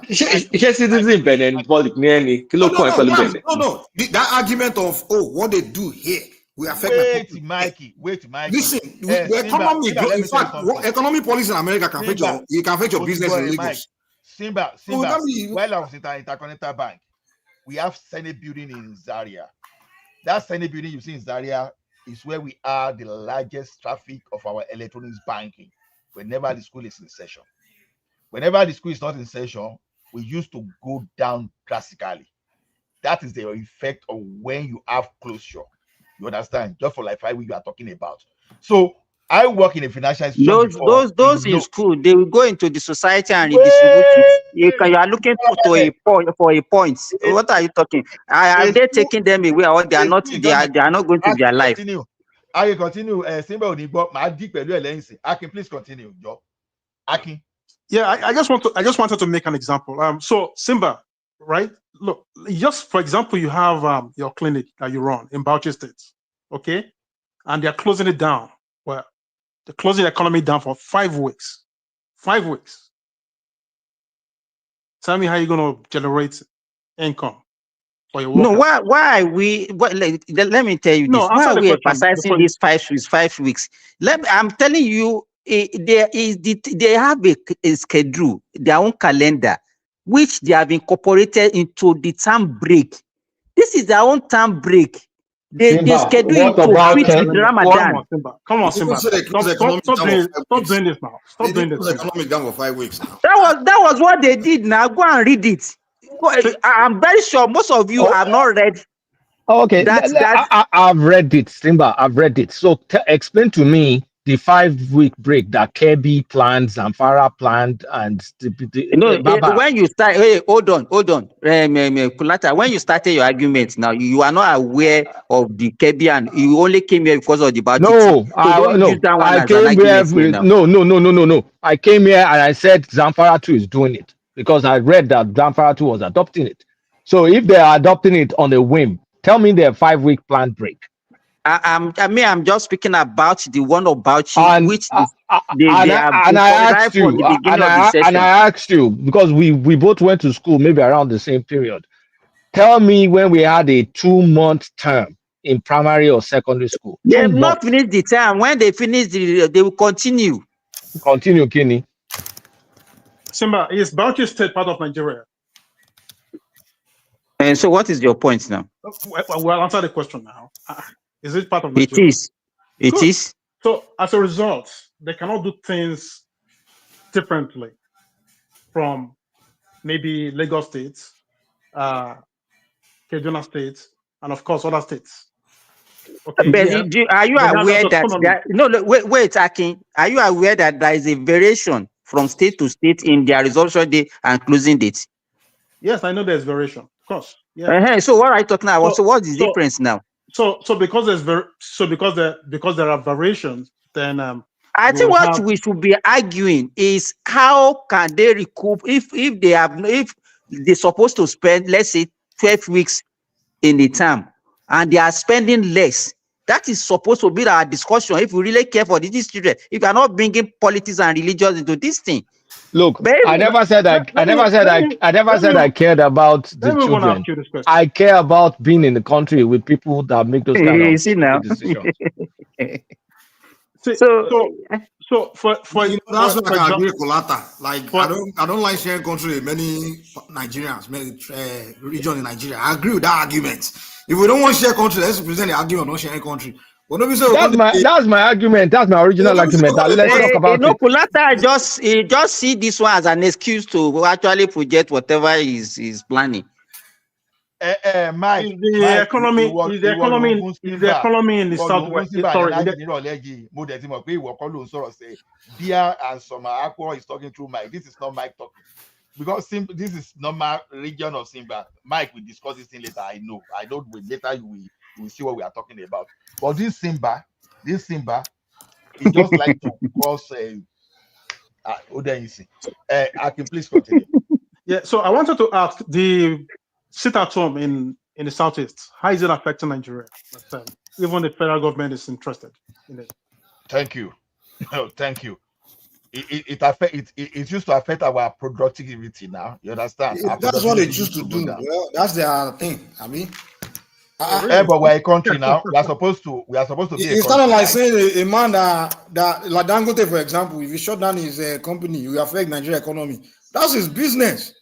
Oh my God! Okay. This is Dangote. If the South shut down oil production, if the people there decide they want to sit at home, it's not a crime. No. If the South shut down oil production in the South. No, the South does not control the production. It's the oil company that controls that. No, it can be there. Are you saying you attack pipeline? No, because they can do whatever they like. Now that's what we are saying. No, they can't. If they are the one in charge, like let's say they did not stop businesses though. Hold on. Let's say they are in full control of their resources, right? Full resource control, and they start to shut it down. Therefore, stop businesses. Therefore, stop businesses. That's within their rights, man. You know, one thing is that people like Bala Mohammed and of course other northern state governors who are, looking in that route of having a 5-week holiday. These guys get free money. Okay, that is why I mentioned FAC money they collect every year. Should that money stop today? Okay, all this shenanigan nonsense of so you think that whether they get the money or not, it doesn't affect their decision. Forget about it. It's not the money. So because they have excess money, that's why they are declaring 5 weeks break. Simba, stop doing this. It will affect anyway. My brother, they've been doing Sharia for thousands of years, man. Okay, Simba, you that are accusing us of religion. Let me tell you something. People erroneously believe that it is religion that shaped our calendar in Nigeria. And I tell you, this thing is not true, because otherwise, when Christians are having 40 days length, then there should be holiday. Of course. You understand? Because if we want to go this way, we just follow what they handed over to us. What kind of argument are you putting out now? What do you mean by that? Uncle Eduro. Now, let me tell you one thing. If it's all by religion, I'm telling you, Christian too should be having holiday for 40 days when you are doing fasting. You understand? It's not wait, now it's not a national holiday now. No, but it's not as if federal government declare Ramadan holiday. Now, no, I heard what you said before. It's not. So what we are saying is this: you've got to have a unified calendar. You've got to have. Now, we are in Canada now. Let's assume the Muslim here now said, okay, they want to declare 5 weeks holiday for themselves. How do you think it's going to affect them? Some of them will not be able to pay their bills. They won't be able to do some other things. This simple argument. They want to go that way. Allah, here's the deal. If any state in the southwest or southeast or in the south decide to declare 40 days holiday, the northerners will not give a crap. They won't come there and say, you guys in Akwa Ibom there, why are you doing 40 days holiday? They won't give a crap. It's only us that always care about what they are doing there. Because we are productive. They are not. Why will you give a crap when you have nothing to lose? Why would they care? Of course. There you go. They have nothing to lose. They are not productive. So, well, that's the Aki. I want Michael. Mike, I'm they don't. The white argument present. They don't trample your way of life in the south. Simba, I want to deal with today. Simba, now you are now me and you today. Simba, now me and you. So the thing is this. It's unfortunate. If you want to be a country, let us be a country. If you don't want to be a country, don't let us be a country. We can't be setting multiple standards. This one is not a double standard now. It's multiple. And when you have multiple standards, it doesn't help anywhere. So that's why we're saying, let everybody. You know, Yola, the Christian in that state, they are already talking. Let's even forget about religion aspect of it now, because let me even say this. When people are saying, if you want to be a country, let's be a country, because you are doing something differently. So that means the argument is, if you want to be a country, we should practice one culture, one tradition, one way of life. Well, that you might as well just present an argument. If you want to be a country, let's all do one culture, one tradition, one way of life. Because the argument they always present about being one country is that, oh, look what they do there. Oh, it's against the way I do things. Oh, there's a backwardness, and they say, oh, we can't be one country. If you want to be one country, then you have to jump your this thing. You have to, then let everybody can present an argument. Because me too, I can look somewhere in the south, or even I can look within Yoruba language. I can look into one state where they do something I don't like, where they do for my state that they don't do in my state, and say, if you want to be one country, let's be one country. With this thing you guys do there in Ekiti, you have to stop it. You can't be one country in Ekiti. You guys are doing things like this, you know. You guys, you chill out, man. You know, you can't say to be one country for people to stop living their life. You know, our problem has always been the productivity. Like that. That's just to sum it up. You understand? Whatever we do affect our productivity, and because of the level of our productivity, is still one of the reasons we are still a poor country. We are still a poor country. Now, having the kind of this mindset now, because your mindset will determine whether you are going to get rich. Yeah, some people maybe they have good determination, but then the quality of your mindset and the action you are taking based on your mindset will determine who you are going to be. Now, if you are supposed to be productive and everything you think about is religion, you are neglecting the area. Ola. This is the deal. So if you hear now, let's say if you hear now that they are not going to miss any one day of normal school activities, what are you going to say? Okay, let me tell you something. See, we only react this way because we know the type of people they are. Don't forget. Because see, you said it in the forum. No, the question, will you be satisfied, or you still continue to say, oh, productivity? Somebody, let me even kill this productivity argument. Sorry, give me 1 second. Let me kill this productivity argument. Do you know that the most productive thing we do in that country is agriculture, right? And do you know that the most agriculture, Mike, that's a fallacy. That's not the most what else? thing. What's more productive than agriculture? Services is more productive. Services. Really? That we produce. Okay, answer my question. No. Do we export services? What name is service that we export? Simba, tell Mike, let me answer your question now. Because you will day outside. Now import and selling, trading, I will do, man. We go talk we are more productive. And then we go school, go cram English. And then we get out of school, we're looking for job. Let me answer Simba. And then we can't even manufacture anything. Okay, let me answer Simba. Or even innovate.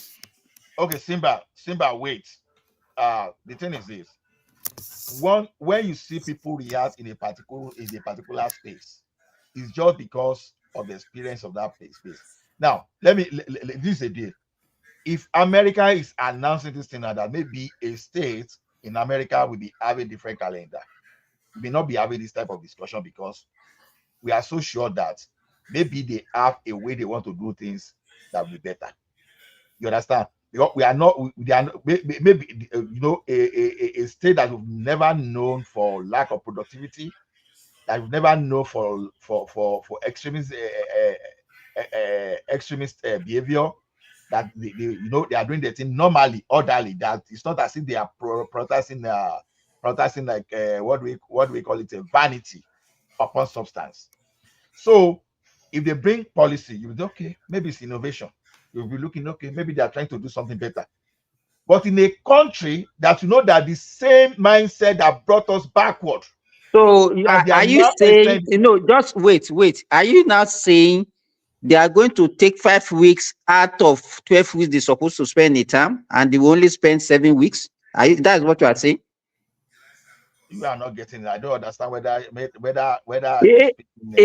me tell you, even in Nigeria now, did you understand what I said to start with? Did you understand what I said to start with? You said because of our antecedents, and the antecedent is that probably you are thinking that they are just going to chop off that 5 weeks and they don't care. Is that not what you are saying? You are looking at it from 5 weeks only. That's not about 5 weeks. Okay, look at this now. Now, you are building a Manchester school for these people to be educated. Immediately Buhari got to power. Don't even start to say I'm mentioning Buhari, because I know that's the next thing you want to say. They stopped that at Manchester school. And you say government is a continuum. Instead for you to continue, you do not continue. Right. Because that was just to encourage people to embrace education. That's what they were doing. So the culture of education now stop. Embracing education just suffer a setback when Buhari was there. Now, religion was what was reigning, but we wanted to change people's mind. Now, you've now added extension to it now, further now, that, okay, we have Ramadan period now. Go and enjoy yourself. You keep building upon the same thing that has never added the right value to you. You keep extending. Okay, we pay for Hajj every year now. Tell me, what's the value that Hajj is adding to average Nigerian? What's the value? You understand? What's the value this Ramadan holiday now? Tell me, what's the value it's adding? You are depriving people, the younger ones of the education. You say, okay, don't go. At the time you think they will go, they will not even do anything. Even the normal school period before, they are not doing anything. Now you are now adding to. Olajo, for me 10 seconds. Moka Simba. Okay. Simba, you said the Saudi Arabia that they don't go to school during Ramadan. That's not true. They said they accommodate for Ramadan by having shorter hours, and maybe the last 10 days of Ramadan they may allow some break, and it's not even all the schools that allow some break. So even in Saudi Arabia, I'm telling you, they started their own holiday now. Students are on holiday. You are talking about public holiday generally. That's what you are saying. They don't take the entire Ramadan as holiday in Saudi Arabia. Wait now, let me educate you. You can't be arguing with me. You are not there. But I can read about there. School holiday is even from the national holiday for everybody. During Ramadan, what kind of holiday? During Ramadan, the normal workers, they work less hours, and then they will give them holiday in the last 10 days of Ramadan. That's exactly what I said. That's exactly what I said now. Students, it's not students. The students are on holiday. Period. No, Saudi Arabia typically adjusts school schedules during Ramadan. Schools usually have shorter hours. I'm telling you, our students here now, they are on holiday. Hold on, you can't be arguing with me now. Hold on. And in some years, there may be a break during the last 10 days of Ramadan to allow students and teachers time for worship and family gathering. However, the exact dates and duration of the breaks depend on the official school calendar set by the Ministry of Education each year. So we're saying the same thing, like they have shorter hours, and last 10 days, they may give them holidays, not like I'm telling you that this one that you are talking, it doesn't apply to students. I'm talking about students. That's what students, I'm telling you, okay, look at the last paragraph that you read. Now, I'm telling you what they now practice now. The students now, they will be on holiday throughout the period of Ramadan. That's what I'm telling you. Is it every year that they do that? Yeah, that's what they do every year. No. That's not what this tells me. Timber, give us official statement, because the official statement says they operate 3 to 4 hours per day. That's what I read too. So I don't know what Simba is talking about. I go and bring your own website where you get your own, because at least I cannot be bringing websites. Me, I'm here live and direct. Doctor, how will you know? It has even, let me tell you, it has even affected our admission in the hospital. Although at hospital, you won't know what's going outside now. Prove yourself. We know now. I have a school beside my house. How am I supposed to take your word for it? Show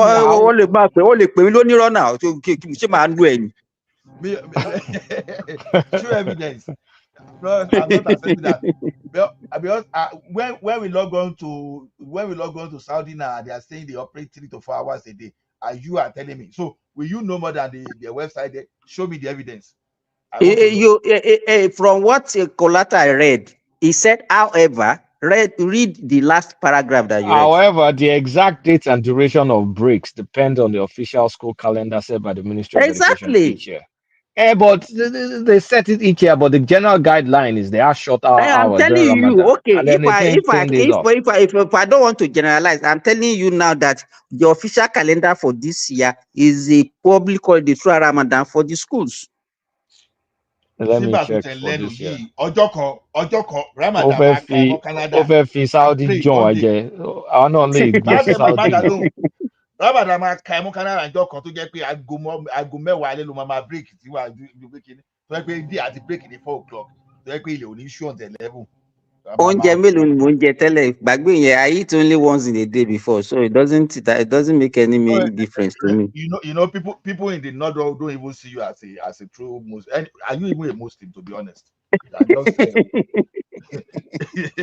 are just a free flowing guy. You are just a freelance guy. You are not a Muslim. So the thing is this, you know, we can't say what they are doing. That part doesn't affect us. Let us be serious. You know, wait. Simba, hold on. I think it's more politics. Eid. They said Eid are scheduled for March. Eid holidays are scheduled for March 20 to April 5 this year. So they're not on holidays now. They are on short school. It's March 20 that the holidays start to April 5. If I tell you that one is actually is for the workers, will you agree with me? No, because even we that are not Saudi, let me tell you, even we that are not Saudi, they will give us 4 days. And if you now said you want to work for that 4 days, they are going to compensate you with 10 days holiday. You understand? So most of us who are non-indigenous, we use that one because they will give us that one. They will give us 10 days for Ramadan. They will give us 10 days for the other Eid, the Eid Kabir. So that will be 20 days. In addition to your Eid al-Fitr. I mean, Eid al-Fitr and Eid Kabir. Eid al-Fitr is March 21 to April 5. Yeah, we get the 10 days. We get the 10 days. So I can use that one as my vacation. Huh? Anyway, Simba, they have 30% Christian population in Bauchi, right? If it's true. Then they deserve a Lent holiday. So when there's Lent, they should be having a 40 days. No, it's already let me tell you, if you want to really discuss this thing, I think it's political. It's politically motivated. But that's how Sharia started. Now it was politically motivated. Look at where we are now. This Bala Mohammed, you know, the way he has been doing with Tinubu. And that was why I was actually not connecting with you when you are saying, is it an agreement that they have with Tinubu or not? There is nothing like that. No, what I'm saying is some imams have an expectation. You didn't hear me correctly. Like Tinubu and them signed a pact. I said and they're acting in that way.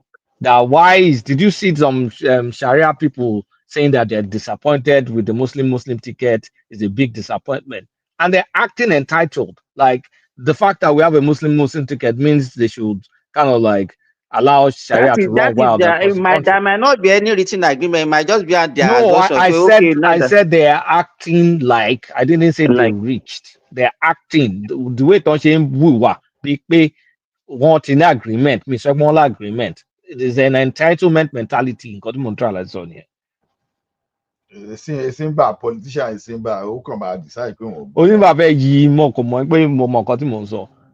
acting like it. Simba, Because there's so much expectation because we had our first Muslim ticket. Some people think it's licensed to just kind of like go gangbusters on Islamic whatever If else if you want on to the even country. discuss that one, I can discuss it on both sides. Even because now, even that one is not flying again. Now nobody is talking about it. Some people are Because still talking about Sharia in Southwest though. Don't marrow. no, Let's I'm talking about the way people are thinking that okay, with the Muslim, everything will be now be Muslim all over the country. They're expressing their disappointment now. If you read the news, there were some people that came out, was it yesterday or today, that they were talking about, oh, they're disappointed in Tinubu because it's not taking the rights of Muslims.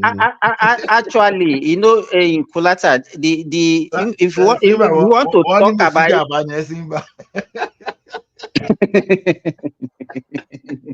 I don't laugh at you. Okay, don't mind. As America separate chemical loss, That thing affected not only the JAMB period now. In the real sense of it, is part of our problem, but it's not our major problem for development. To me, as far as I'm concerned, it is one of our major problems for development because we are not going at the same pace. You can't go faster than your slowest man. I mean, that the slowest. Kulata. What I think what we need to separate, let me tell you, is to separate their behavior from that religion. That religion is not against education. It's not the one that is making them to be behaving the way they are behaving. We have other Muslim countries. So Turkey, I've been to Turkey, I've been to Malaysia. So it's not about the thing. It's not about Islam. It's about them. It's not about the religion. Farabale. That's what we call risk management. Yeah, what is a risk to you may not be a risk to another people. Now, religion is a serious risk to Nigeria. And the best way to deal with a risk is to remove a risk. That's confront it and remove it. So you can't ban religion throughout, honestly. Just ban it. So the fact people affect won't be people need affect. Okay, can you pay Pakistan abi and separate code near India? Just look at the country today compared to India. That is exactly. So just match those two people together. India will not be where they are today. So when people are saying what they are doing, the North doesn't affect us in the South, I just laugh. It's not like that. Put those people they separate from India, join them to India, they will be distracting them. So what they are doing in another part of Nigeria is a distraction for us. Even look at the energy with expedite now, even discussing this issue alone. Even northern part of Nigeria is a natural fit for Niger Republic. Just combine them, let them join the Niger Republic. But Ola, why do we have variations? We have countries that are not even in the Gulf. Let's say Malaysia is predominantly Muslim. Look at Malaysia. Even Indonesia, they are predominantly Muslim. But I want Yahweh now. So it has to do it is the people. It's not about the religion. I'm not complaining about. I'm not complaining about Islam. No, heterogeneous. Indonesia at all. But I'm not complaining about. I'm not complaining about Islam. I'm complaining about multiple standards in a country. You definitely have some that have the Eastern mentality or the Eastern civilization mentality, and then you have the rest of the country following the Western civilization. So we cannot. That's divergent views in the same country. That means you are not going anywhere. Kulata, let me even tell you the truth. This one that they just even declare it officially. Before they know they go. Even whether they give them holiday or not, they know they go during Ramadan. They know they go. You understand? They just make it official now. But you're around now. They know they go. No. Ìgbà tí ó sì Ramadan tẹ́lẹ̀ gan wọ̀ kí lọ school, that's true because so it's just that government just say, okay, if you don't want to go, let us give you even before then in Ramadan. Government be promoting that, that's the problem. Government should be encouraging instead of promoting. You know the problem that the leaders that we have, they prioritize politics over any other thing. You know, for leaders him, don't care about education. They don't care about it. exactly. Both the north and the south. Most of them, they will see this thing as something that their people will welcome, and I'm very sure they will. In fact, they will celebrate it. They are all there to just enjoy the ride, make money, steal, and move on. They don't care. The South, the only reason we do education is because of our culture. It's not really because the governor is making us, telling us to go to school or building schools. It's just culture. And then in the South, the governors, we know that the people, we are crying for school, all those things. Even when they build it, it's because we are crying for it. And he knows that if it's something we are crying for. And before they even do it. But Mike, show up. We caution and we didn't just get it.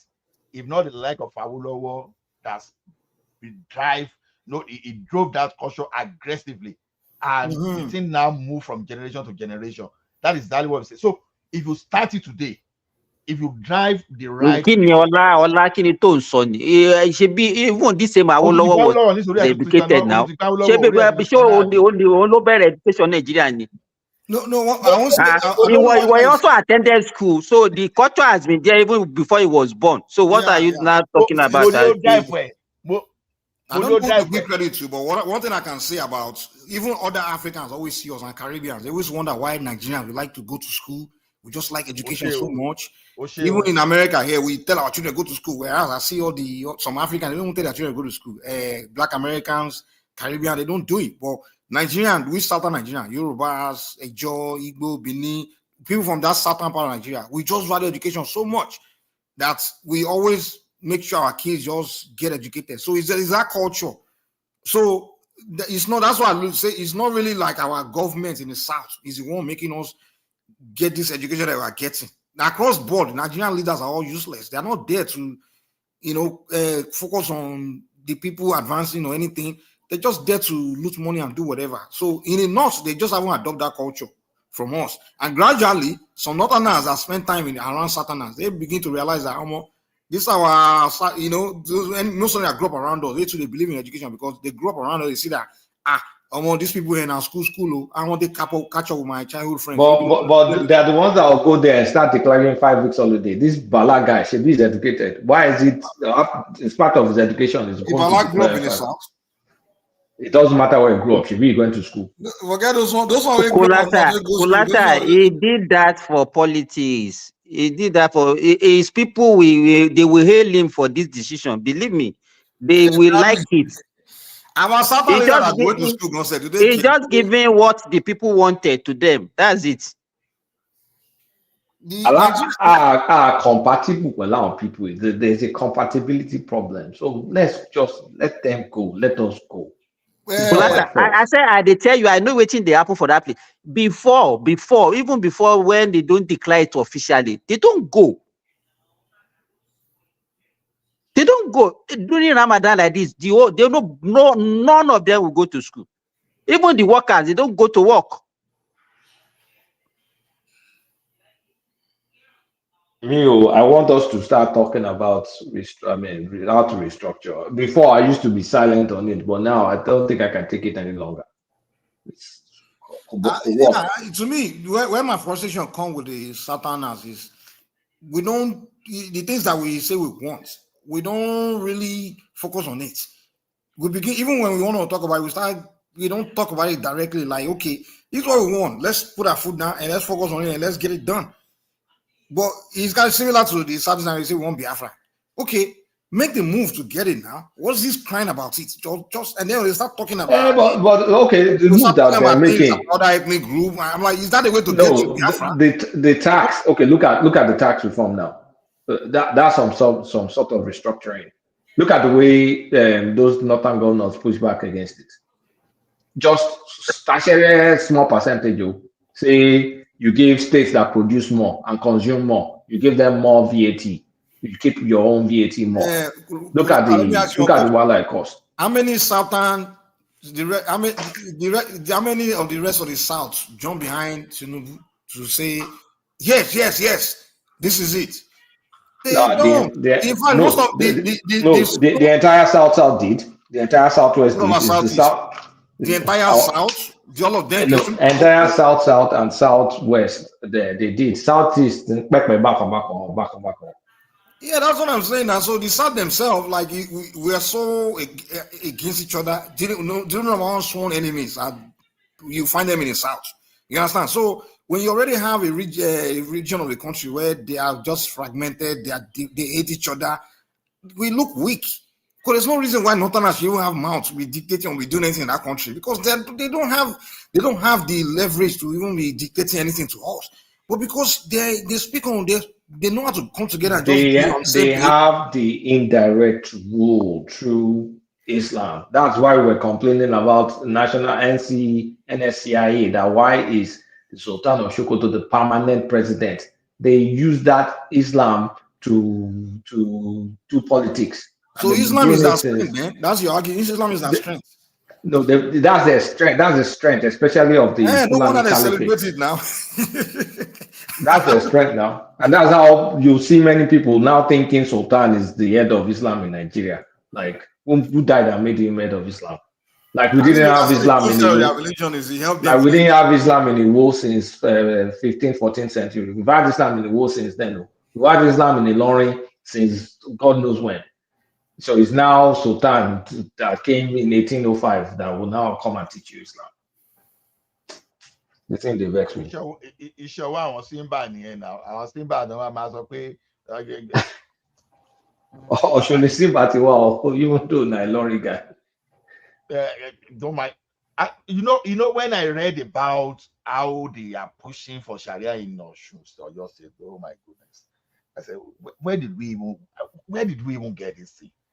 That's not very ridiculous to me, man.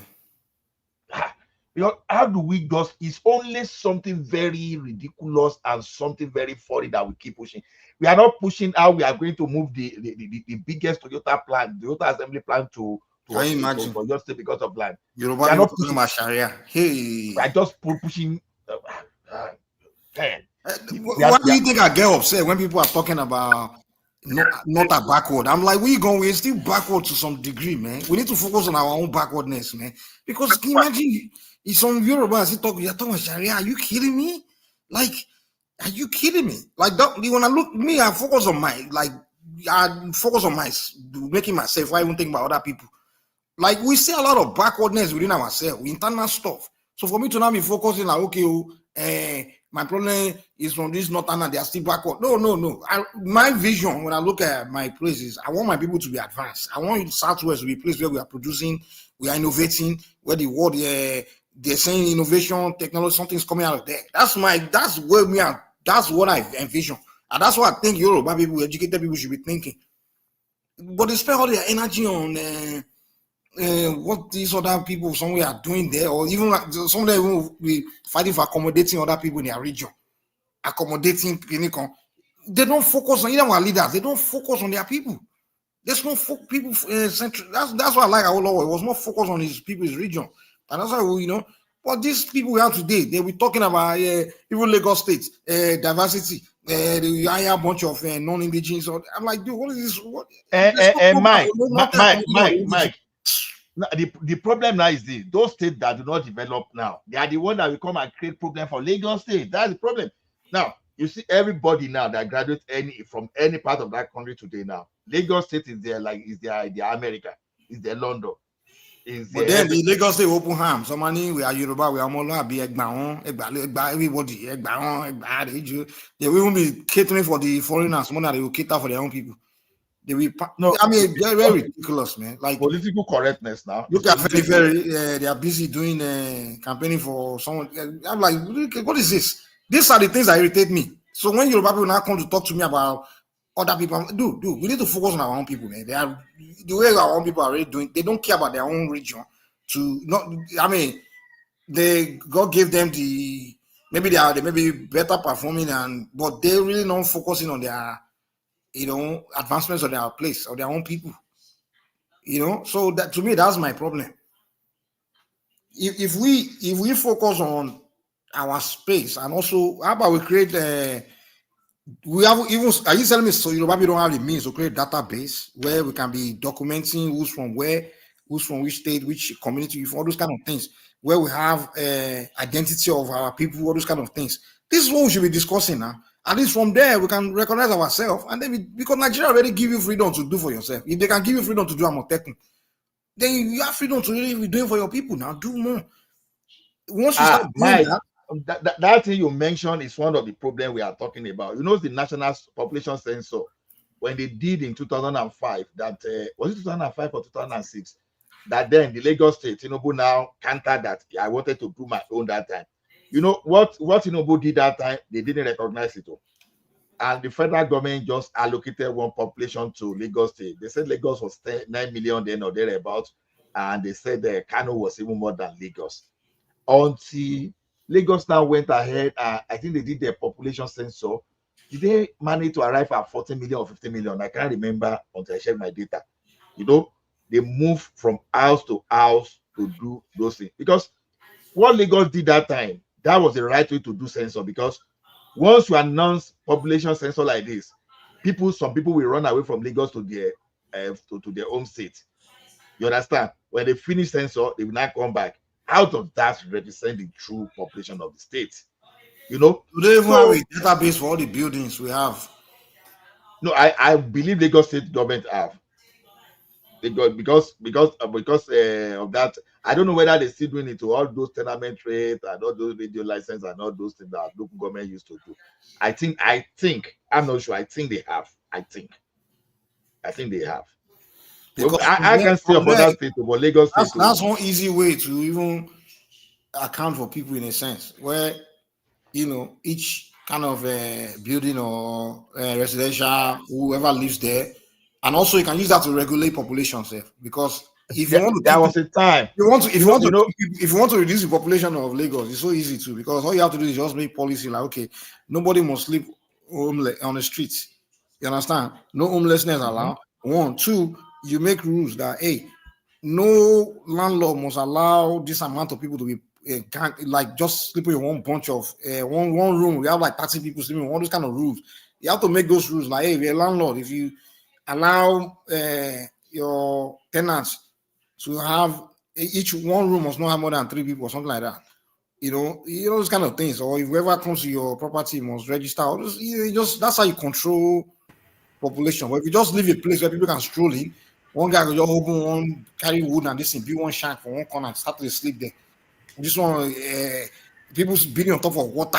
How did Makoko become a place? Are you kidding me? That Makoko didn't exist now in the 90s now. What kind of city is that? Just allow people to start building things on top of water. Most of the people that did that, they are foreigners. The same majority of them are from Benin now. Okay. All what piece here you now go they run the come. No, not Benin, Nigeria, Benin Republic. Benin Republic. You know that's our country. We need that's why I still believe that a country like Nigeria is where opportunity. Yeah, we have opportunity for the future generation, because that country needs to be rebuilt, whether we like it or not. Because the slum we have in that Lagos, honestly. But they've already started demolishing that Makoko now. They've started filling the whole place. Not even okay. Now in Nigeria today, a city like Lagos now, you should not be doing your shalanga yourself. Where you have a soakaway everywhere, you sing ball everywhere. No, it's wrong. We are talking of a city where we should be having some kind of sewage system, central sewage system, where we should have everything. See, if you want to rebuild Lagos as it is now, that rebuilding Lagos can generate work for more than 10 million people, I can guarantee you. And where is the money going to come from? Where is it going to come from? Okay, let me give you a lot of demolition will have to take place. So if you want to do otherwise that is dangerous for Lagos, especially a coastal area like that. See, you say where the money will come from. Let me tell you something simple. Here in Canada, don't let me talk of United States, even though I know it's similar. When you want to do, what you need to do is, instead of everybody to be building houses like Ile Kukakiri, our mortgage system need to work very well. So instead, you appoint builders that, okay, if you want to build, you understand, real estate, you want to build a community, you should have central sewage system, electricity, everything. You handle everything. After you do it, you hand it over to the city for management. That's how they do it in Canada. So, but when you have individual building houses on their own, that is why we don't have a particular structure. That is why you see people building on water channel. And in a city like that in Lagos, in the next 50 years, you can't continue like that because it's an existential threat. It is not okay. Engineer Well, long I time. don't think that Nice to I see you don't. again. Yeah, I don't think that's how it's done. I only came for the Sharia thing, but I don't. The government should be in charge of the city planning, sewage, water, electricity. They would do that. And if you're building, just like you said, I think if I have to build, you just have to. They have to make sure that. So, for example, if we ask Lagos State now, how many building companies do we have? Like the bricklers, the plumbers, they're not registered. So Lagos does not know. So if anybody wants to do anything, building any house or anything, they have to use someone that's registered, that's certified by the state. I think that's how, like where I live, I know like that's how they do it. Like everybody is certified by the state. You have your LLC or whatever company you have. So you report. If you want to make modification to your house or you want to build a house, your town would know that, oh, I'm building this or I'm making modifications. So they can go, they know, like, so that's how they count the population. They know how many people is coming into their community. But so I just think that I don't think we're there like yet. I don't think so. But We have not even started, Duriola. Not sit there. We have not We have not even started. started. Okay, I want to ask a question. All those Banana Island, for those people that know, even despite working on Victoria Island for years, I just want to ask a question. Is the place done for central sewage? Because I don't know. I just know say that they go toilet, they go there. I didn't even study that. Victoria Island, are people still digging their sock away, or is there any central sewage system there? Then all those, but I want to believe that Banana Island they will have like still something like that.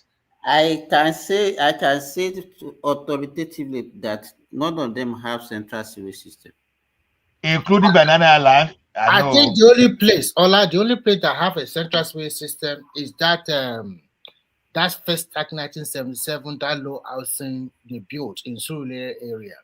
But the military spoiled them now. No. Because is it still functioning? My family, it's still functioning. It's a central sewage system because we don't have Shalanga or whatever. So all of the houses are connected to. Remember first stack was something like that. It's not first stack. I'm talking about Surulere. You know, okay. So that side, that Baja area, Sueno and the rest. So they are still using that kind of system because it's well planned very well. Okay. So no almost Surulere náà ló máa fẹ́ jẹ́ dáa bó ṣe ń sọ̀rọ̀ náà àtijọ́ èèyàn àti mọ̀. Irú símbà nísìnyí àti mọ̀ pé ọmọ junction Ìlọrin ni àwọn tó gba junction dùgbẹ́dùgbẹ́. Remy has really accent, but I want to ask you guys that are living in America, what kind of play will Zelensky? What are you guys doing there? What is your VP? I want to even. You're ready tomorrow in your place. It's like a father and son now. It's like father and son. No, I want to even know what is your vice president doing with when they're having meeting with other presidents. The way they speak with Zelensky, I felt bad. I felt no standard anymore. Man. That's Zelensky. I just feel sorry for the guy. Tọ́ọ̀gì ni bàbá tó pera ní Trump yẹn. Bàbá yẹn tọ́ọ̀gì ni bàbá yẹn. Wọ́n lè fẹ́ ambush bọ̀ pé ṣé fẹ́ gba létí ni lánàá yẹn iná àbí wọ́n fẹ́ tẹ̀. Ó fi bàbá yẹn pa ni o. Remi ti máa sọ fún ẹ pé first time in many years, I almost shed tears, man, was when I was watching that thing. I'm telling you. I will tell you why. Because I was looking at Zelensky and I'm like, dude, what did they do to this guy? Because America has been the one telling the guy what to do all along from the beginning. They make every decision he has been making to challenge Russia, to face Russia. It's America. And all of a sudden, they just now left him. The guy is like, are you kidding me? Because now they put the guy in a position where how will he go back and talk to his people like we just lost this almost 1 million people for nothing? Because he's like they won't leave the guy like just stranded. I mean, I understand Trump's decision, I agree to end the war, everything, but it's almost like that war was for nothing.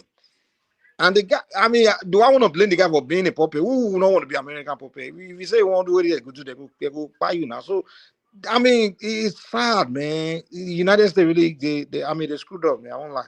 I mean, I don't think any country will ever trust them again in terms of saying let's do something drastic, where very critical like that, because the guy all along has banged on the United States all along. Like, okay, now he's finally in a position where you are telling me because you change a regime, you're just gonna leave me stranded? Man. You didn't see the way the guy was looking like a lost child. He was. He didn't even know what to say. Yeah, we just go and continue fight and get whatever I can get from EU and the rest. If I lose, I lose. Because this is just it's too childish. How can you hold the it's equality now? Though there's equality, at least a president also. That argument shouldn't have been done in public. It should have been at all. It was very embarrassing. They just it's not about interest. It's one pay now it's just to Jagba. You see that lady, the Ukrainian ambassador to the US, the woman just put her head down, or like the woman is like she was crying when she put her head on her head. There's no disgrace the president on public. People know they like him. Yeah. I mean, Trump did something. Let me even think about it. What kind of message is Trump not giving to the soldiers of Ukraine, the front line, and the people that are like, they all be looking at it like, what? Like, we've been going through this hell for 3 years. We need to talk to us like, that's a wrong message. It was wrong. But Mike, what can you say about that guy himself? The guy goofed now, right from the beginning. Yeah, well, okay. Who in the world with America tell to do something, won't do it? Even your president. Why did they allow himself to be used? Yeah, that's why we can blame him. But at the same time, if someone else would have done it, you understand? It's not like that, though. Whether he likes it or not, he has to fight back because Russia will continue. Look at what he said. He said all those agreements they've signed, that France and UK and Germany were also co-signed, that Trump has already does not live up to that agreement 25 times. He refused to do whatever they asked him to do. And the way it's going, he will continue to take land anywhere and nobody can stop him. Even the so-called US cannot stop him. So if they cannot stop him, so why do you have friends? You don't have friends to fight on your behalf now. Just go all out and fight it out with whoever. The war never makes sense from the beginning because there's no way you go beat Russia in that kind of war. Like Russia is right. Russia just a launch from it. It's not like Russia have to travel. They just a launch from their border. No, you know what the guy was saying? The guy said he has been doing that since 2014, taking part of Ukraine. And then they went to go and do a ceasefire. And he said he will abide by the ceasefire. But he will never abide by it. And of course, EU too themselves and America too, because of NATO expansion. So at the end of the day, although it's their war, but unfortunately, I pity Europe because if he can take any land, Europe are the wicked people. So they are wicked too. If he can pick, they have realized that America is not going to support them. So that's why they are coming together to give him money and ammunition. And they will abandon him, man. Once America leave, they will abandon him. Yeah, they have abandoned him. No, they won't abandon Once America abandon Ukraine, Europe will follow. They won't abandon. You know why? You know why they will not abandon him? I will tell you why they will not abandon him. Because they know that if they abandon him, the next they are making money now. The next will be Poland. No. Putin will not attack NATO country. No. Are you kidding yourself? Ross. Nothing is going to happen. Do you know what NATO agreement is? You attack one, you attack the rest. Listen now, if Putin attack, you don't know NATO agreements. If you attack one NATO country, you don't attack the rest. It's one army. NATO is one army. So you're attacking all US army and everybody. You understand? So Putin is not even I think you missed the whole point. Why Putin is Ukraine is alone, it's not a NATO member, and Ukraine has always been Russian subject. So the regime that came in Ukraine that did that coup, they wanted to switch to the West, want to join NATO, and you're supposed to join NATO before you even go to war. But you haven't joined NATO, you already went to war. You know that Ukraine is part of EU. No, EU is different from NATO. EU, not even part. It's not part of EU. It's not part. No. European Union is different from NATO. NATO is a military. NATO is a military alliance. Even Turkey is not part of EU, but it's part of NATO. So, I understand exactly. You very well. So I'm telling you, Russia cannot attack any NATO country unless. What I'm trying to tell you is this: if Putin, as he has taken part of Ukraine today, and if all EU abandon him, America also abandon him, he will win the war. And tomorrow he will take on Poland. And he's not taking on any Poland. Nothing you American can do. Okay, what does he want in Poland? Just to continue to expand. This is power. Continue to expand. Who tells you that born Putin where to go? You can't even expand to the. America just also making map. Remy, you have to understand that. Yeah, Ukraine was always Putin's Russia's own puppet country. It was always Russia's territory in a sense, indirectly. It's kind of like the other. You cannot say that. It was now Ukraine and Belarus. They're always Russian subject. Listen very carefully. After the USSR disengagement to several countries like that, they have become a sovereign nation. Why are you doing what Trump was doing to Zelensky to Mike now? What is he doing? You should expect about argument. It's asking you to listen and listen carefully. Remy, I don't think you get the whole. No, I understand what you are trying to say, but what I'm just trying to tell you is this, and this is the truth. If EU member, like the bigger one that still have army, remember, out of all the EU countries, Ukraine has the largest army. Out of EU? France, yes, I'm telling you, Ukraine is part of EU. They have the largest army, up to about 1 million soldiers. Then followed by Germany with about 200,000 plus. I don't know how many France. I don't know what England also has. No, Ukraine is not part of EU yet. They want to. Are you sure? That's what I'm saying now. Ukraine was never an alliance with the European Union. Ukraine is always an alliance with Russia. Ukraine and Belarus, they are still the only USSR country from that western flank. They are still left with the Russia. You understand? They are still the alliance with Russia. In fact, I remember Ukraine was always country seen as enemy of all those countries. I remember when Ukraine was hosting the European Cup. I think about 10 years ago or so. Europeans were, they were complaining. They didn't like it. They were condemning the country. It's kind of like almost like being hosted by Russia.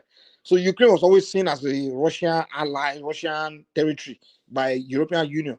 But the Ukrainians had some opposition. They were all contemplating abandoning Russia to align with the West, kind of like the way the other former countries did, like those other ones that are like Serbia, even Poland, all of them. So they always have the ambition to join the West, but that's the last one. Russia could let all those other ones go in the past, but Ukraine and Belarus, Russia will not let those two go. So Ukraine kept that ambition, but when America now gave him that green light, okay, we'll back you to break away from Russia and join us.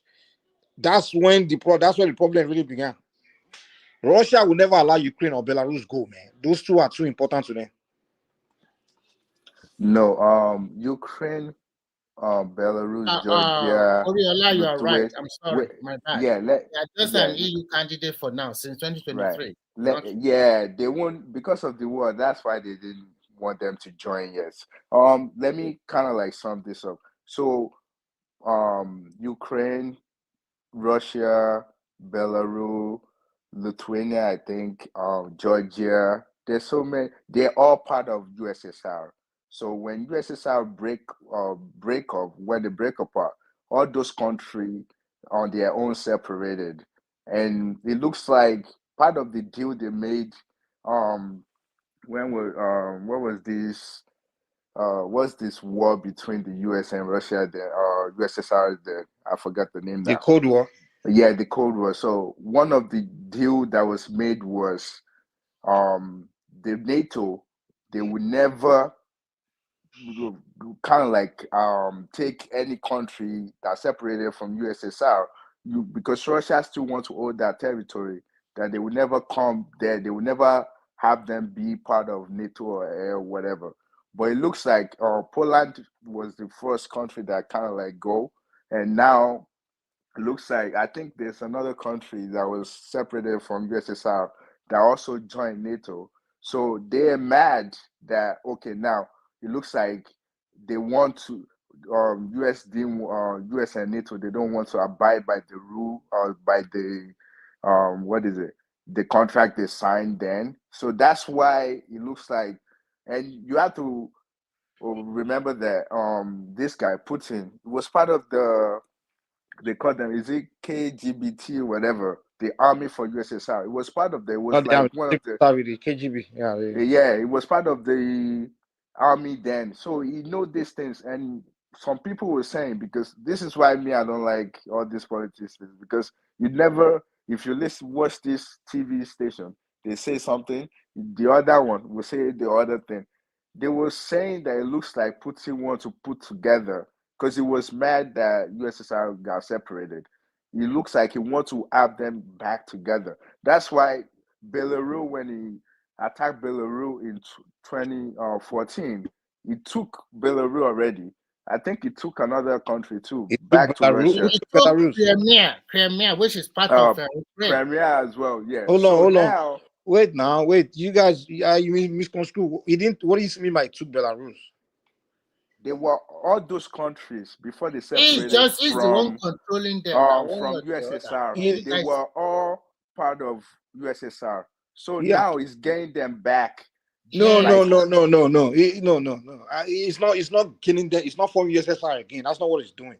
No, What okay, it's doing but is Belarus hold is on now. now Russia territory now. Wait. Hold on. It's more of alliance. You understand, right? When USSR, when the Soviet collapsed, right? Because they couldn't hold on. Of course, financially it was too big for them to.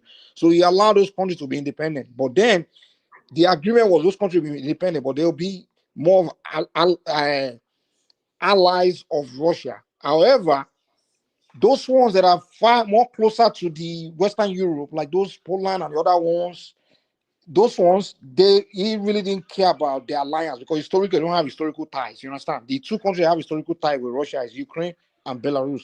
No, they have Wait. Let me land. Hold on. Okay. Ukraine and Belarus have some cultural and historical tie. They're even seen as, even way before USSR was created, they were still kind of like seeing themselves as same people. But the other USSR countries, the Polands and the other ones, the Latvia, those ones, it was more when USSR started expanding, when those ones kind of joined the Union. But then when USSR collapsed, those ones kind of just broke away and became completely people that cut ties with Russia, kind of like that. And then when though Russia made their because it was World War II when the Berlin Wall fell.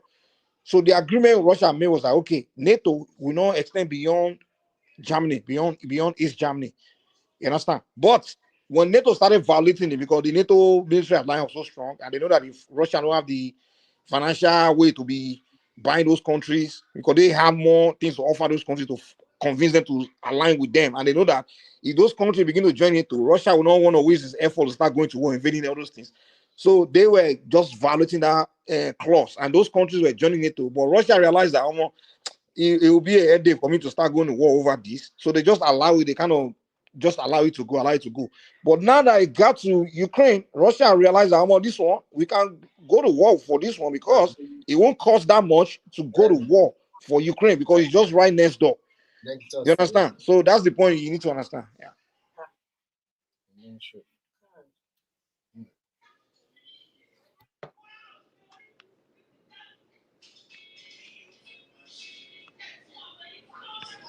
But I really feel sorry for Zelensky, and because Zelensky kind of he thought maybe Russia would kind of let Ukraine slide. It's the same way Russia let all the other countries, just go like that. Well, the guy he took a gamble shot, but I kind of feel bad the way US embarrassed him today, man.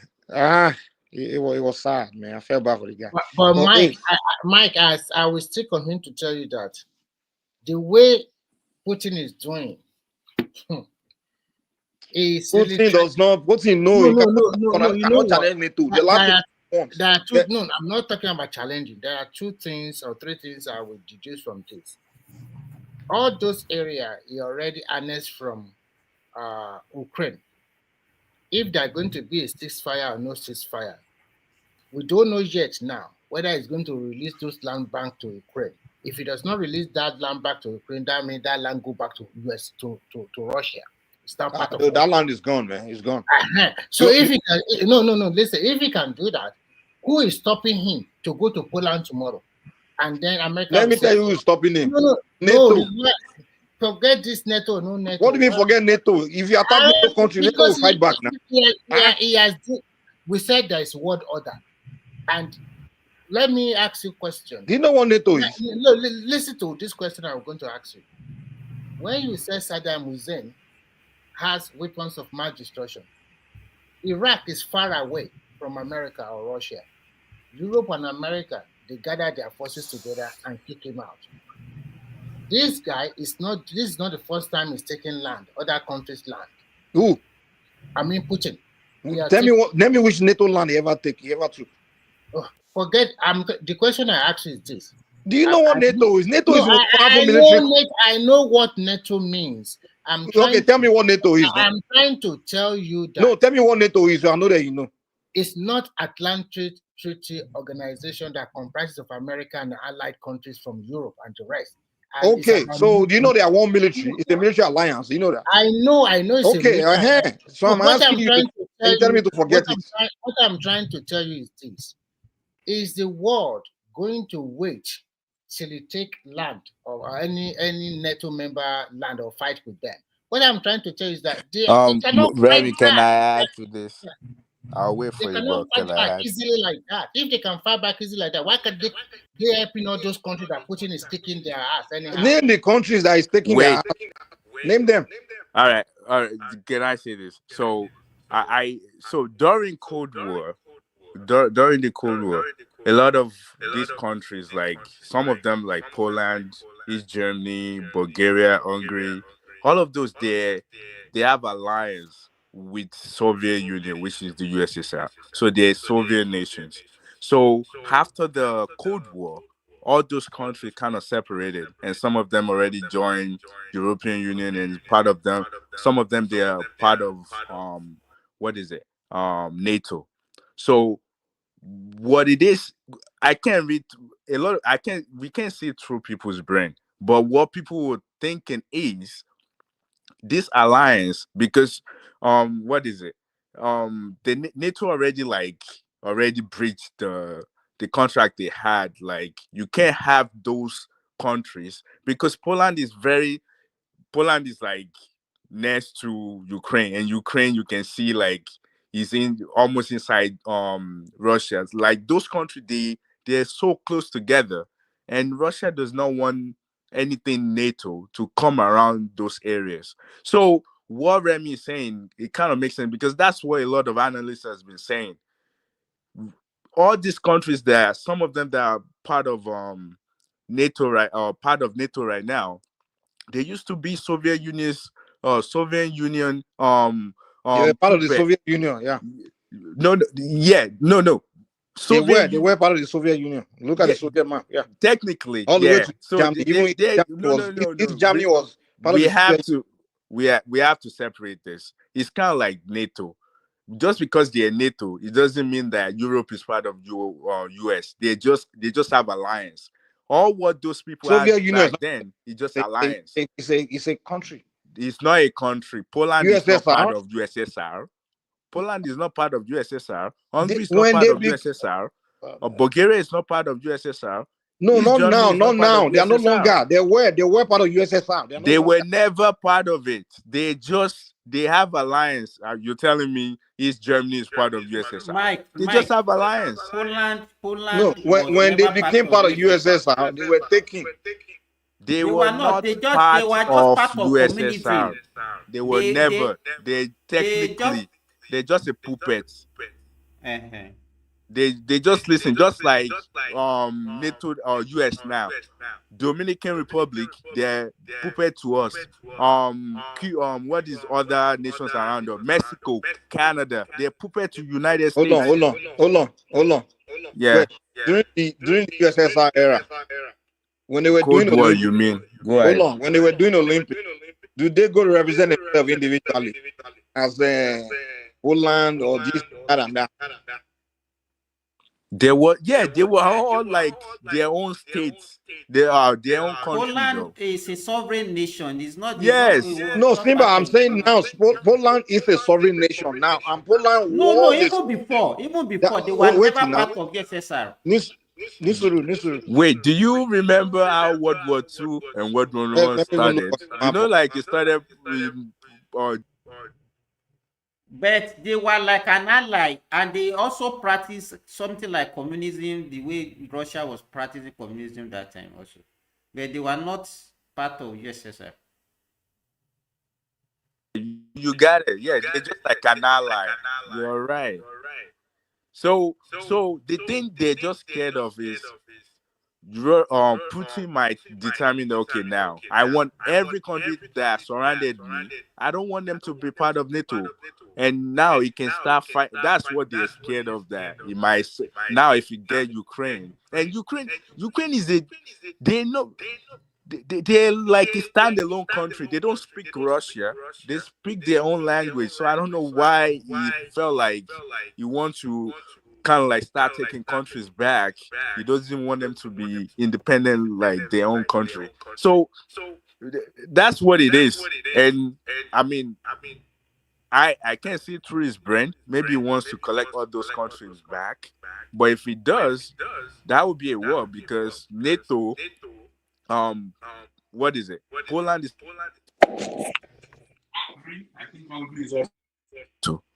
I don't think there's any way that Putin can think he can. And with what was going on today with the deal that Trump is trying to make, I just feel like because part of the deal, from my understanding, is resources, which is more like the lithium and rare mineral that some of US to be like they will pay them back with those things. He felt like if he can do this deal, he can have some of the Europe military and what is it, US military right around there, because it's very close to what might call it Russia already. Where where those mineral resources were located, they're close to Russia already. I think what he's trying to do, but the way he's going by it, I don't think is right. I like the way Zelensky kind of like stood up to him, even though everybody still thinks it's Oriola, I want funny. to ask you But this I question. like that he would. Oriola, what was Zelensky's stand to gain by going into that war? He didn't wait. He never attacked. He never do anything. Wait, are you saying that a sovereign nation should allow another sovereign nation to just take them without fighting? Is that what you're saying? No, I don't. I thought what actually led to the war is their association with to join NATO or not join NATO. No. That's during the war. The Simba, war started before let they me claimed put that more they want light. to. Simba, let me put more light. First and foremost, we're hearing our voice back. Yeah, where's that echo coming from, though? Is it from Simba? Simba, can you mute? Yeah, thank you. First and foremost, Ukraine and Russia are like Ghana and Nigeria. It's like a cat and mouse game. They never like one another. And because Ukraine is trying to get into the EU, to be a member of EU country, and also NATO, European Union are also afraid of Russia. So they also want to be part of NATO. When they sign an agreement, part of the agreement they said that Ukraine will never be a member of NATO. But because Ukraine is going to be a member of EU and they are at the doorstep of Russia, Putin thought that probably they want to be spying on him. So that is why he also wants to start his expansionist program. My bone of contention here is this. if he was able to, if he, at the end of the day, if he's able to take that land from Ukraine, the land they occupy now. So what I'm trying to say is that Remy, let me ask you a question. Yeah. Was Belarus trying to be part of EU before he took them back No, in Belarus 2014? never, they never. Exactly. So why? They never care about joining EU. Those ones they are even closer to Russia. Right. So isn't after the war started, when Zelensky now said he wants to be part of EU and he wants to be part of NATO, I thought the war already started before he started asking that can he be part of EU and can he be part of NATO? The reason why Ukraine is trying to get into EU and be a member of NATO is because Russia have already taken their part of their land. That's Crimea. what I'm saying. Now So, and see? when he took that part of Crimea to all the war, they kept quiet. Crimea, None yeah. of them talk. None of them helping. Now he's taking their land now, and you're not telling him leave the land. Just let Russia have the land. And right. America So he never started the war. So he never started the war. Can we conclude on that? He never started the war. Of Russia course, started the war. He never started. It's not the one that started any war. It is Russia is the aggressor. Exactly. So what America is now telling Ukraine is that all those land that Putin already taken, leave it to them. Forget Borno, forget Niger, forget all of those things in Nigeria. Forget he has taken that one. Just forget them. And then we want to help you. The only way we can help you is that we have spent money on you before. Now give us your mineral resources, and so the rest of the country will not help you. Okay, wait. Do you realize that the mineral resources? That is what you. That is Let's what hear you what Prince Daddy have to say about Trump. Let me say this real quick. Speak Do for you know Trump, that Prince the Daddy. mineral resources they're asking for, part of it is also in the land that Russia already gotten already. So it's making sense the way it's going by it, because if they now give them if they give the United States the land back, they will have a reason for them to send their military to that part of the country. You get it? Yeah, guys, let's hear from Prince Daddy. Prince Daddy is trying to come. No. Sorry, Mike. Oriola, are you telling me that America will send their soldier inside Ukraine to take that land occupied by the Russians? Well, that's part of the deal they're talking about. From my understanding, Putin will agree to that? Do you think well, Putin that's part of the deal that I'm understanding. From what my understanding, that's what I think we say. This is I don't think this is not the end of everything. I don't think Putin will agree to that one. What is Putin gain? What is he going to gain?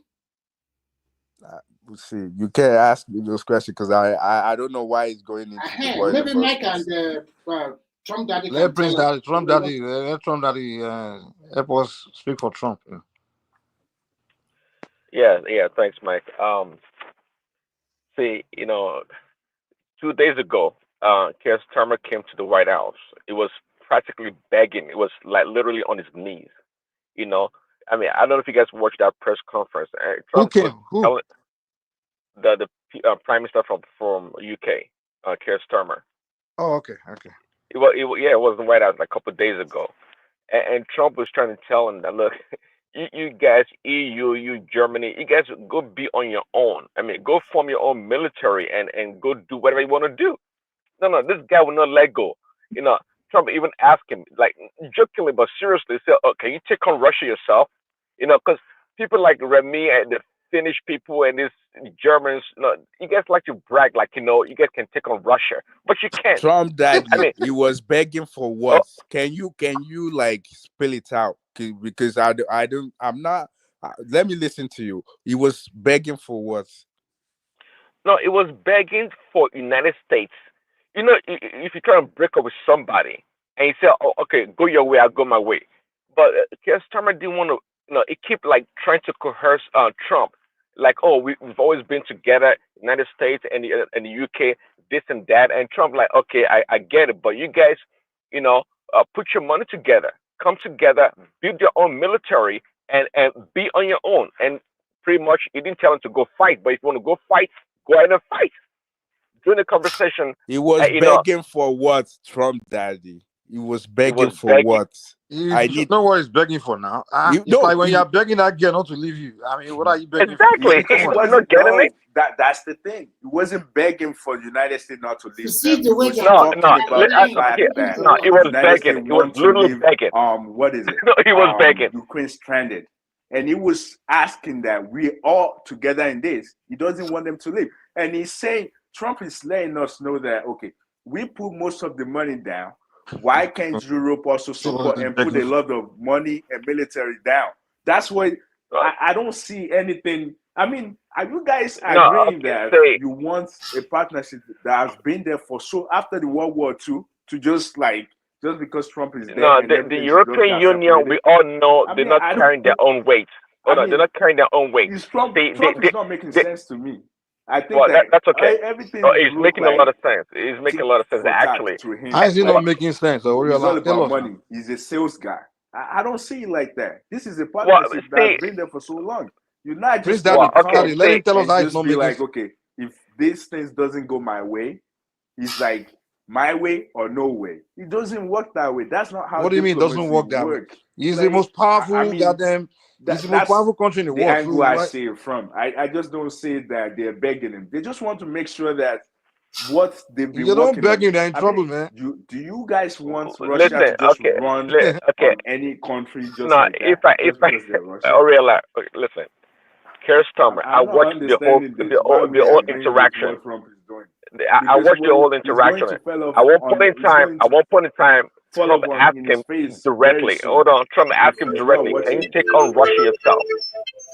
Can you take on Russia yourself?" The guy, he choked.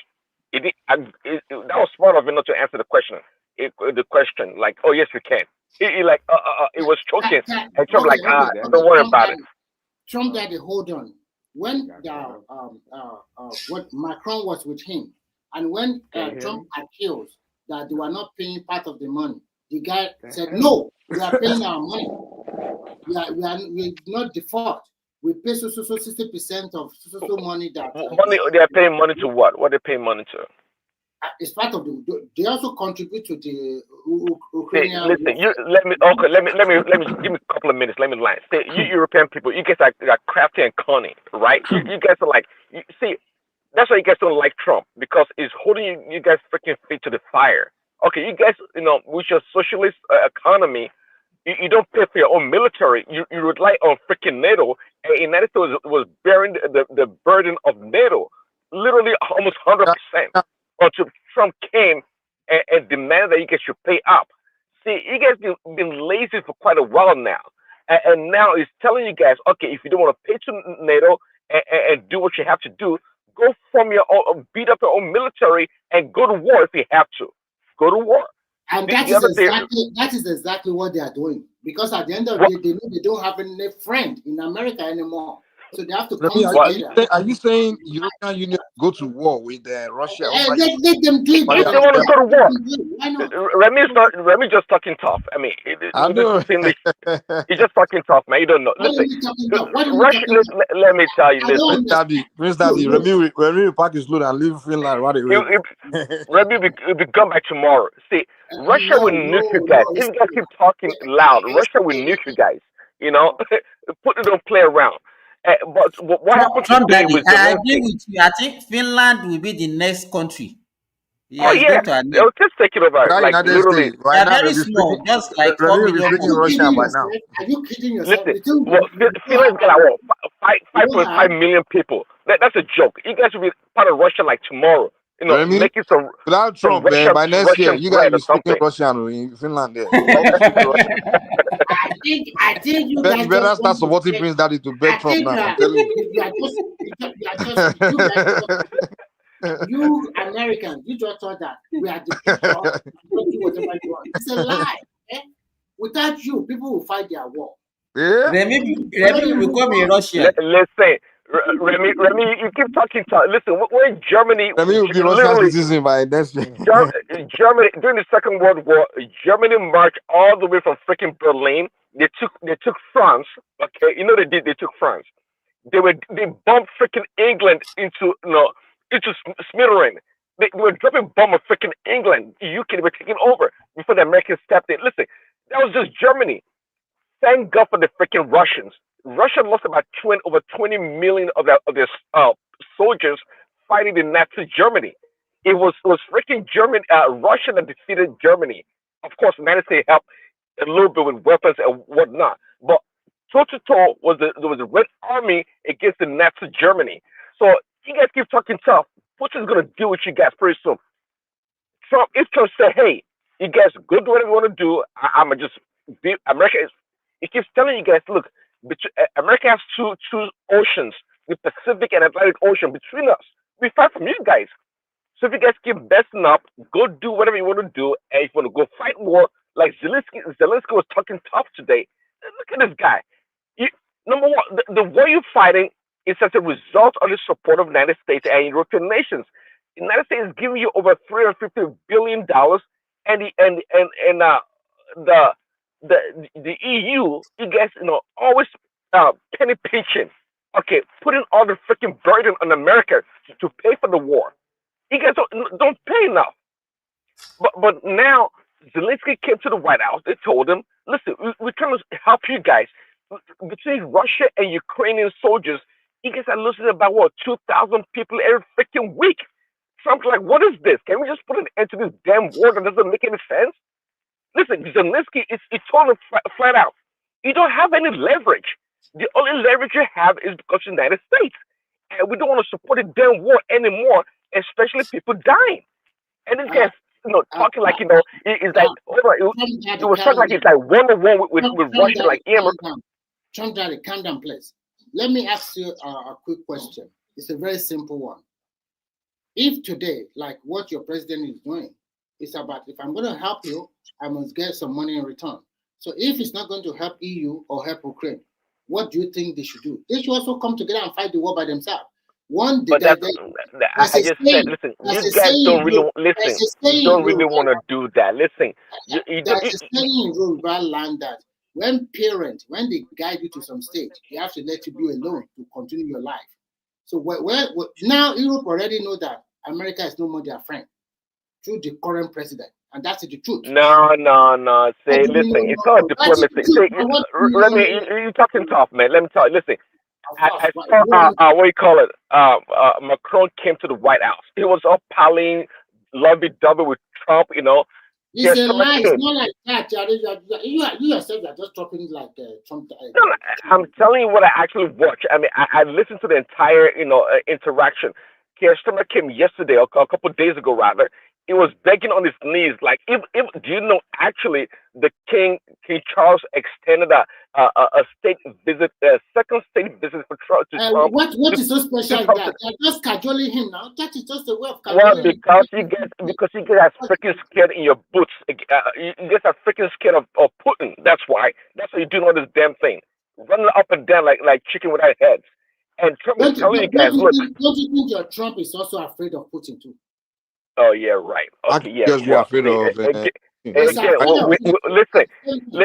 Literally, listen. Finland is like literally like 2 seconds away for Trump to Putin to destroy that place. 6 minutes away, they can launch a nuclear missile into freaking London in 6 minutes. Orishnik. They can launch Orishnik. On 6 minutes into damn freaking UK. 3 seconds. If they launch anything against the United States, at least we got time to react. Okay, you people you have no recourse. Putin can reach any big European city in like literally minutes, from Berlin to Paris to London. Okay, you guys keep messing around, and Trump told Zelensky today, look, you guys, you're playing with Third World War. Nobody wants to fight it.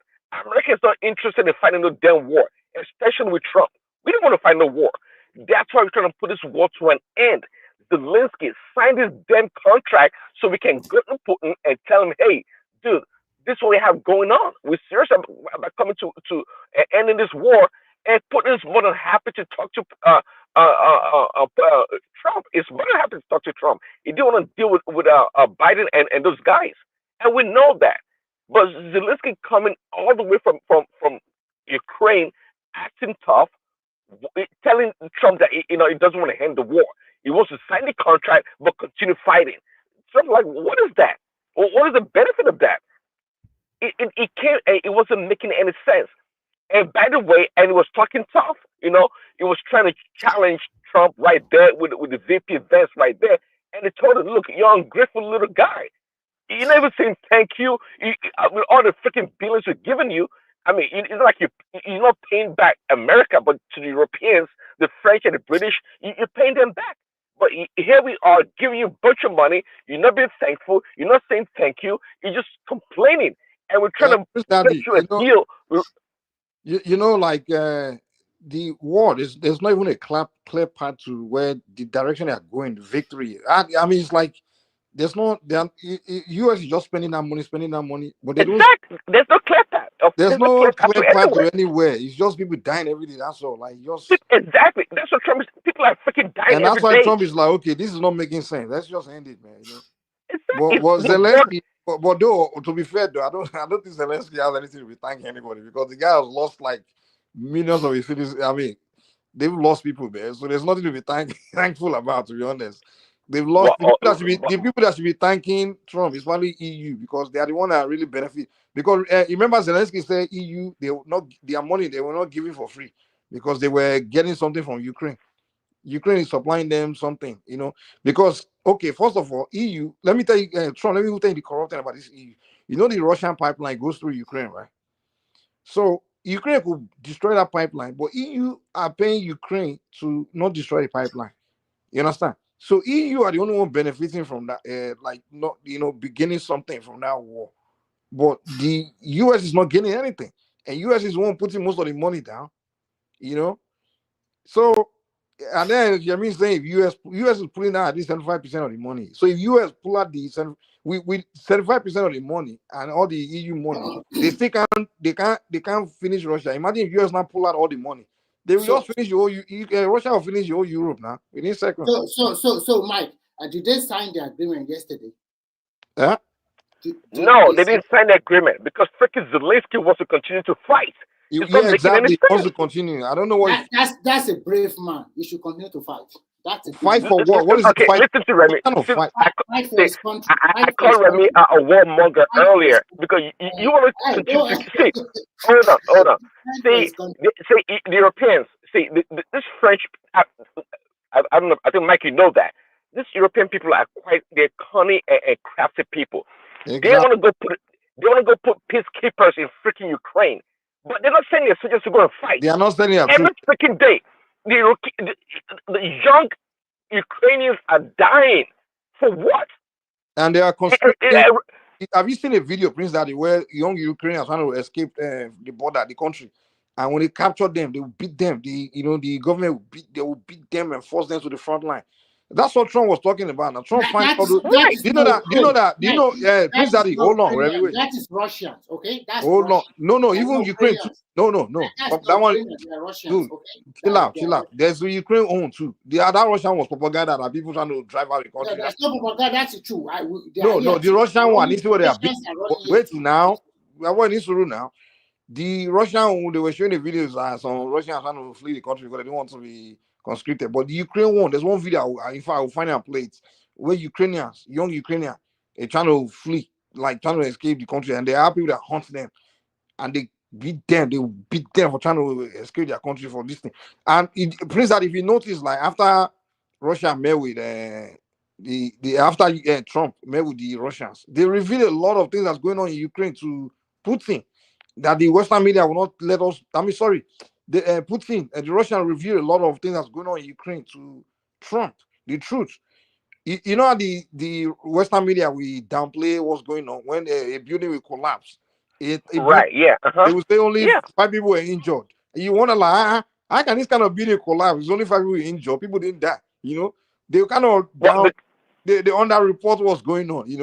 So they trying to prop up Ukraine. Like Ukraine is actually like winning the war. They actually started from the beginning. If you listen to Western media, they're like, "Oh, Ukraine is winning. Ukraine is this and that." What? Russians they're being killed. Also, the Russian soldiers. So are Ukrainian soldiers. They are dying too. But then gentlemen, Mr. Remy is a warmonger. Let us start with that. Exactly. According to that earlier. Man, Prince got away with so many things. Finland called Remy to go and So fight many now. Remy will things. run to Nigeria. I'm I'm just getting things that worked up. Sorry. Let me just say this. The war in Ukraine has been devastating. And I think I can see it because we know the amount of Ukrainians that have actually relocated to Central Europe and seeking. In fact, the refugee situation across Europe has been, it's really what has really driven it over the edge, especially in the likes of the UK and whatnot. It's actually been the influx of Ukrainians. They've actually disrupted services, actually. More than anybody coming from, Africa or Syria and whatnot. The big numbers, what has really made the numbers, because what happens is those people are automatically, other refugees from war disturbed countries are coming from God knows, people coming from everywhere to Europe. But those people have to go through the system. They have to cross the seas, go through the system. The Ukrainians who are being settled automatically. So it's really, really disturbed social services and really, it really upsets a lot of locals because people really want to help the Ukrainians, but it's really going to happen. Zelensky is a fool. Let me put it like that. Not because I like Putin. I'm not one of Trump that these people that like Donald Trump and likes Putin and likes, and likes dictators. But I think Zelensky is a fool. I don't like Putin. I don't know. I like that's Trump. fine. I don't like Putin. But your pastor and I say you like some, okay, and would like to be like him. But beyond that, beyond the fact, Zelensky is a fool. Well, how is he a fool? Zelensky is fighting a war that he cannot fight on his own. And now the Americans are come home to call their debt. Sorry, you don't think Zelensky looks like a fool today? Number one, it's not free money. Number one, it's not free money. Wait, listen. So you're telling me for him to just chicken out? Just if somebody, no, Zelensky not chicken out. Someone is attacking. They have the means to fight. Wait. All Zelensky had to do was to rob Putin's ego. Let me say this. All Zelensky had to do was to grease Putin's ego. The only thing that really rubbed Putin the wrong way, was Ukraine.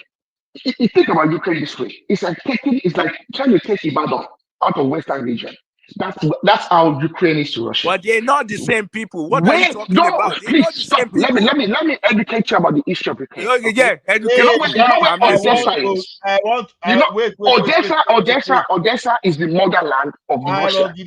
Wait, I want to ask information. Might do you have access? I want to go sleep.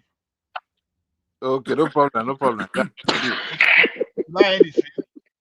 Yeah. Should I end the stream? Should I put you in the back? No, you can leave it, keep playing. I will end this one, but don't worry. Okay. Thank you. Ola don't go. They have called your country puppets today. That is Trump daddy. Say Canada is a puppet to America too. Wait, let's who's the guy that's talking that's trying to lecture us? I want to hear you because Ukraine and Russia, they're not the same people. They're never the same people. No, there's a lot of indigenous. You guys have to do one voice now because we have just. It's just like you know this. I know this. There's not indigenous Russians in Ukraine. That's just the fact. Yeah. Same way you have indigenous Germans in France, and you have indigenous French in German. So no. Yeah. You're modeling it up intentionally. I'm talking about Russia. Modern Russia extends to Ukraine. Okay, it's beyond just because they were together before. They're USSR. They're always together. No. Ukraine is peculiar to Russia, and the USSR. How are they peculiar to them? Because they are essentially. I'm talking about when I say indigenous, I mean the territory. Okay, where indigenous Russians live extends to Ukraine. We have to move forward in life. It's just like you. Yes, we have to move forward in life. Let me give you an example. Wait, Mr. Oriola. Mr. Oriola. Let me finish. Okay. Zelensky's issue was Zelensky tried to pull Ukraine out of the sphere of Russia. All he had to do was to massage Putin's ego. The former president of Ukraine. You want him to be a puppet? Continue to be a puppet. He doesn't want to be a puppet. You have to massage egos. People massage egos around the world. This is the world. Okay, there's countries that are massaging the ego of America. Hold on, This country is supposed Harold, to give me give. 1 Well, second. Give me that's 1 second. them. That's them Oriola, because they're give me 1 What, second. is he able to fight his war now? Okay, he holds the Americans billions now. He's going to have to give away half of his country's commonwealth to the Americans. Is that okay now? Is that really what has been the consequence? Half of the country people are literally all over the world. They are in my neighborhood over here. My kids can't get to school Every position country in the because their world kids are over here. is a We're puppet. hosting them at our own expense. Every country in the world is subject to one of the superpowers. So they dictate to you. If you go against them, make sure you have the means to fight. So this idea that they should Zelensky be, yeah, of course, you have to pick. You have to be on his side. You either on the side of the West or you Russia. You have to pick one. You have a superpower Yeah, next door but he to you has that the is backing of absolutely. the United States, though. He has the Now, backing. but now they're about to dump him now. But Well, now it's 700 billion now. That's the price. Yeah, well, well, they weren't fighting that. They just want the trust that okay, if we sign the contracts, nothing will happen to them, and there's nothing wrong with that. Wait, and that's just the US. We're talking about us. You know how much my country is giving to them. You know how much my taxpayers' money has gone to them. Yeah, not just my kids. Well, I'm not sure where you're located. I'm not sure where you're located, but every country is contributing to that. Not just your country. Every country. Almost exactly, and that's the US. The US are calling up they're calling India there. Speak about if the others actually start doing that. Do you think the others are not looking at the US and thinking, oh, Jesus, the US are going to get paid. We should get paid as well. You think the British literally sent half of their arsenal of their long-range missiles to Ukraine. The British missile stockpile has been so depleted because they sent so much of it to Ukraine. The Germans are depleted. Wait. So the US is asking for something. What's wrong with Europe asking for something too? What's wrong with that? We're going to ask for something as well, and they're going to be in debt. And then these country people are going to see really what it is. Okay, that's fine. Don't worry. I just think that we're looking at Ukraine like, okay, they're nobody. We can treat them whatever the way they want. Nobody's thinking of them like nobody. Zelensky was a fool. He did not manage the conflict very well. It was very, very quick and very swift. That's what Trump is doing. Did you see the way he's disrespecting them? He's calling him name. He rather support Russia. He's been a fool for a long time. He's been a clown for a long time. He's a bloody comedian. Who is the comedian? He has no business. Zelensky, what was his job?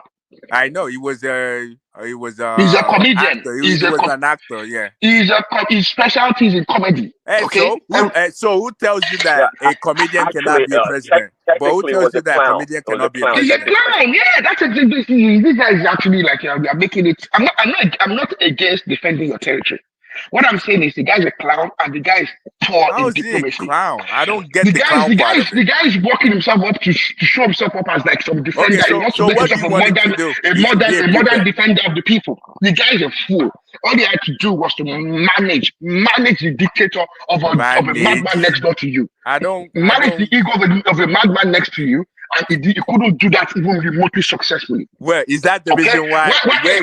Is that the reason why Russia cannot take? So why is Russia invade Ukraine? Wait. Why does it take Russia this long? Why is it taking Russia this long? And they to do what? Even the small country that you're all calling. Oh, Ukraine is a small country. Ukraine is one of the largest countries in Europe, Mr. Riade. You're acting like it's not a small country. It's a huge country. It's bigger than Nigeria. Substantially bigger than Nigeria. Russia is fighting NATO in a proxy war. Okay, so I can just say, Ukraine as a nation cannot stand by on its own. We know that it doesn't have the financial capability, nor does it have. And there's no nation in this world that can stand on their own. There's no nation in this world that can. Even United States cannot stand on its own. You need partners. No nation can stand on its own. That's what I'm saying. What I'm trying to say though is that Ukraine cannot even do anything by itself because it doesn't have the money. What do you mean they can't do nothing by themselves? Are they not fighting on their own?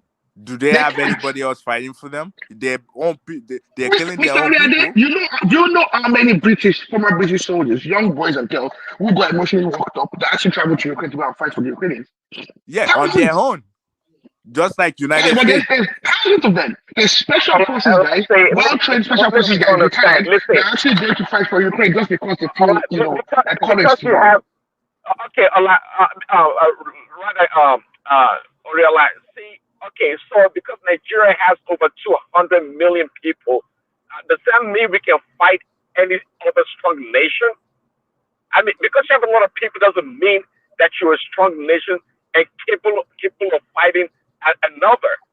Yeah, Ukraine, they have a lot of people, they may have the population, but in terms of the military hardware and the resources to actually engage in kinetic war, they don't have the capacity. So what do you mean they're standing by themselves? In the world, what the heck are they coming to the United States and go to Europeans for money? Let me ask you a question. So it looks like everyone is just saying that, okay, if you can't fight, you can't fight someone that is superior to you, just become a puppet to them. No. Mr. Oriola, I'll tell you don't what have a choice now. Do you have a choice, Oriola? Mike, Mr. Oriola doesn't even get it. I know that you're He very doesn't understand the intelligent word man. works now. I know Mr. Oriola is very intelligent, okay, and I know he's very knowledgeable about many things, but it seems like in this particular matter, he's not knowledgeable. What has really caused this issue? Zelensky, okay, there was actually the former Ukrainian president was a semi-dictator, okay? He's not a dictator. He was elected. What are you talking about? The former president. He was elected. He's not a dictator. You heard that elected. from Trump. Yes, he was that was elected. a soundbite from Trump. Please stop, Mr. Oriola. I said a semi-dictator. He was elected, but the way he was using power, he was actually amassing power, and he was actually using dictatorial tendencies. No, that's not true. Okay, what is Trump doing? What is Trump doing? It's public. It's public, okay? No, right? I see what you're saying is just it's not true. Wrong. What you're saying is not true. Just because you don't agree please, with who's the former Ukrainian president? Not the current one, the former Ukrainian president. I don't know who he is, but I know like there was someone there before him. Victor Yanukovych. Yanukovych was a Russian ally. Yeah, that's correct. It wasn't just an ally. It was literally, it was give or take one of these Russian oligarchs. He was building palaces everywhere, living stupendously, literally misusing his country people's money. He was literally expelled, really. The country, the people actually protested and kicked him out of power. Zelensky then came to power. Okay, when Zelensky came to power, what was the first thing Zelensky was doing? Zelensky was going to move Ukraine into Europe, and one of the agreements for the dissolution of USSR was the fact that the idea of Ukraine joining NATO was out of the business. Yeah, we did said that. We said that. Do you understand the consequence of Ukraine? Yeah, we talked about that. What's the consequence? Mr. Aliola, please, please. No, I'm letting you know that before you got into this conversation. I know, but I want you to then inform me because I don't know. I'm ignorant of this thing, so I want you to let me know. Why Ukraine would be a bad idea for Ukraine to join NATO from a Russian perspective? Why would it be a bad idea for them to join Ukraine to join NATO? To join NATO and European Union from a Russian perspective. Why? Yeah. Oh, well, because they signed a contract. There's a deal that they will not cross their territory, especially the country that was usually part of USSR. They will never come closer to them. That's why it is. No, but Mr. Ariola, that's a very simple. Mr. Ariola, that's a very simple. Let me help you, okay? No. That's a very simple. So, what do you want me to say to make it tough? Isn't that no? You've reduced it to it's very simple. They signed the contract. Let me expand it for you, okay? Yeah, they signed a deal that they will never come closer. Russia to the territory. has a strategic. Russia and they already. They did already. Because Poland was part of they already took Poland. Poland is out of the question. They don't care about Russia. Doesn't care about Poland. Russia doesn't care about Poland as much. They were allied. Finland is next door as well, and Russia doesn't care about Finland much either. Russia cares. That's not true. They care about Finland. One of Putin's talking points was actually Poland. Was also Poland. What are you talking about? Poland is part of the talking point for him. Wait. Russia don't care about Finland. They don't care to exert power over Finland as much as they want to over Ukraine. That's not true. Arab, do you know that Russia used to be they used to colonize Finland before? Do you know that? I know, Yeah, yes. I that's know. what we're saying. Don't mind But I'm Finland. saying that Finland, Ukraine is particularly very emotive for them. Because there's a lot of indigenous Russians in Ukraine to start with. But more importantly, do you know that after Ukraine, the longest Yeah, border, this guy just think that he's the talking to longest border is babies. with Finland, I know Thinks that. he's talking to the babies longest that don't border know is what they're with talking Finland. about. So Yes, He's saying Mr. Remy, Mr. Riola, let me finish. Russia has a strategic port, access to the Black Sea, which is located where? Mr. Riola, go on, answer me. Where's Russia's one of the most strategic ports? Naval ports. Mr. Riola has gone silent suddenly. Am I not being heard or something? I can hear you. Are you talking about the Black Sea in Ukraine? Yes. Russia has a strategic but the port Black there, Sea go a through. naval I thought. port. Wait, the Black Sea go through Russia and Ukraine, right? Yes, but they have a strategic port. Where? Yeah, they do. Yeah, they do. Yeah. So why do you think the strategic port, the naval port, is just there for jokes? One of their nuclear deterrents, their submarine nuclear deterrent fleet, runs through there. So you think they're going to leave themselves exposed to the Trident system? See, let me say something. Mr. Wait, let me say You're something. simplifying a very complex matter. You're we oversimplifying do. it like it's I just here, understand. by the way. Listen, I understand. I see. I actually see nothing wrong with Russia trying to fight for his own territory. There, I can just have these people that I don't really trust to just come to my territory and feel like they can take whoever with them. I understand that, but I feel like as a sovereign state, a sovereign country, Russia also has the mind of their own to like determine whatever they want. I understand that. And I also understand the agreement that was in place after the Cold War ended, that they would never come closer to them. I understand all of that. But what I'm just letting you know is we cannot just come here and dictate to Ukraine that, oh, be a puppet. Don't do this, don't do that.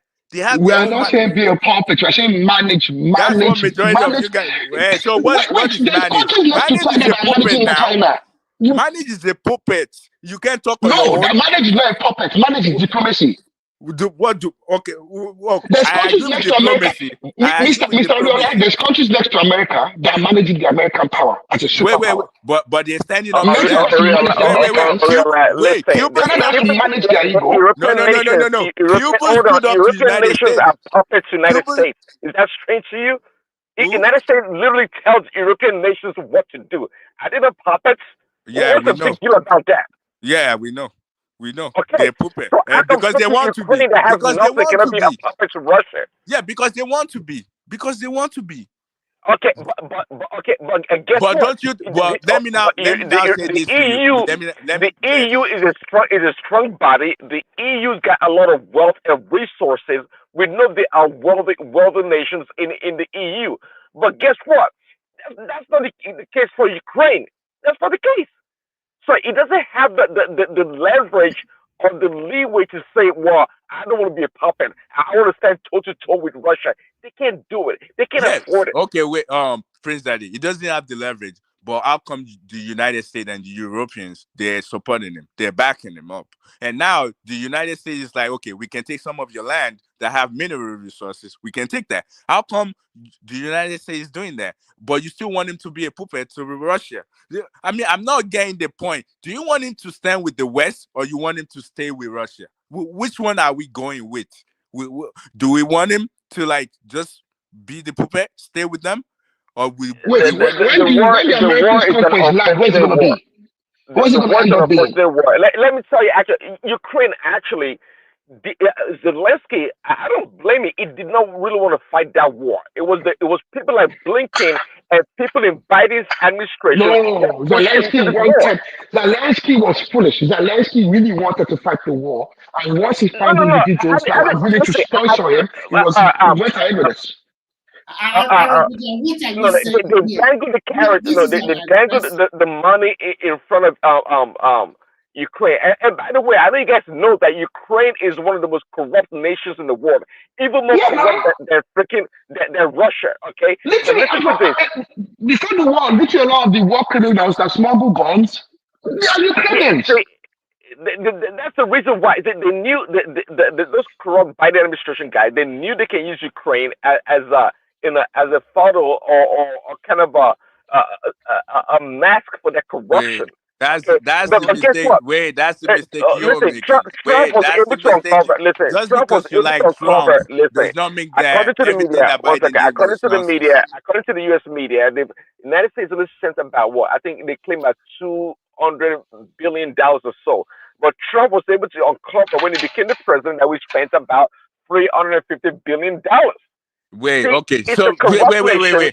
wait. That's where you're clueless. The thing is, whenever they said it's they're giving money to Ukraine, they're not actually giving them money like that. They're They give using them that money. weapons. Listen, they're spending that money on our companies that manufacture those military equipment. So the money is creating job for Americans. If It they're don't giving, matter. It's still, listen. If they're saying they're giving money to Israel, they're not giving them physical money. The money is going into the companies like Raytheon, Sky, all those manufacturers that they manufacture military stuff for United States. It's creating job here. which even makes, So I which don't even makes, understand what you which mean by makes, they giving them money. They're not giving them no money. which makes Zelensky even more daft if he can't see the writing on the wall. He knows. He know what He it has is. traded what he has traded the Commonwealth of his people for what? He's not trading it. For a war that they what they've not won in the end, for Okay, destruction. so you Half so of you this, so you're not supporting the deal that Trump is trying to make. Is that what no, it is? I don't care. I don't care for him. I'm not a Ukrainian. No. Some of them are useless to me over here, but I mean, I don't care. Yeah, but So you're you, already you biased. said You're that not he's looking at it wasting from a the fair money. angle. We But get I'm that. trying to ask you that. So you're not. I mean, the deal that Trump You is say trying he to does make. not care. So that's already someone everything now. You say he does not care. Yeah, But Listen, but I mean, he doesn't care. But it seems like he's supporting what Trump is doing, or he's not yes, of supporting course, what I'm not he's Trump is supporting doing. what Trump is doing. I find it ridiculous and I find it to It be is wicked. But at the same time, ridiculous. Yes. what is he gonna do? He said he's gonna come and fight for his people, and his people he wants to call out the desk. They paid money, No, they no, no, spent money on you, and he wants his money back. Simple. no. If you're the fool that falls for it, well, good luck. So let's just fall for it, Wait. and The it's a fool. United States is not going there. They're Well, not going see, there. They're just number going one, to I don't support see more weapons. anything wrong or about what Trump is doing. It's trying to We negotiate I a peace see with Trump daddy. with Can you Russia. think on your own, man? Think on your own. What is Trump doing that makes sense? Tell me. What is he doing He's that makes collecting the sense? debts. Yeah, You the mean Ukrainians owe the like trying Americans, to and he's save collecting the people's debts. life doesn't make sense to you, or realize trying to save a young Ukrainian's life doesn't make sense to you? The You hell? care? So what does The he thing is that want? I don't think Trump cares about the young Ukrainians. Exactly. Because you're about to say Well, that of too. course it does. See, of course it does. It It absolutely does. does. See, This the reason okay. why So if Trump he is trying, does, hold so on, the why does reason he why want Trump the is trying to make minerals? this deal. Listen, So why I does he said it want the earlier. mineral if I he said it. does? Listen, because listen, the Europeans are crafty and they're dubious. I said it earlier. How See, did they are giving Ukraine money way less than America is giving to give to Ukraine, but they have guarantees and they have concessions to the money. In fact, they give some of the money as loans. That's Trump how daddy, crafty the Trump Europeans are. daddy, Trump daddy? And How Trump, can you call your allies that they're dubious? Why would you say such a yes, thing? they are. Your What allies If are they are allies. paying those dubious, they're bills? See, Of dubious course they now. if we are. go to war today, these are the people that will come with us, and you're calling Yeah, them right. dubious. It's It's the other way around. It's the disrespectful. other way around. Mr. Oriola, I'm a It's the other way Nigerian, around. and I can say without a doubt, without a shadow of a doubt, that the British and the Americans are dubious from a Nigerian perspective. They are our allies on paper, Yeah, but they are from Dubious. dubious. Nigerian Currently perspective, dubious. they're dubious. From Nigerian So, perspective, but if you live in their country and you still think that you still calling oh, them they are dubious, I dubious. don't. I've lived with them for more than going almost 3 decades. They are certainly dubious. Okay? So, I mean, I have no shame about saying that. No, Especially I'm the talking French in terms of. I'm and the talking in British, terms. man. You don't mess around with them. But the point here is that look, they they secure their own money, right? But there goes corrupt Biden writing the check for Zelensky. And by the way, I don't blame How Zelensky is it because corrupt? How is Biden corrupt? I don't get this. I don't know where you're pulling okay, this from. How is Biden corrupt? Biden is corrupt because even Zelensky, said it himself that they claim they're giving him like over $250 billion, and Zelensky said no, he doesn't But have I any just record told of you. getting But I all this just told money. you how the money work. I just told you how the money work. Just because they How does it work? claim In what sense? I just told you. You just like when they say, "Oh, they give African this AIDS." They're not literally giving you that money. They're using that money to you for their own companies here to supply you whatever you need.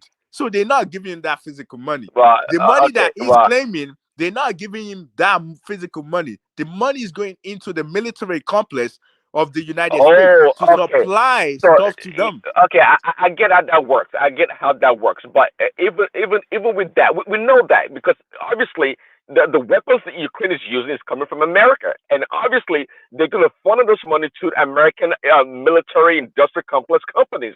I know that obviously. But apart from that, there's some money like literally raw cash that goes to the Ukrainian government because they have to sustain their freaking government. They gotta pay people, they gotta pay bills. And even that money was not really accounted for.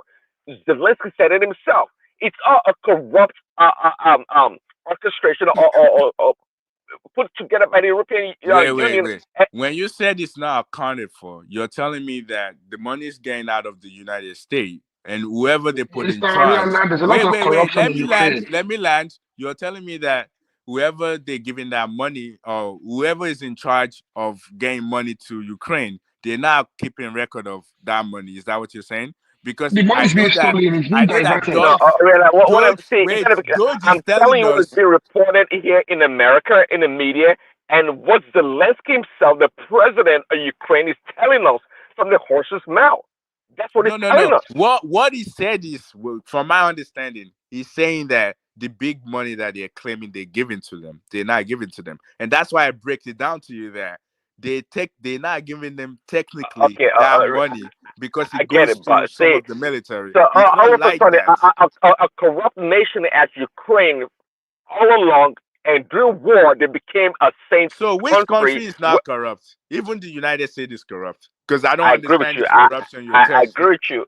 Of course, the United States is corrupt also. I mean, but the corruption level, okay, of Ukraine is on a different level. Okay, a place whereby listen, Ukraine is for the most part lawless in a lot of ways.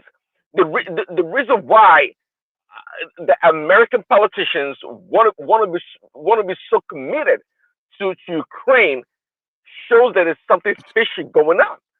See, by the way, our interest in Ukraine is very limited. And if you ask me personally, the only interest American politicians have in Ukraine has to do with money laundering. We know that. We know what happened to Hunter Biden, Joe Biden's son, with Burisma Holdings, and in Ukraine. We know what Biden himself Okay, on record so working for Obama said in Ukraine that the Ukraine was supposed to get $1 billion for whatever reason, and so Biden. So you don't think that the United States is actually gaining something from the Ukraine? That's what you're telling me. Because I No, beg differ. I think they're well, gaining something from is there. the And they corrupt is the corrupt politician like Biden are just the like ones they getting something? no, but see, I think that the way United States works, I think a lot of us sometimes we don't understand. If they have like all these countries that they think they're giving aids or they're helping out and stuff, they're getting a lot back in return that a lot of us just doesn't know. They're getting back a ton of stuff back in return.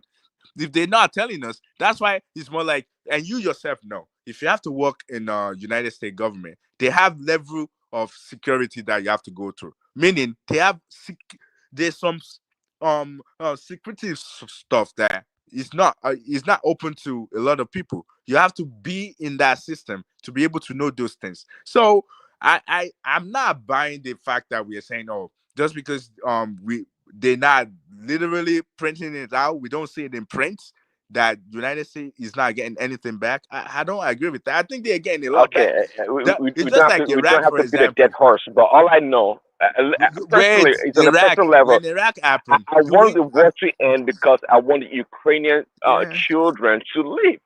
I mean, Okay. I don't have no relative in Ukraine. I don't care, but I don't want people dying. For what reason? What are they dying for?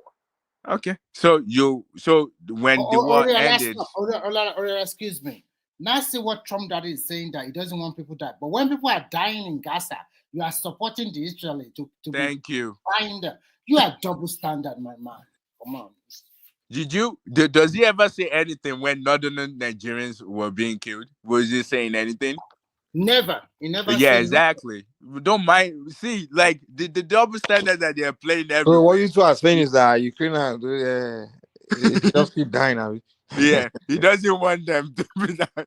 The thing is, you guys you like Trump. We know that. So whatever that guy is doing, you care less. It's the way he's doing it right. That's the thing.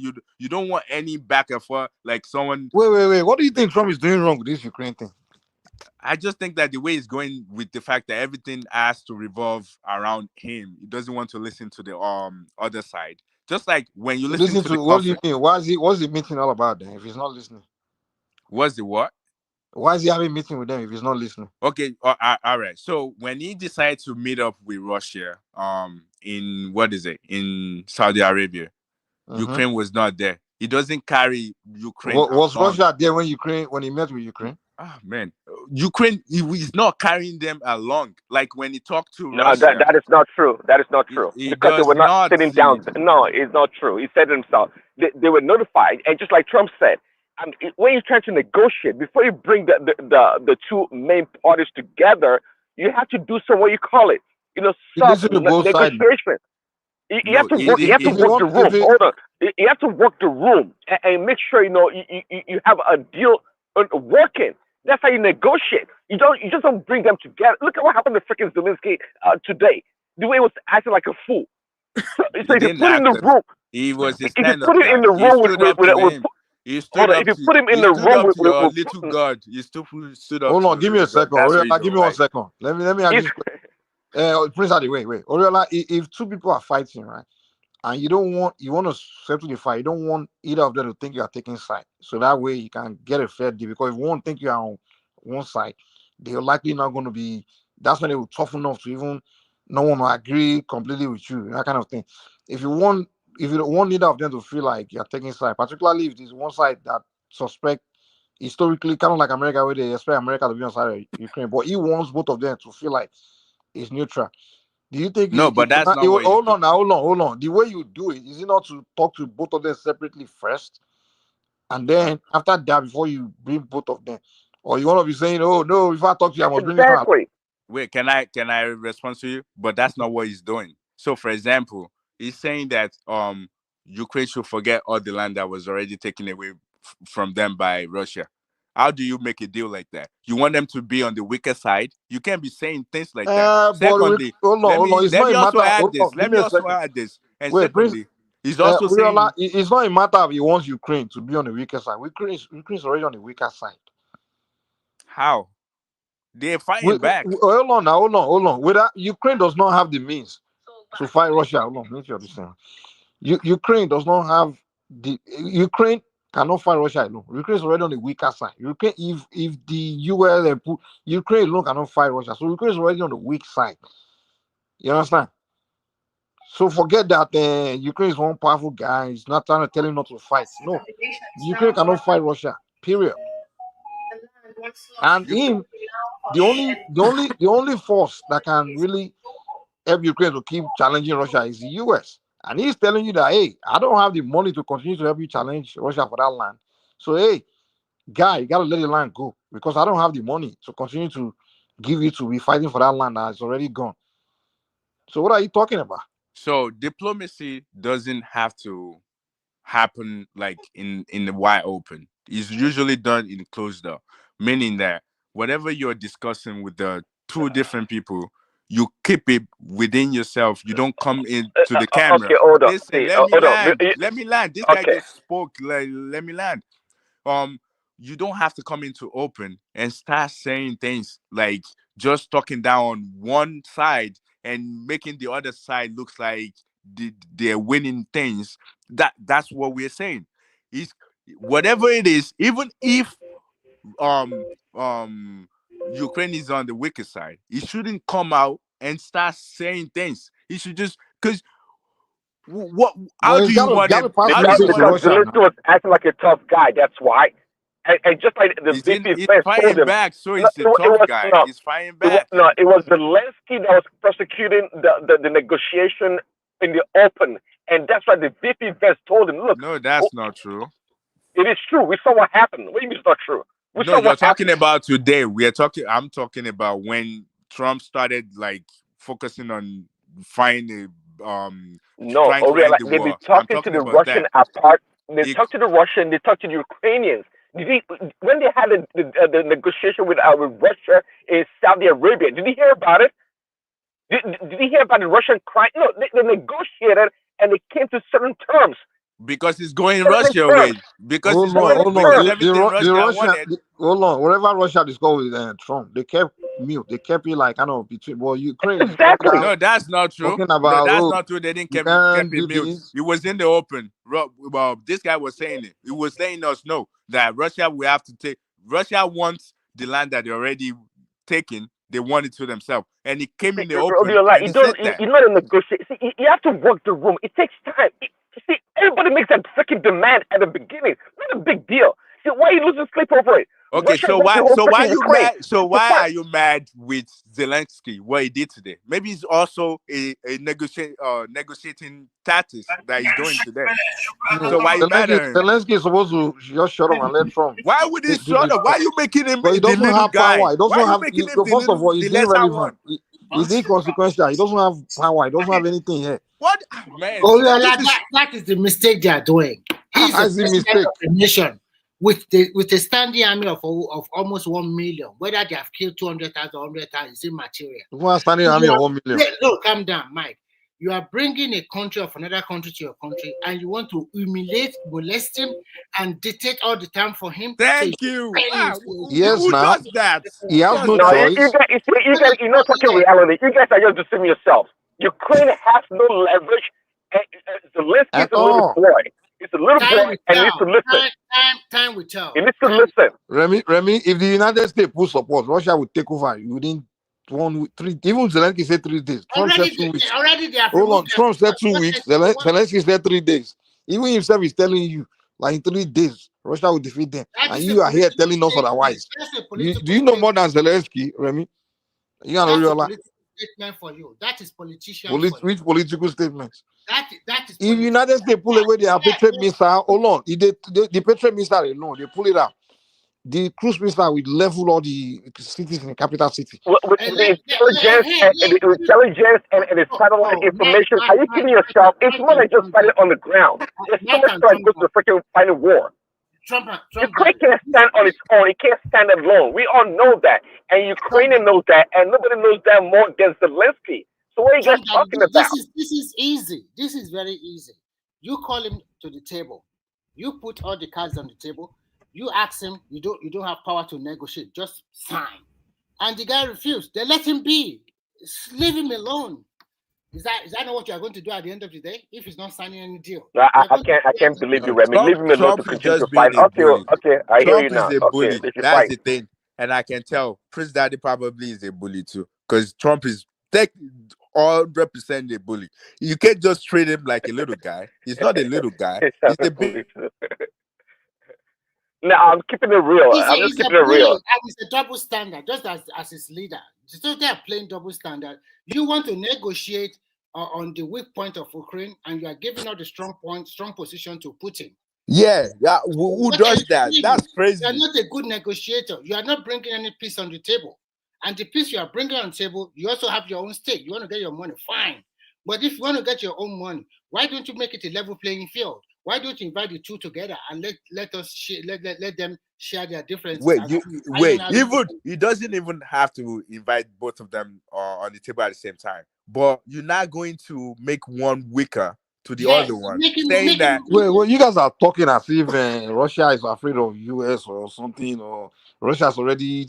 US can just call Russia to the table or something. No, sure. Do you you know how hold many? on, that is hold You on, know what how you you make many hold us on, wait times? believe. now, wait, That wait. is what you make us Calm believe. down, You say calm down, Putin calm is down, calm afraid of. down, calm down, Remy. Now we calm down. You take First it of peace all, and long. the reason Trump is acting had to act like that is because the US and Russia relationship already collapsed.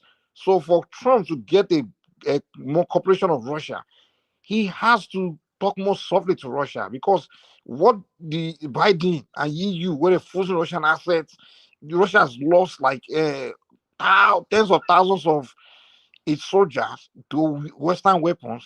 And Okay, that's how hold war on now, there's works. land. You think if for Trump to get him to just cooperate with him, he has to be like trying to be like, hey, okay, come to no, he has to talk kind of a little more, sensitive, So Mike, the question is this: why can't Trump also talk down on Putin the way he's talking How down on can he Zelensky? talk that?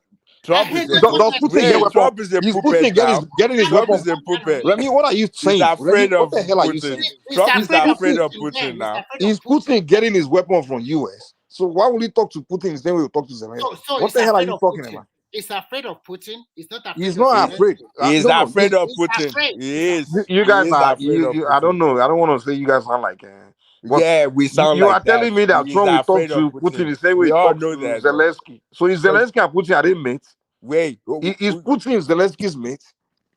you know he borrowed money from Russia. One of his hotel that he built. He borrowed money from You talk them. all this So that's ghetto how we know that propaganda. he's afraid of Putin now. We It's all know something you are that. hearing from fake news. You just come here Yeah, to sure, it's fake news. You better start reading. he's When you borrowing start money. reading, then you understand that it's not Do you fake know how news. to read, sir? Yeah, I don't. You know I'm illiterate. I think, in my opinion, I think that Trump already concluded that 100% is going to support Putin.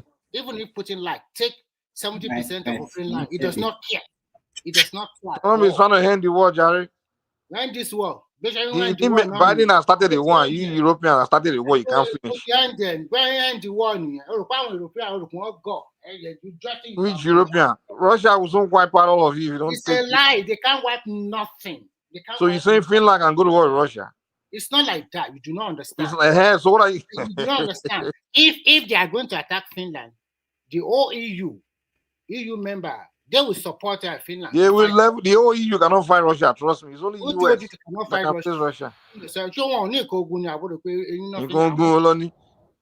are you kidding me? Do they? Oh The my only God. countries that have the Russia, kind of weapons today, sorry, Google could finish military might. Well, what's your small population? Finnish. Your Even North Korea will wipe out Finland. Say North Korea. It's a lie. What the wipe a cup bomb? All those European countries they don't finish, man. They are colonial days. No, you see, you guys are Americans. You They want European countries that can fight China. Why are you picking on Finland, man? exaggerated Stop yourself. picking on Finland now. Who should we focus on then? Italy. See, they're all superpowers though. Who's superpower? France. The only superpower is US, Russia, and China. The rest of them are small picking. They only have a Premiership, Premier League, and Champions League. That's what they have in Europe left. Okay. They are no longer. I think in this sense, if I were America, I would just let Russia just take over Ukraine. If Zelensky is not agreeing to your term, it's easy now. I don't know why you are making fuss all over it. It's no big deal. And at the end of the day, Putin will also not live forever. You think see, Remy, what you don't understand is you have this Nigerian mentality. I understand, but I don't like is the president. You think it's Putin that's really calling all the shots in Russia? You know what they call the Kremlin? Of course, I know now. Exactly. So you think if Putin died today, the Russian policy will change? So it's the same thing like Pentagon. You guys, they know what they are doing all over the world. If they don't like you, they foment crisis on your country. Well, I came here for this Sharia thing that you guys were talking about initially.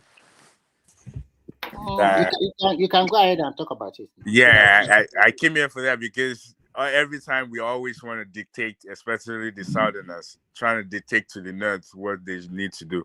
I was going to ask them question that, okay, where were they in 1999 when they I mean, when that constitution was formed, there was no Sharia law. All of a sudden, Sharia came in.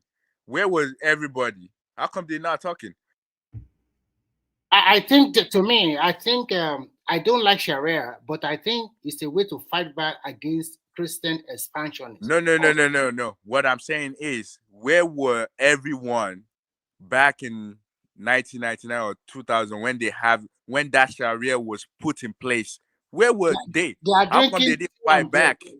Now they're talking because they decide that okay, we don't want we want to take 5 weeks off. Why are It's you because mad they are about? bringing it to the southwest. The And 5 weeks off is not Sharia. What are you talking about? the No. southeast of the Is in southwest. so no. They follow Sharia. So you know. So The 5 Sharia weeks off is not from Sharia. It's not is from it Sharia is law. is it not is that state not part of? Don't they practice No, the Sharia? 5 weeks policy has nothing to do with Sharia law. Is That's what it I'm telling you do? What is Sharia to you? You know that Sharia is the way of life. Is their own constitution how they do things. I was just you. letting you know that. No. Even this 5 weeks off, they are told he has no Islamic law, anything. It has nothing to do with Islamic. It's just a governor that's saying, hey, let's create a holiday for Ramadan and this time fasting time. That's what it is. It's got nothing to do with Quran or But it's a Islamic Muslim law. state. So that's what Are I'm they telling not you. a It's Muslim not state? part of Sharia law. So why are they now mad now? Why are the Southerners mad? The people that were Who's mad. starting now is mad. Oh, No, you no, mean no. people that are killing? The people that were spoke earlier. Why are they mad? Because I remember that when They told you how Sharia they. was put in place, nobody was mad about it. How do you know they were not mad? Do you know them? Do you know Kulata back then? I don't know him. I'm just So how did saying you know it that. wasn't mad back then? Yeah, that's why I was asking questions. That how come were you mad when Sharia was put in place over there as well? Were you mad? Because I'm if pretty we sure he don't, was mad. I always know them to be Wait, mad. Mr. Oriade, please. Don't conflict issues. Okay. So we're talking about Sharia law, and I think I have some. I do understand the position of individuals who are apprehensive about the expansionist of one religion and dominance over another, whatnot, all this stuff. But really, what is this Sharia argument? that's not what I'm talking about. Wait, I'm not so talking what are you about. talking about? I'm talking Because you about. said you are talking about Sharia law. No. Listen. So here's what I'm talking about. There was a conversation today that has to do with the fact that they're taking 5 weeks off because of Ramadan. Yeah, And now, that's what they want to do. no, yeah, right. And they're If the entitled governor to wants it. to declare 5 weeks off for that state because of Ramadan, Right. if they pass it through their house of their state house of their legislature, their state legislature, if their state legislature approve it, they have 5 weeks off. Let the Yeah, governor foot the bill. exactly. I'm okay with Which I that. mean, yeah, they're gonna come to your state and Right. force it. And that's what I was saying, that the people that are calling that, why would they be doing that? Why is wrong? It's nobody's business. And right, that's what I'm now If it's asking, not my that state, if it's what not your were state, you mad?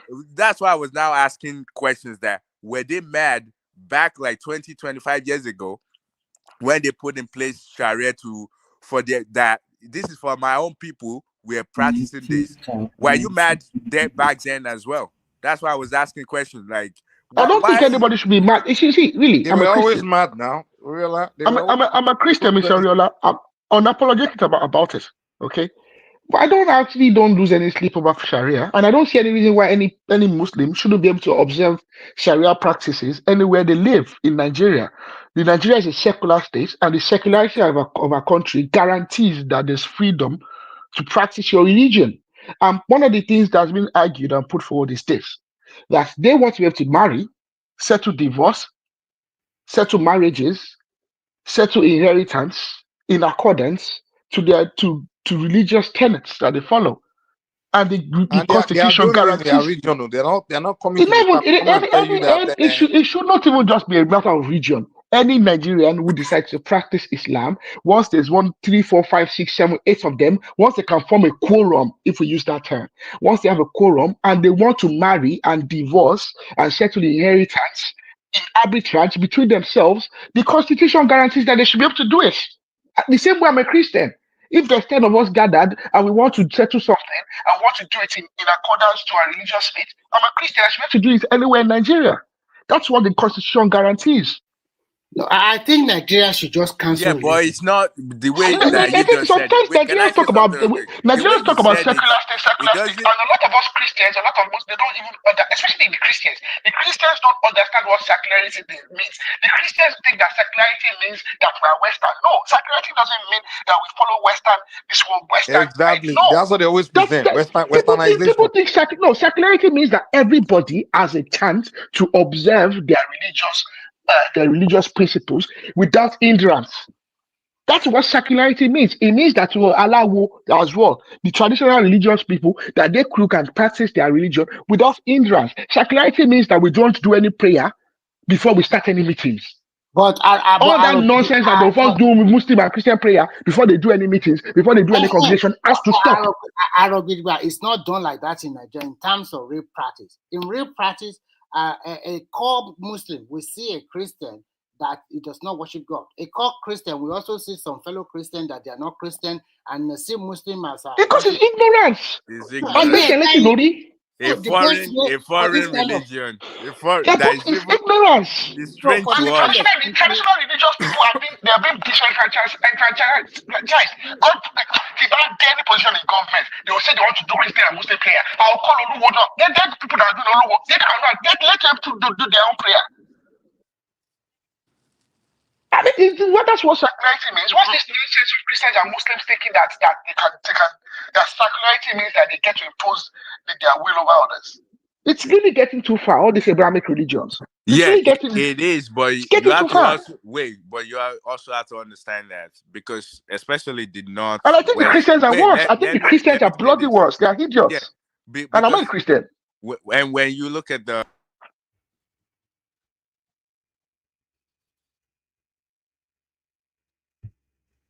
Mr. Oyede, go on. Sorry.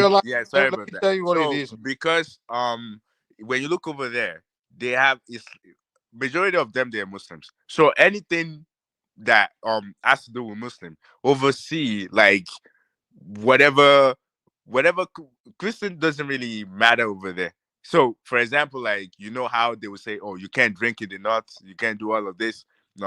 That's because the majority of the population they're Muslims. And we have not heard, I mean, at least me, I've not heard that they decide to bring anything to the North and the Christians over there, they are against it. I've not heard about that. Like Mr. Oyola, that's fictitious, okay? So let me correct this. No, have you heard there's nothing like you can't drink in the North, okay? No one is going to stop you from drinking alcohol in the lorry. No one's going to stop you from drinking burukutu in Benue. No one's going to stop you from drinking in Taraba. There's states that have decided that they do not want consumption of alcohol in public spaces. Okay, now I think it's only Kano State. Kano State. There's also states in the United States of America, and there's counties in the United States of America that are teetotaler. You can't consume alcohol in public. It's not even in public. In where Jack Daniels is made, the county where Jack Daniels is made, one of the most heavily consumed alcoholic beverages. It's a dry county. Do you know what a dry county means? They don't sell and they don't consume alcohol there. Can you believe that? In fact, the whole United States can't consume alcohol in public now. It's against the law. So I have to what are we talking about? I have never heard about that, but I have to confirm. You've never heard about dry county? You want to drink on the streets? Oh no. What you said is correct. Oh no. I was talking about what's a dry county? You don't know that you know you can't say in the United States you can't say alcohol on Sunday. You know that, right? Man, you can't know everything about it. Even no, actually, you can't the sell school liquor. system is different. Your school system. Mr. Oriola, where I live in Europe, we didn't used to be able to. The pubs used to open on. There was a long time ago. The pubs weren't open on Sundays. It was only about in the last, maybe since like the late 80s, that pubs opened on Sundays. This is a country where you're notorious as alcoholics, and also on Easter, the pubs are closed. What about that? On Christmas, the pubs used to be closed. And that's because of their Christian culture. There's something called dry. Go and look for dry county. There's a dry county. Yeah. And the location where Jack Daniels is made in Tennessee is actually a dry county. Yeah. This is what bothers me the most is the fact that we are trying to it's as if we want to lecture, or we want these people to like listen to whatever we want. And the thing is, even when you look at South is garbage. It's not like we're this one of the best part of Nigeria. It's not like that. It's not like we're doing any better than they doing. That we are trying to tell them that this is what they do. I just kind of hate the fact that we will always want to tell them this is why are they doing it? They're setting us backward. They're doing this, but we're not going anywhere ourselves. Like the entire South, it's not like Adorado, nothing. Like that's what I hate. The fact that Oriola, we always want to let me see. tell you the problem of let me tell you guys the real problem of certain Nigerians, and which always frustrate me about them. When they want something, instead of them to go straight to what they want, they'll be dancing around or picking on other things just to get a message that they want something to put. Okay, for example, this is what they really want. Most of them, they don't want to continue to share country with the North. You understand? Some of them want like either Yoruba nation, some want Biafra, some want Southern country. They don't. They just know. They just not. They just don't want to share that country with the North. All these years, rather than them going straight to the point, either going to their leaders, their politicians, their senator, whatever, to go and present a bill on how to split the country. They will not do that. What they will be doing is talking about, oh, look at anything northern as to condemn it, and then say, oh, you see, you should go our separate ways. No, stop talking about irrelevant things, trying to use it to make a point why you should go. If you want to go your separate way, just make the necessary move. And what always frustrates me, some of them will just be teaching their children to just dislike other people in the name of they want to go. Like Yorubas will be kind of indirectly teaching their kids to dislike the Northerners in the name of they don't want to share country with them. The Igbos will be teaching their children to dislike Yorubas and Northerners in the name of they want Biafra. So if you want to go, you don't. That's not a way to go about it. This teaching hate and teaching how to dislike other people's religion, culture. If you want to go your separate ways, make the right moves and go. Just how long you gonna be teaching all these dislike, disunity, all in the name of you want to go your separate ways? If you want to divide country, take the step to do it, which is get your lawmakers or your leaders, your governors, your senators, your house rep, your kings, and discuss it and address it and go your separate ways. That's how to do it. So all these conversations they're having, it's all about they just want to go their separate way. That's all it's all Don't about. you think? Don't you think? A lot of people are just afraid. It's not like like you are afraid. You want something, but you are afraid. Like you don't know what the outcome will be, and I think that's probably like one of the major problems. Like we we don't know what the outcome will be, and you don't want to be the one that would start the thing, and everything will fall apart on you.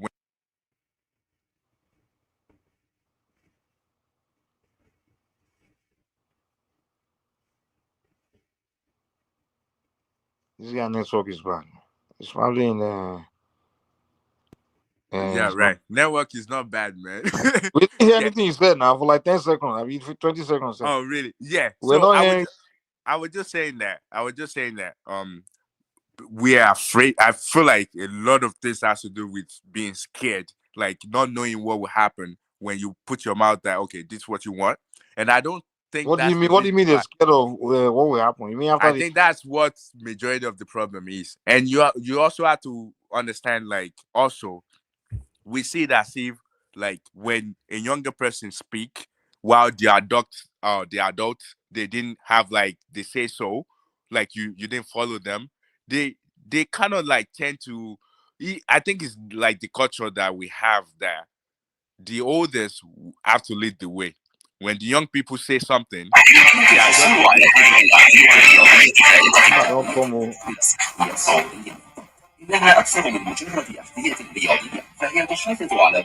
So that's Simba. So the so the adult might kind of find it like disrespectful that they should be. I just that's what I'm thinking. Like that's how it is. Like we're not like you don't want to see if somebody step up. We always trying to find a way to kind of like bring that person down instead of like trying to back that person. It even though we all know this is what we wanted, but we are not doing that. We just want to bring that person down. If what we want, I that's how I say it's like we want something, but we are not outspoken about it. And whoever comes out, if it's not elderly person, we tend to like see it as if these young people are so rude. They should just wait for adults to speak first. Even though that's how I say it. So Because that's why they are always talking about nothing. I don't get it. Anyway. I mean, it doesn't make sense to me because it's never going to work. I mean, the thing is, the culture is different. What we want as people is different, and the fact that you cannot come to a table, because I just think this is simple. Come to a table. This is what we want. This is what you want. This is this. How do you want us to? 1447. How do you want us to do it? It just doesn't make sense the way we do things. Like, but we keep doing it. We keep thinking, okay, yeah, just like family. Like I've said this before. Like the way you'll be in a family, whatever your parents want you to do, because you can't talk back. If you talk back, they find it disrespectful. So you just have to take it. So you just like, okay, this is what they want me to do. I just keep quiet and follow the rules. And that's what it is. That's what we're doing. We don't like one another, but we kept still like thinking it's going to one day. Me, I'm not teaching my kids like that. They will know the truth, and hopefully, maybe when it's their time, they will stand up. Is anybody there?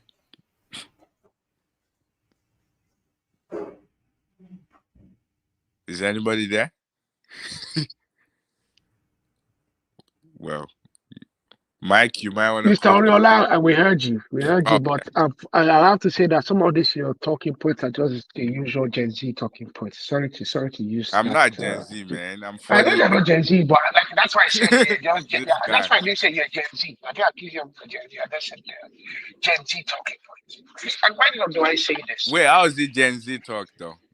They are talking about the truth. I mean, I've seen many people on this forum over here. And they talk about their parents and the way their parents raised them. And you see strongly opinionated people, and you can tell that these